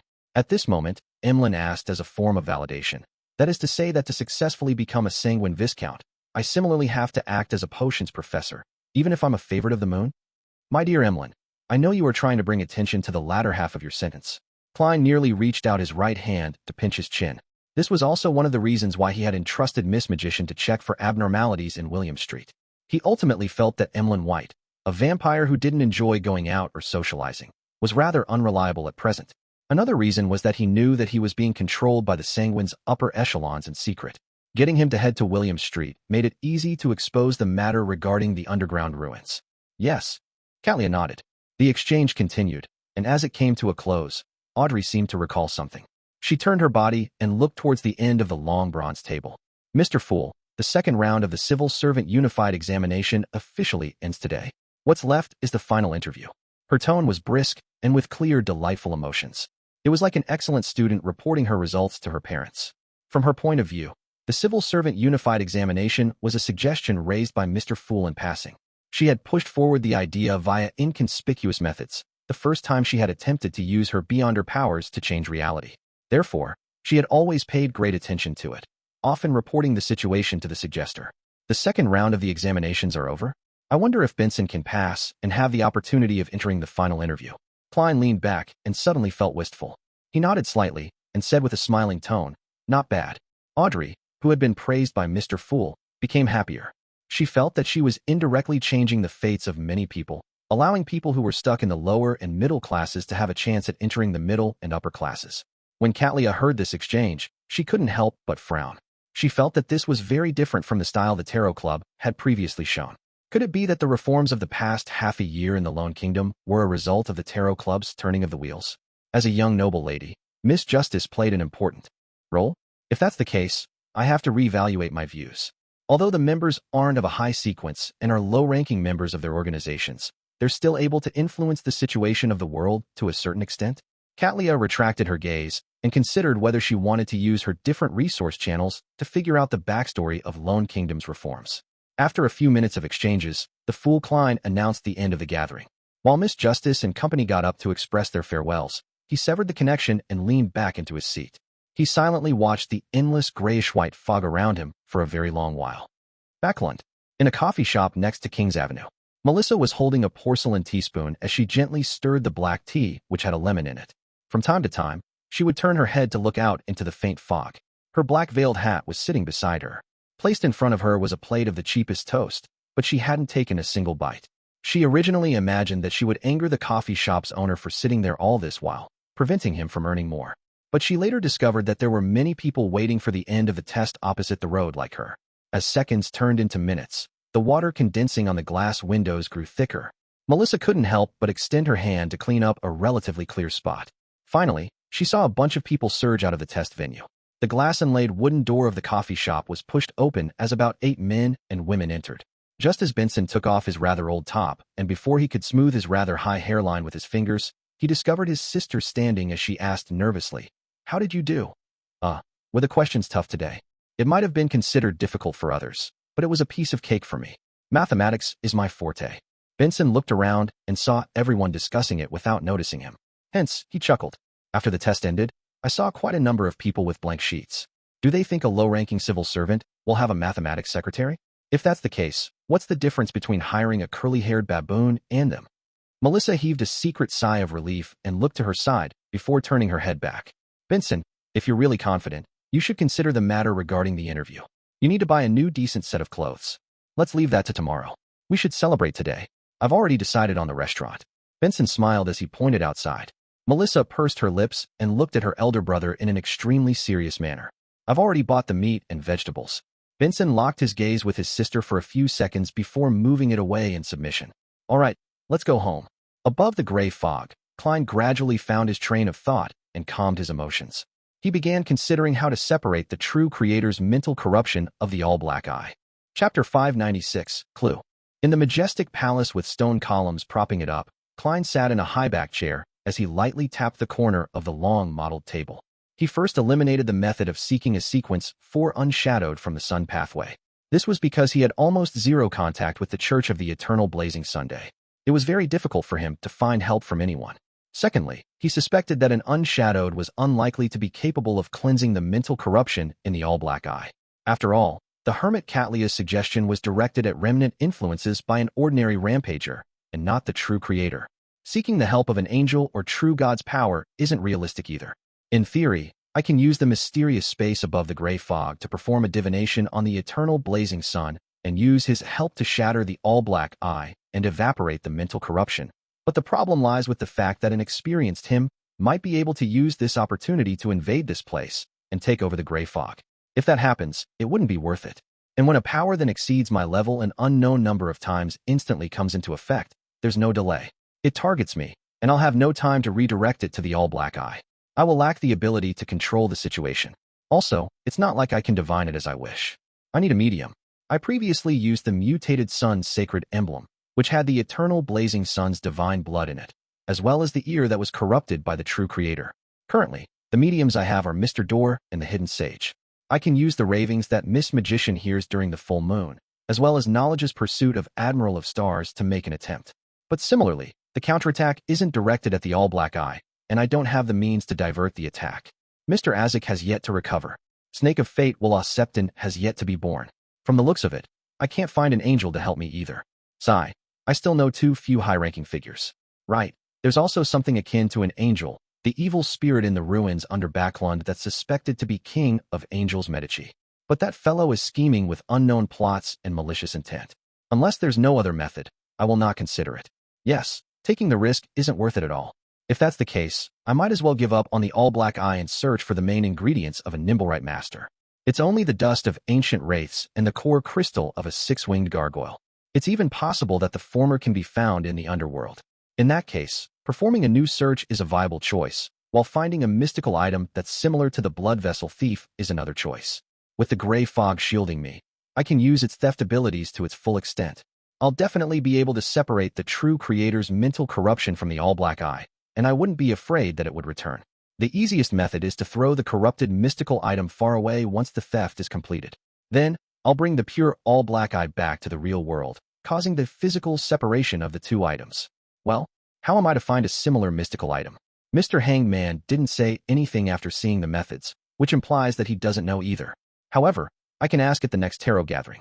Ma'am Hermit, Miss Magician, Miss Justice, Little Sun, and Emlyn White all have their corresponding information and resource channels.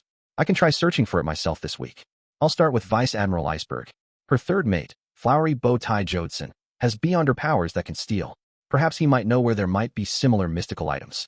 Klein's thought process gradually cleared up as he formulated an initial plan.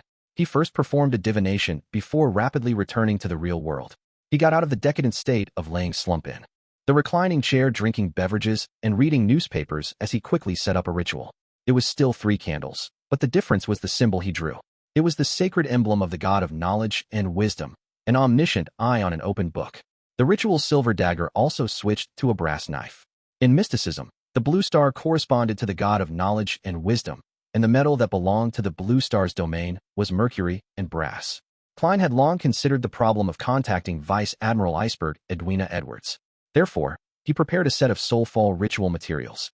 After a series of processes, he burned the corresponding herb powder, and he dripped the extract and essence from lavender and mint. Amidst the faint, clear and mysterious fragrance, Klein took a step back and used ancient Hermes to recite an incantation. I pray for the power of knowledge. I pray for the power of rationality. I pray for the God of wisdom's loving grace. I pray that you allow me to communicate with the spirit of Edwina Edwards, the teacher who pursues knowledge, the researcher of spirit world creatures, Vice Admiral Iceberg of the seas, who hails from Lindbergh. Klein's voice reverberated as the altar instantly turned gloomy and cold. Be it the brass knife or the metallic bottles, all of them floated up. It succeeded. The golden dream is still within 500 nautical miles. Klein first felt a sense of delight before he saw the flames of the 3 candles lengthen. They were tainted with a pale white with a hint of dark green. He knew that the soulfall ritual was essentially to free his body and allow the target's astral projection to possess him to establish an effective communication channel. He would be lacking in the necessary protection, making it easy to be attacked by the target of the soulfall ritual. Therefore, he had divined ahead of time to determine the danger from this matter. Besides, after meeting and conversing with her, he believed that Vice Admiral Iceberg Edwina wasn't a person with malicious intent. He temporarily found her trustworthy. At this moment, the wind within the wall of spirituality produced mournful sounds. Klein only felt an ice-cold power descend upon him from the void in an attempt to enter his body. Then, he was surprised to discover that it wasn't like he expected. He had the necessary strength to resist and control himself instead of being possessed by her. What's happening? Just as he had the thought, he began to see a faint, formless gray fog around him. This was a trait he possessed after advancing to faceless. The power of the gray fog was able to slightly leak into reality. Amidst his racing mind, Klein didn't hesitate to wave his arm. He pointed to a coat hanging on a coat rack, throwing the ice-cold power onto it. The black tweed coat on the coat rack strangely floated up as the arms raised up, looking somewhat clumsy. It was as though an invisible person was wearing his coat. The black coat floated 2 meters forward before coming to a pause. The 2 sleeves raised up and formed in times. What does that mean? Klein was taken aback before he realized what Vice Admiral Iceberg meant. Without a mouth, I can't speak. Without hands, I can't write. This is awkward. Klein thought for a moment and directly said, I need a mystical item that can steal the beyonder powers of others. Ma'am, might I know if you have one? If you don't, can you ask your third mate for me? Flowery Bowtie Jodson. The corresponding answer can be written in a letter. Summon my messenger to send it over. The black coat's sleeves spread out and motioned with a lowering gesture. Following that, it lost its soul and fell to the ground, no longer appearing as straight as before. That means yes. Klein sighed silently and quickly ended the ritual. He hung up the black coat and used a brush and handkerchief to clean it. Then, he wrote a letter and asked Mr. Azek a similar question. He summoned the messenger by blowing the copper whistle. After the letter was taken away, Klein attempted the third method with great drive. He took out the paper crane from his wallet and carefully spread it out. He wrote with a pencil on it, Might I ask where I can get a mystical item that can steal the beyonder powers of others? Putting down the pencil, Klein restored the paper crane according to its lines. He was quite pleased with his improvement at handicraft. In the evening, after Klein browsed through the prayers of his believers, he returned to the real world and went to the washroom to enjoy a rather comfortable hot bath. This allowed him to quickly fall asleep after entering his bed. This continued until he suddenly sensed an external force invading his dream. It was the same desolate plains with the towering pitch-black steeple. With familiarity, Klein passed through the doors and walls until he entered deep inside the tower. There was still a deck of tarot cards scattered here. They surrounded a central protrusion as though they were making a declaration. However, as a seer, Klein could only interpret it as chaotic and contradictory. On the protruded area, the text had already changed. The silver words formed 3 sentences. The first line wrote, I'm only a child that has yet to been born. Klein's expression froze as though he was hearing an infant cry. Please, I beg you, don't make things difficult for me. Such communication is very tiring. The second line was equally succinct. The clue lies in you. The third line was, don't ask me what the clue is because I have no idea either. That is to say that Snake of Fate Will Septon can foresee a clue on me, but he is unable to foresee what it is exactly. That feels like a charlatan's divination. No, I can't say so. I can't include myself in such criticism. Klein remembered the information and exited the dream before returning back to sleep until daybreak. After breakfast, he began recalling the items and matters he had experienced before to seek out the so-called clue. At this moment, his spiritual perception was triggered as he quickly activated his spirit vision. The skeleton messenger remained huge, but unlike the last time, its head didn't pass through the ceiling. This was because it had spewed up from the floor, so half its head was in the level below. In such a situation, it looked at Klein at his eye level and placed the return letter on his palm. Seeing the messenger crumble like a falling waterfall, Klein was taken back. he muttered, feeling both angry and amused. So you do know some manners. You're getting more considerate after all. You've changed greatly after knowing that you wouldn't be transferred to me. Klein rapidly retracted his gaze and opened the letter to read Mr. Azek's reply. Stealing the beyonder powers of others is from the Marauder pathway. In the fourth epoch, it belonged to the Amon family, the Zoroast family, and the Jacob family. They seldom appeared after the War of the Four Emperors. Rumor has it that some of their members have formed an alliance and call themselves Hermits of Fate. I can't remember any further. You can try attacking from the angle of the descendants of these three families. Amon. So a blasphemer refers to this pathway? The Jacob family was one of the 5 angel families of the Tudor dynasty. It was equal to Abraham, Amon, Antigonus, and Tamara. As for the Zoroast family, it's from the Solomon Empire. Hermits of Fate. Fate, hermit. The clue lies in me. Klein suddenly sat up and recalled an item. It was the mysterious badge from Lenivis. The symbols on it were none other than that of fate and concealment. Chapter 597, Klein's Plan. Lenivis is likely a Sequence 8 swindler. This happens to be from the Marauder pathway. It's not incomprehensible or unacceptable that he would have the admission ticket to the corresponding gathering. On the contrary, it's very logical. Purchasing a mystical item, which can steal the beyonder powers of others, at a gathering with the Hermits of Fate is definitely much easier than other circles. From the looks of it, this is the so-called clue Will Septon mentioned. Klein sat by the edge of the bed and suddenly brightened up. He hurriedly set up a ritual to summon himself and went above the gray fog to bring back the eyeball-sized badge to the real world. On the front of the badge was a symbol that depicted fate and concealment, and behind it was a ring of tiny and compact words in ancient Hermes. You can join if you have this item. Klein was just about to inject his spirituality to activate the badge and send out the information to synchronize it with the latest gathering time and location when he suddenly turned hesitant. How careless am I? I actually forgot to divine if doing so will be dangerous. If that gathering has Lenivis's demigod senior and he uses it to lock onto me, that will be troublesome. It's just like how Vice Admiral Ailment Tracy was able to quickly find a demoness of unaging to help her. I must take precautions. A person should be rash when the time calls for it, and be a coward when necessary. Klein smacked his forehead and cautiously returned to the mysterious space above the gray fog, where he used spirit dowsing to perform a divination. After receiving a revelation that there wasn't any danger, he breathed a sigh of relief and left the gray fog. He then sat in the reclining chair in his in-room. With the injection of his spirituality, the badge emitted a blurry luster and quickly condensed into an inconspicuous light beam, shooting out into the air. Before long, the same light beam returned and dispersed, transforming into a palm-sized piece of illusory goatskin parchment. On it was written the words in ancient Fasak, June 6, 1350, 9 p.m. at the Tussock River's estuary. That's another 4 more months. With this much time, it wouldn't be a problem for me to find the Nimblewright Master's main ingredient all over again. The only obstacle is a lack of money, but that's not too difficult. I now have a wealth of 6,945 pounds. I should have more than enough after selling another 1 or 2 beyonder characteristics. Besides, there are so many moving bounties at sea, no? I can't be so conceited. I have to eliminate the 4 kings and the 7 admirals. What kind of clue is this? Klein leaned forward, arched his back, and began thinking hard. As he thought about the gathering of the Hermits of Fate, he suddenly thought of someone. Leonard Mitchell. My dear poet had participated in the Hermits of Fate gathering in Bobber Valley. Regardless of his goal, whether it's for official work or private matters, there's a possibility of him obtaining a mystical item that can steal the beyonder powers of others. I can borrow it from him or buy it through him. This is the real clue. Klein felt energized as he quickly came up with a rough plan. First step, place the radio transceiver above the gray fog to accumulate its aura. Second step, use the radio transceiver to contact Arrodes a few days later. Third step, ask it where I can, with relative ease, obtain mystical items that can steal the beyonder powers of others. If the answer is very clear, the fourth step will follow what the information says, easily completing my goal. If the answer is vague or fraught with danger, the fourth step can be to ask my dear poet's present location. The fifth step is to get Emlyn White to take this badge to find my dear poet to see if he has any corresponding items and if it's possible to do a transaction. I won't appear in person, for I might end up being recognized. That will similarly make it very troublesome. As for Emlyn, he's presently considered someone from the Church of Earth Mother. No, considered a ghost of the Church of Earth Mother.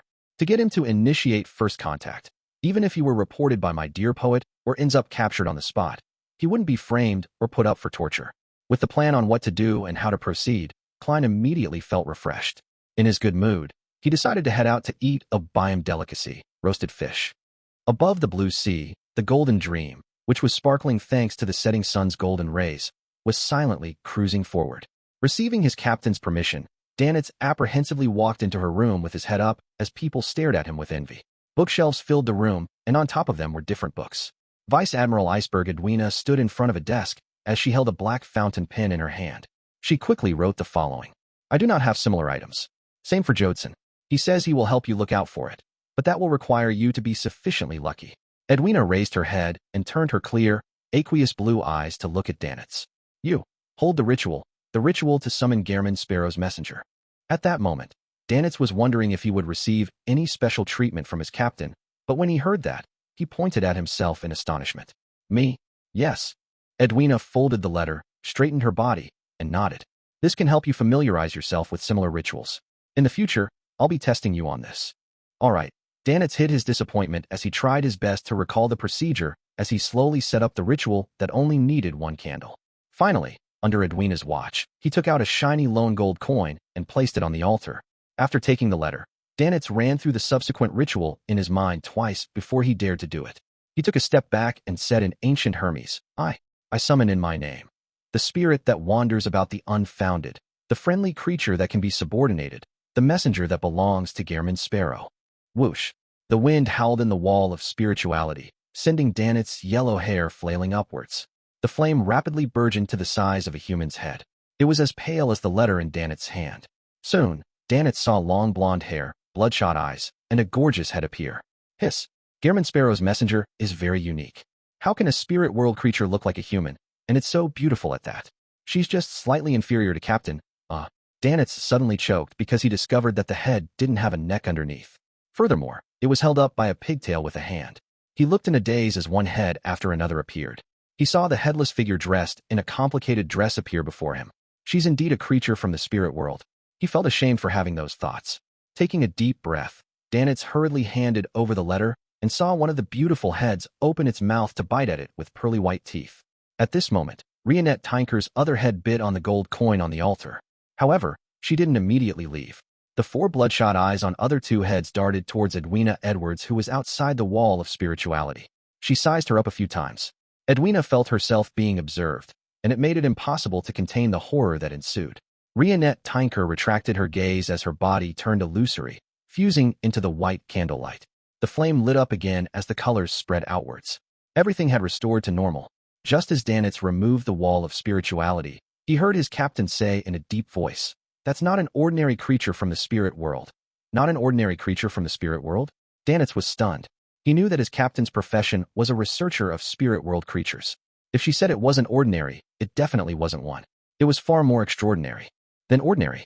Gehrman Sparrow really is a man with many secrets. Danitz reflected.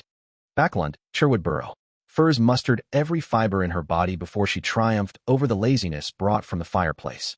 She switched to a thick dark blue cotton dress, wrapped a light gray scarf around her, and wore a warm lady's hat. In the not-too-cold temperatures, aside from the cold that seeped into her bones thanks to the prevailing fog, she took a carriage to William Street. She took in the cold air and told herself that this was a common excursion for an author to gather material outside. There was no need for her to be nervous or appear abnormal. Taking a few steps forward, Furs entered a coffee shop and sat by the window.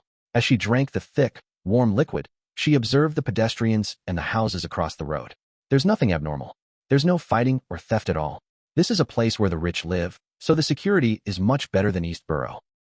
I can still see someone from Faceac. He's really tall and muscular, like a bear. He also has companions. Haha, are those people from Intis? They really wear exaggerated clothes. It's like they're acting in a play. Backlund is indeed the capital of capitals. I can meet many foreigners here. Furs gradually forgot her goal and opened up a notebook to record down material for her novel. After she finished her coffee, she circled the street and left after finding nothing peculiar. She planned to come again on Thursday. After taking Edwina's reply letter from Rionette Tinker's hands, Klein watched as the messenger vanished, confirming that she hadn't asked for an additional gold coin. From the looks of it, using a gold coin as a ritual material works. He smiled, feeling pleased with himself as he opened the letter. With a fruitless answer, he planned on going out to walk the streets to find a chance to engage in true acting so as to conclude the principles. At this moment, he heard knocking at the door. It was Captain Elland. Klein silently opened the door and said, "I was just about to look for you." Elland chuckled and said, "There's no need. As long as you register a place with your identity, I'll be able to know where you're staying. The Governor General's office and the military have quite good control on the inns after all. Klein nodded without a word. Eland turned his body halfway and pointed at the corridor. I'll bring you to see someone. The White Agate is about to return to Pritz Harbor. If you need help or have any information to provide, you can find him. We're often generous when it comes to payment. This was what Klein had previously mentioned to him before. All right. Klein reached out to the coat rack. After wearing his coat, Eland led him straight to the Emiris Leaf Bar and to a corner inside. In the basement of the Emiris Leaf Bar, Wormtongue Myther King looked at strongman Oziel opposite him and asked, "Have you gathered the recent intel about Blazing Danitz?" "Yes," Oziel said with a smile. "Last week, Blue Eyes Meath saw Blazing Danitz with an unknown adventurer." Chapter 598, Windfall. In a corner of the Emiris Leaf Bar, Eland found a man wearing a coffee-colored jacket, patted him on the shoulder, and laughed. "Why aren't you drinking Landy Proof?" The man was in his 30s, having a rather common face. It was obvious that he had lone blood running through his veins. He had brown hair and eyes, with a somewhat high nose bridge. His tipsy appearance instantly vanished as his eyes turned sharp. He swept a glance at Eland and Klein before his eyes turned turbid again. He said, sounding completely intoxicated, "I've already drunk. I'm drinking Zarhar to lessen the effects of the alcohol." Zarhar was a locally produced malt beer. It was cheap and tasted quite good. Eland chuckled and pointed at Klein. "Gehrman Sparrow." Then, he introduced the man to Klein. "Oz Kent. You can call him Kent. Chat amongst yourselves. I'll have to return to make preparations. I'll be setting off early, tomorrow morning." He waved his hand and left without any hesitation. Klein pulled over a nearby chair and sat down. He didn't get any alcohol as he expressionlessly looked at Oz Kent. The staring made Kent feel extremely uncomfortable as he downed a mouthful of Zarhar and said, "Find me if there's anything in the future. You'll be paid as long as you provide any intel of value, or if you help us do certain things." He wasn't worried that the drunkards around them would hear their conversation, as many gangs and pirate crews would say the same thing. The words used to rope in informants were usually the same. All right. Klein had the strong urge to ask if he could be reimbursed for dressing up as Helene to assassinate Vice Admiral Ailment, despite it being paid by Danitz. However, it was just a thought. Oz Kent chuckled while appearing completely drunk. "I heard Eland mention some things about you, but I have to remind you that one shouldn't be too crazy out at sea. You need to take note and try your best not to provoke the pirates. What I mean is to not fight them head-on. Privately providing us information would be fine. We will keep it a secret for you." This time, he had clearly suppressed his voice. Seeing no response from Gehrman Sparrow, he added, "Pirates wouldn't bother with any chivalrous code, nor will they abide by the kingdom's laws and rules. Burp. If you have a family at different port cities or some island colony, they'd definitely be capable of attacking your family." "Family?" Klein fell silent for a second before calmly saying, "I do not have a family." Oz Kent was nearly at a loss for words. All he could do was say, "They will also attack your friends." Then, he heard Gehrman Sparrow reply in an unperturbed tone, "I do not have friends." Oz Kent instantly choked up. He subconsciously drank a mouthful of Zarhar beer to calm himself. After coughing twice, he said in a deep voice, "They will also ambush you. They will also bribe people to learn about your schedule and intercept your ship. At sea, a single person's strength is often so inconsequential." Klein said rather calmly, "I wouldn't reject them from giving me money. That's basic courtesy." Giving money? Oz Kent was clearly taken aback as he found Gehrman Sparrow's words incomprehensible. A few seconds later, he realized that the man was treating pirates as mobile bounties. He drank mouthful after mouthful of beer, momentarily at a loss for words. In the basement of the Emiris Leaf Bar, an unknown adventurer? Wormtongue Myther King's mind stirred as he sat straight up. Strongman Oziel nodded. According to Blue Eyes Meath, that adventurer is new. He likely hasn't been to the archipelago for long, but Meath felt that he was considerably dangerous. Considerably dangerous? Could he be the person who killed Steel Mavady and company with Blazing Danitz? Could it be the person who disguised himself as Helene to attack Captain? Myther immediately made certain connections as he asked with a deep voice, "Do you have his photograph or a portrait?" Oziel beckoned to a subordinate and received a piece of white paper. "We used a ritual to get Blue Eyes Meath to draw the unknown adventurer's appearance. As you know, it's different having a firm footing in Biam's underground world than being a successful pirate. I need supporting members. Sigh, to hire them, I spent quite a bit of money." Myther could read between the lines as he chuckled. As long as you get to the bottom of this matter, Captain wouldn't be stingy with her reward. He took the portrait, spread it out, and discovered a cold-looking man with black hair and brown eyes. His face was slightly thin, and he had a cut face. He wore a black double-breasted frock coat and a half-top hat. Never seen him before. It's impossible to confirm if he's the person who disguised himself as Helene. Myther raised his head and said, "Find out his identity and whereabouts." I've already instructed my men to do it, Strongman Oziel said with a deep laugh. The two fell silent at the same time as they drank their Southville red wine. A few minutes later, a bar bouncer entered and broke the silence. He glanced at Wormtongue Mither, leaned in towards his boss's ear, and whispered. Oziel's expression instantly turned odd as an unconcealed smile appeared. He put down the wine glass and said after pausing, "That unknown adventurer has been found." "Where is he?" Mither asked. Oziel pointed upstairs. "At this very bar." Mither looked up at the ceiling and remained silent for a few seconds. "I'll go up to verify." He believed that having had some interaction with the disguised Helene, he had a general understanding of the man's abilities. He believed that no matter how good the man was at disguising himself, he would definitely feel a sense of familiarity. Therefore, he decided to confirm it himself. According to his usual habits, he wouldn't have taken such initiative and would instead perform an investigation from the outskirts. Only with enough confidence would he get himself involved. But this time, he wasn't too convinced of Oziel's subordinate. If it was really the person who disguised himself as Helene, he would immediately change his appearance and identity and vanish once he noticed something was amiss. Besides, Mither knew that he was presently being punished by his captain. He had to quickly perform a deed of merit in order to return to the Black Death. Sigh, regardless if I was lacking in ability or not being careful enough, the outcome cannot be changed. I was fooled by that disguise and brought her onto the Black Death, nearly killing Captain. If it were Kalangos, he wouldn't have spared me. He has always been very greedy. He had long thirsted for my beyonder powers. Captain didn't believe that I had been in cahoots with the assassin simply because Kalangos could also change his appearance with creeping hunger. She didn't summon people to surround and kill me. She only sent me to Byam to investigate this matter. She's already being forgiving enough. Compared to Kalangos, she is truly a captain worthy of being loyal to. I have to quickly provide some meritorious service and find an excuse to contact her, so as to live up to her treatment towards me. As Mither King got up and walked out, he couldn't help but have these thoughts churn through his mind. Although he was a pirate who had killed countless and had plundered countless ships, he had a soft spot in his heart. Besides, he didn't notice that he was being constantly mesmerized by Vice Admiral Ailment Tracy via prolonged interactions with her. His fondness for her had seeped deep into his bones. Even if Ailment Maiden didn't have helpers, he wouldn't have resisted, kneeling down and kissing her toes at her behest. Of course, this didn't affect his fantasies of doing countless deeds with Tracy. If he had the chance, he believed he would take the initiative to do so even if he didn't get her permission. As a pirate, he had done such things plenty of times. When he went upstairs, Mither King followed the guidance of Oziel's subordinates and circled halfway around the bar's walls. From afar, he saw the unknown adventurer sitting in the corner. Identical to the portrait, but I don't feel any familiarity. Is it because his disguise is sufficiently good, or is he someone else? For example, Vice Admiral Iceberg Edwina? She can mimic the beyonder powers of those she had seen before. It's not impossible for her to change appearance like Kalangos. Mither's gaze paused for 2 seconds before he cautiously retracted it. But at this moment, Klein's spiritual intuition as a seer told him that someone was observing him. Without concealing anything, Klein immediately turned to look back. He saw a man with short eyebrows, deep eye sockets, and bronze eyes. Wormtongue Mither King, third mate of Vice Admiral Ailment's flagship, Black Death. Klein instantly recognized the person observing him. Instantly, 2 thoughts flashed in his mind. One of them was, 5,400-pound bounty.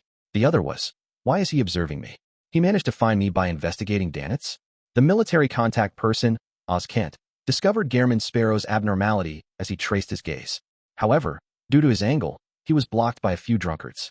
At this point in time, Klein already instinctively came up with a solution. It was to pretend that he didn't recognize Mither King, retract his gaze, and get a cup of alcohol to drink. He could then secretly observe where he went, and then use his powers as a faceless to infiltrate where Mither hid himself before silently hunting him. As this thought flashed past his mind, Klein suddenly discovered a problem. That's me being myself. But I'm now Gehrman Sparrow, a seemingly calm but crazy adventurer. With this thought, he suddenly turned around, drew his revolver, and aimed at Wormtongue Mither King inside the rowdy bar. Bang! A gunshot rang through the bar as many customers reflexively crouched down while hugging their heads. All of them were extremely experienced. Many drunkards slumped to the ground, with more than 10 people throwing themselves to the side or rolling on the ground to dodge. These series of actions were well practiced, and Mither King was one of them. However, Klein didn't really pull the trigger, as he was afraid of injuring the innocent bystanders by mistake. There were many customers in between him and Mither. The gunshot stemmed from his powers of illusion creation. At that moment, everything before him opened up as people crouched down. Hence, having aimed at Mither, who had thrown himself sideways to the ground, he pulled the trigger this time. Bang! Chapter 599, Dragon Might. Chapter 599, Dragon might bang. The brass bullet traversed past half the bar, flying straight for Wormtongue Mythor King's body. But just as it was about to hit him, Mythor's brown eyes suddenly turned dark. The bullet made a turn, and its trajectory was thrown upwards slightly as it accurately hit a glass cup filled with golden beer. Amidst a loud noise, the glass instantly shattered, splashing beer everywhere. At the same time, Mythor grabbed a cup from a customer, extended his arm, and threw it at Klein. What's the point of that? Klein only dodged slightly to allow the glass cup to miss him, shattering onto the wall. At this moment, Wormtongue Mythor immediately lunged forward and rolled, heading for the entrance to the basement. He attempted entry in order to get help or escape via a secret path. He had initially confirmed that the unknown and crazy adventurer was the assassin, who had disguised as Helene and boarded the Black Death, targeting Vice Admiral Aylmet Tracy. Furthermore, his series of actions, which had nearly succeeded, told him that in a one-on-one situation, he wasn't a match for him. This was a powerhouse at the Pirate Admiral level. Tap, tap, tap. Klein quickly chased after Wormtongue Mythor. He was fast and agile. Despite being inside the chaotic bar, he didn't step onto anyone. Seeing that the bouncers in the basement were coming with revolvers in hand, and how Mythor King was about to enter the basement with bouncers in the bar approaching, Klein didn't hesitate. He suddenly clenched his left hand. The black glove was instantly covered with dense, dark, golden scales. His dark brown irises turned pale and became vertical. Right on the heels of that, an invisible wave surged outwards with him as its epicenter. In the areas where the wave passed, the customers who were holding their heads down turned limp or trembled. The military contact, Oz Kent, also clearly lost his sense of reason, as though he had encountered the most terrifying thing in the world. All he wanted to do was to escape. The bouncers who had approached were no different. Extreme horror gripped their hearts as they ran around aimlessly, making the situation turn even more chaotic. Clang, clang, clang. The bouncers in the basement threw away their weapons, either running to a corner and shrinking into a ball, or they were trembling on the spot, their crotches rapidly turning moist. Wormtongue Mythor felt as though he was struck by lightning. In his fear, he began running in circles at the entrance. This was a psychiatrist's awe, also known as Dragon's Might or Mass Chaos. This was Klein's only crowd control beyond her power. At this moment, Klein's rapidly approaching figure didn't stop. In a few steps, he had arrived beside Mythor. In that instant, a scene suddenly surfaced in his mind. Mythor, who looked to be lost in extreme horror, suddenly raised his head and swung his right fist over, aiming straight for Klein's head. Without any thought, Klein fully trusted his clown's intuition for danger. He immediately bent down and turned his body sideways. Almost at the same time, Wormtongue Mythor suddenly raised his head. His brown eyes were dark and clear, without any sense of muddle-headedness. At some moment in time, he had shaken off the effects of Dragon's Might. This was something that exceeded Klein's expectations. Bang! Mythor's muscles bulged as he bent his back and threw a punch that resembled a cannonball. However, he didn't hit his expected target and instead hit the wall of the entrance. Creak! The spot where his fist connected threw up pulverized bricks. Quickly, a huge hole that seemed to be covered in a spider web appeared. The entire bar seemed to shake. The power of the punch was far stronger than a revolver's bullet. But at this moment, Klein had already flashed behind him. His body straightened up again as his glove seemed to be covered in a layer of gold. His brown eyes lit up with two flashes of lightning as they shot out like bullets. Interrogator's psychic piercing. Mythor King let out a shrill cry, but he didn't fall to the ground. He rolled as he grimaced in pain, holding his arms to protect his head. He soon magically recovered from the pain of psychic piercing, but he felt ice-cold metal at his forehead. He saw the cold and thin adventurer pull the trigger. At such a close distance, even though psychic piercing's effects could only be maintained for a second, it was enough for Klein to raise his right arm and place the revolver's barrel at Wormtongue Mythor King's head. Bang! Mythor King's pleas shrank back from his half-agape mouth and into his throat as a picture seemingly formed of blood and white material appeared on the wall behind him. It was melancholic, fresh, and messy. The luster in his eyes vanished as Mythor collapsed backward, leaning against the wall before sliding to the ground. At noon on the 1st of February, 1350, Wormtongue Mythor was hunted. Klein glanced around at the chaotic bar and closed the door to the basement. He chained the door with the existing chains and forcibly made a knot. He bent down and dragged Mythor King down a few steps, but he didn't directly enter. As he was wary of enemies who might suddenly charge out from inside, he opened up his palm and aimed it at Wormtongue Mythor's corpse from above. He had no qualms about grazing the Black Death's third mate. He believed that he was definitely someone with heinous crimes to his name. Firstly, he was once a subordinate of Vice Admiral Hurricane Kalangos, and the deceased pirate admiral had once massacred an entire ship. He was a rather cold-blooded person. It was simply obvious from what the red glove nightmare inside Creeping Hunger had encountered. Secondly, Mither was working for Vice Admiral Ailment, which was equivalent to working for the Demonist sect. It was unknown how many cases of human trafficking he had been involved in. Creeping Hunger restored its thin human skin appearance as his palm cracked open, producing 2 bloodshot eyes. In an instant, a biting cold wind stirred in the entrance's passageway to the basement. It constantly spun around Wormtongue Mither's corpse, slowly outlining a blurry figure with short eyebrows and deep eye sockets. Black but undull points of light rapidly surged out of the corpse, combining with Mither's spirit body. All of them were injected into Creeping Hunger, where an empty finger was waiting for it, forming a connection with the surroundings to a certain degree. Creeping Hunger first went from a black color with a sinister and noble vibe before returning to its original state as it suffused its desire for flesh and blood. Klein silently diverted his senses to it for a few seconds and was pleasantly surprised that the powers he received were rather useful. Although there were only 2, they were much better than the previous 3 he had obtained from the zombie sequence. At this point, he learned that the mid-sequence Beyonder was a Sequence 6 Baron of Corruption from the Lawyer pathway. One of them came from a Baron of Corruption, and the other came from the Sequence 7 Briber. The former was distortion. By distorting the target's words, actions, and intent, he could formulate a certain order that provided himself with an advantage, so as to achieve the goal of restraining and influencing his opponent. The latter was bribe, which was one of the various powers of a briber. More accurately, it would be bribe, weaken. The premise behind using this power was to give the target a certain item, then for a certain amount of time, greatly weaken the target's attacks, defense, and control over him. Give the target a certain item? His act of throwing a cup of alcohol was considered a bribe? As expected of the Black Emperor pathway, it finds loopholes in order while it appears domineering. It's no wonder my dragon's might and psychic piercing powers weren't as effective as I imagined them to be on Mither. Even my bullet strength was reduced. I thought that shot would have blown his entire head up. Klein came to a realization. At the same time, he understood why he had involuntarily flown towards the Black Emperor, where King of the 5 Seas, Nast, was. It was because Nast had distorted his intent to proceed forward, making it impossible for him to stop. Not bad at all. Klein lowered his head to steal a glance at Wormtongue Mither's corpse before he went down to the basement. He was trying to find some food for Creeping Hunger. It was unknown whether it had to do with him throwing Creeping Hunger above the gray fog repeatedly, but Creeping Hunger wasn't as crazy anymore. It seemed to be able to bear with its hunger. Therefore, Klein wasn't in a hurry.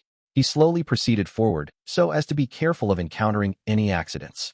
Before long, he saw Strongman Oziel leading his subordinates over. There were Beyonders and gunmen, and their numbers were sizable. Klein's expression remained stoic as his black glove was covered in dark golden scales once again. His irises turned light in color as they suddenly turned vertical. Invisible waves instantly surged forward. Psychiatrist Dragon's Might. Chapter 600, Clearing the Place. With Dragon's Might surging out, Strongman Oziel and his subordinates quaked on the spot, as though a gigantic hammer had struck them. Suddenly, some of them ran in every direction, escaping aimlessly. Some kept going in circles on the spot, while others stood on the spot, trembling uncontrollably. There were all kinds of different reactions. Unlike previously when he was afraid that Wormtongue Mither would recover, making it necessary to make every second count, Klein had plenty of time to observe his surroundings at that moment. He instantly grasped the situation. Different reactions stem from their mental fortitude and resilience. The weakest and most ordinary ones were the ones who ran wildly. Those with relatively stronger mental fortitude among the ordinary people would run about aimlessly. For Beyonders, who had their psyche enhanced, as well as ordinary people who had strong mental fortitudes, they would circle around on the spot, trying to escape, but stopping themselves as well. The strong Beyonders with strong mental fortitude would stand on the spot as they tremble or go around in circles on the spot. Those who suffer from incontinence as a result of fear belong to the escaping and avoiding group. Klein swept his gaze and was about to raise his gun to shoot, making the enemies who could threaten him lose the ability to do combat. At this moment, he discovered that a man who had been trembling on the spot had recovered the clarity in his eyes. He was about to escape the influence of awe.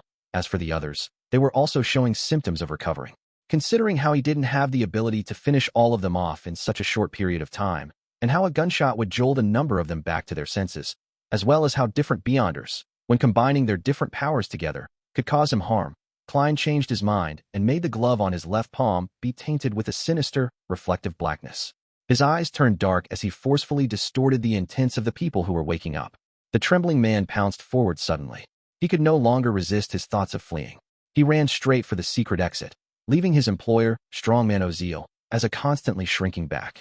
Klein rapidly switched between psychiatrist and baron of corruption, using dragon's might followed by distortion as he repeated this sequence. Soon, and he chased all the mentally Oziel's strong or resilient bouncers to the basement. Although there was no way of comparing creeping hunger to a genuine shepherd, switching between different souls required a certain amount of time to cool down. Klein grasped this rhythm very well. He easily completed his goal while there were still some remnant effects from dragon's might. However, he also discovered a problem. For certain targets, if they were repeatedly exposed to dragon's might and awe within a short period of time, the effects would weaken with repeated use. Of course, most of Strongman Oziel's subordinates were already slumped on the ground after repeatedly being hit by dragon's might. They were pissing and defecating themselves, emitting a stench. Dragon's might and distortion are quite a good combination. If Mithra hadn't tried to counterattack, he could have escaped with bribe, weaken, and distortion, and I might not have necessarily been able to catch up to him and finish him off. Yes, that counterattack of his was very potent. There weren't any signs prior to it. If it wasn't due to a seer and clown's reliance on their spirituality and intuition, I might not have been able to use paper figurine substitutes in time, much less talk about dodging the strike. This reminds me that even though creeping hunger provides the combat strength of a sequence 5, I shouldn't belittle other sequence SIXS. A careless mistake might have me killed. Amidst his thoughts, Klein made the glove turn as though it was gilded. His eyes suddenly lit up with 2 bolts of lightning. Strongman Oziel immediately cried out in pain as he couldn't bear it anymore. He crashed to the ground like a toppling mountain peak. He held his head as he struggled in pain like a catfish that had just been caught. Unfortunately, I don't have Beyonder powers that can perform an area of effect attack. Otherwise, I'd be able to keep the other Beyonders back. I remember that there's a lightning storm in the Sea King's domain. However, such charms are of too high a level. It exceeds the realm of my knowledge.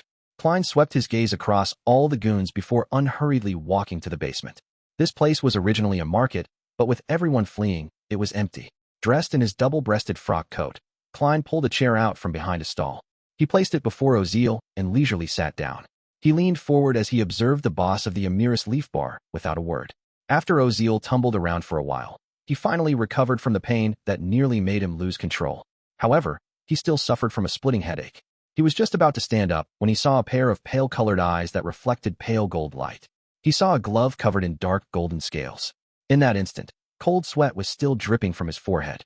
He felt that one maelstrom after another was appearing in his eyes, sucking in all his attention. Klein calmly asked, "Were you once a pirate?" "Yes." Oziel realized that he had the strong intention of answering the man. This was a psychological cue. Klein asked again without a change in tone, "What deeds have you done in the past that violate the kingdom's laws?" Oziel didn't hide anything from him. He simply explained what he had done as a pirate and as the boss of the Emiris Leaf Bar. It included his plundering of liners, raping female passengers, and killing the innocent. This included striking down competitors and kidnapping their family members, setting ambushes to sink an entire family to the bottom of the ocean. Klein listened to all of this in silence, and the corners of his mouth curled up slowly. He clapped his left palm against his right hand and said, "What a competent pirate and passable gang boss." Amidst his praise, he extended his left hand as a ferocious mouth opened up on the thin human skin. Shrill screams resounded in the basement, but it stopped after a few seconds. All that was left were echoes. Klein sat in his seat, watching silently as the bright points of light slowly gathered in front of him. Around him, all the goons who were suffering from incontinence instinctively distanced themselves from him. As they crawled, they left stains on the ground. Moments later, Klein slowly stood up. He bent down to pick up a pure spherical light that was the size of a baby's fist, as well as the wallet inside Oziel's clothes. After stealing a glance at the thickness of the wad of cash, he put away the 2 items and holstered his revolver. He took off his half-top hat and bowed at the trembling goons in the corner. Klein checked the underground area after he was done with everything. To his regret, he didn't discover any items like a safe. All he could do was return via the passageway, pick up Wormtongue Mither King's corpse, and walk to the entrance.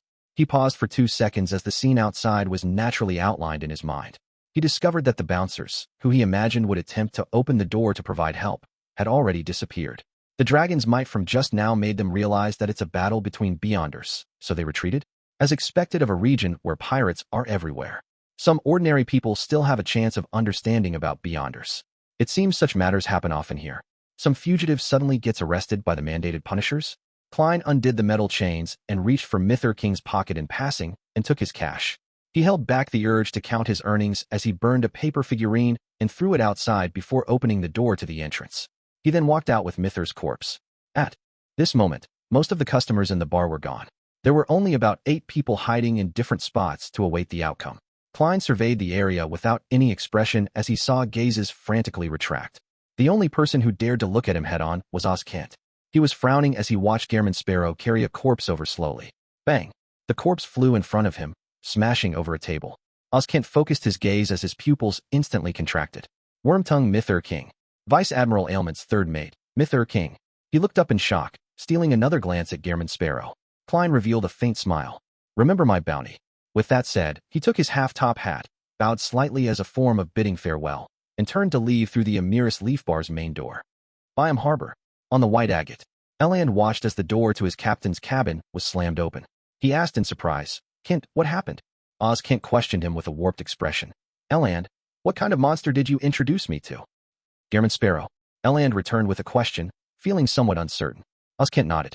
He killed Wormtongue and Strongman without batting an eye, right inside Amiris Leaf Bar, right in front of me. It didn't even take him 5 minutes. He felt like he was going crazy. Mythur King. Eland asked, but he sounded like he was repeating the name to himself. Then, he revealed a rueful smile. From the looks of it, we have to report to the higher-ups. He didn't mention Blazing Danitz, nor Steel Mavadi's death. All right, Kent was waiting for him to say that. At 3 in the afternoon, inside a garden building near the Governor-General's office, Eland and Kent were sitting in an elegantly decorated living room as they awaited the reply from an important figure. After an unknown amount of time, a young man with neatly combed back blonde hair walked down the staircase and said to the two, "The General says that since he temporarily doesn't show any animosity, we should honor the agreement and continue our cooperation from before. However, we must be careful. Send a telegram back to Backlund and secretly investigate his true identity and intentions here at sea. Also, spread the news that he killed Mythur King. To the pirates." "Yes, Mr. Lawn." After receiving clear instructions, Eland and Kent immediately heaved a sigh of relief. Inside the inn, Klein did a divination and counted his cash, confirming that he had received £327 9 solely 5 pence, and a Beyonder characteristic from a Sequence 8 pugilist from the Warrior Pathway. This is also an item worth £600 to £700. Furthermore, there's Mythur's bounty. Even if I deduct the labor fees, there will still be several £1,000s. Heh, Kent might not dare to take his cut. This is quite a good harvest. It's like a windfall. Klein thought in comfort before holding a ritual, sending creeping hunger up to the gray fog. To be frank, he felt that Dragon's Might, Frenzy, and Psychological Cue were 3 rather useful Beyonder powers that he couldn't bear to part with. However, since he had already promised Miss Justice, he ultimately chose to abide by his promise.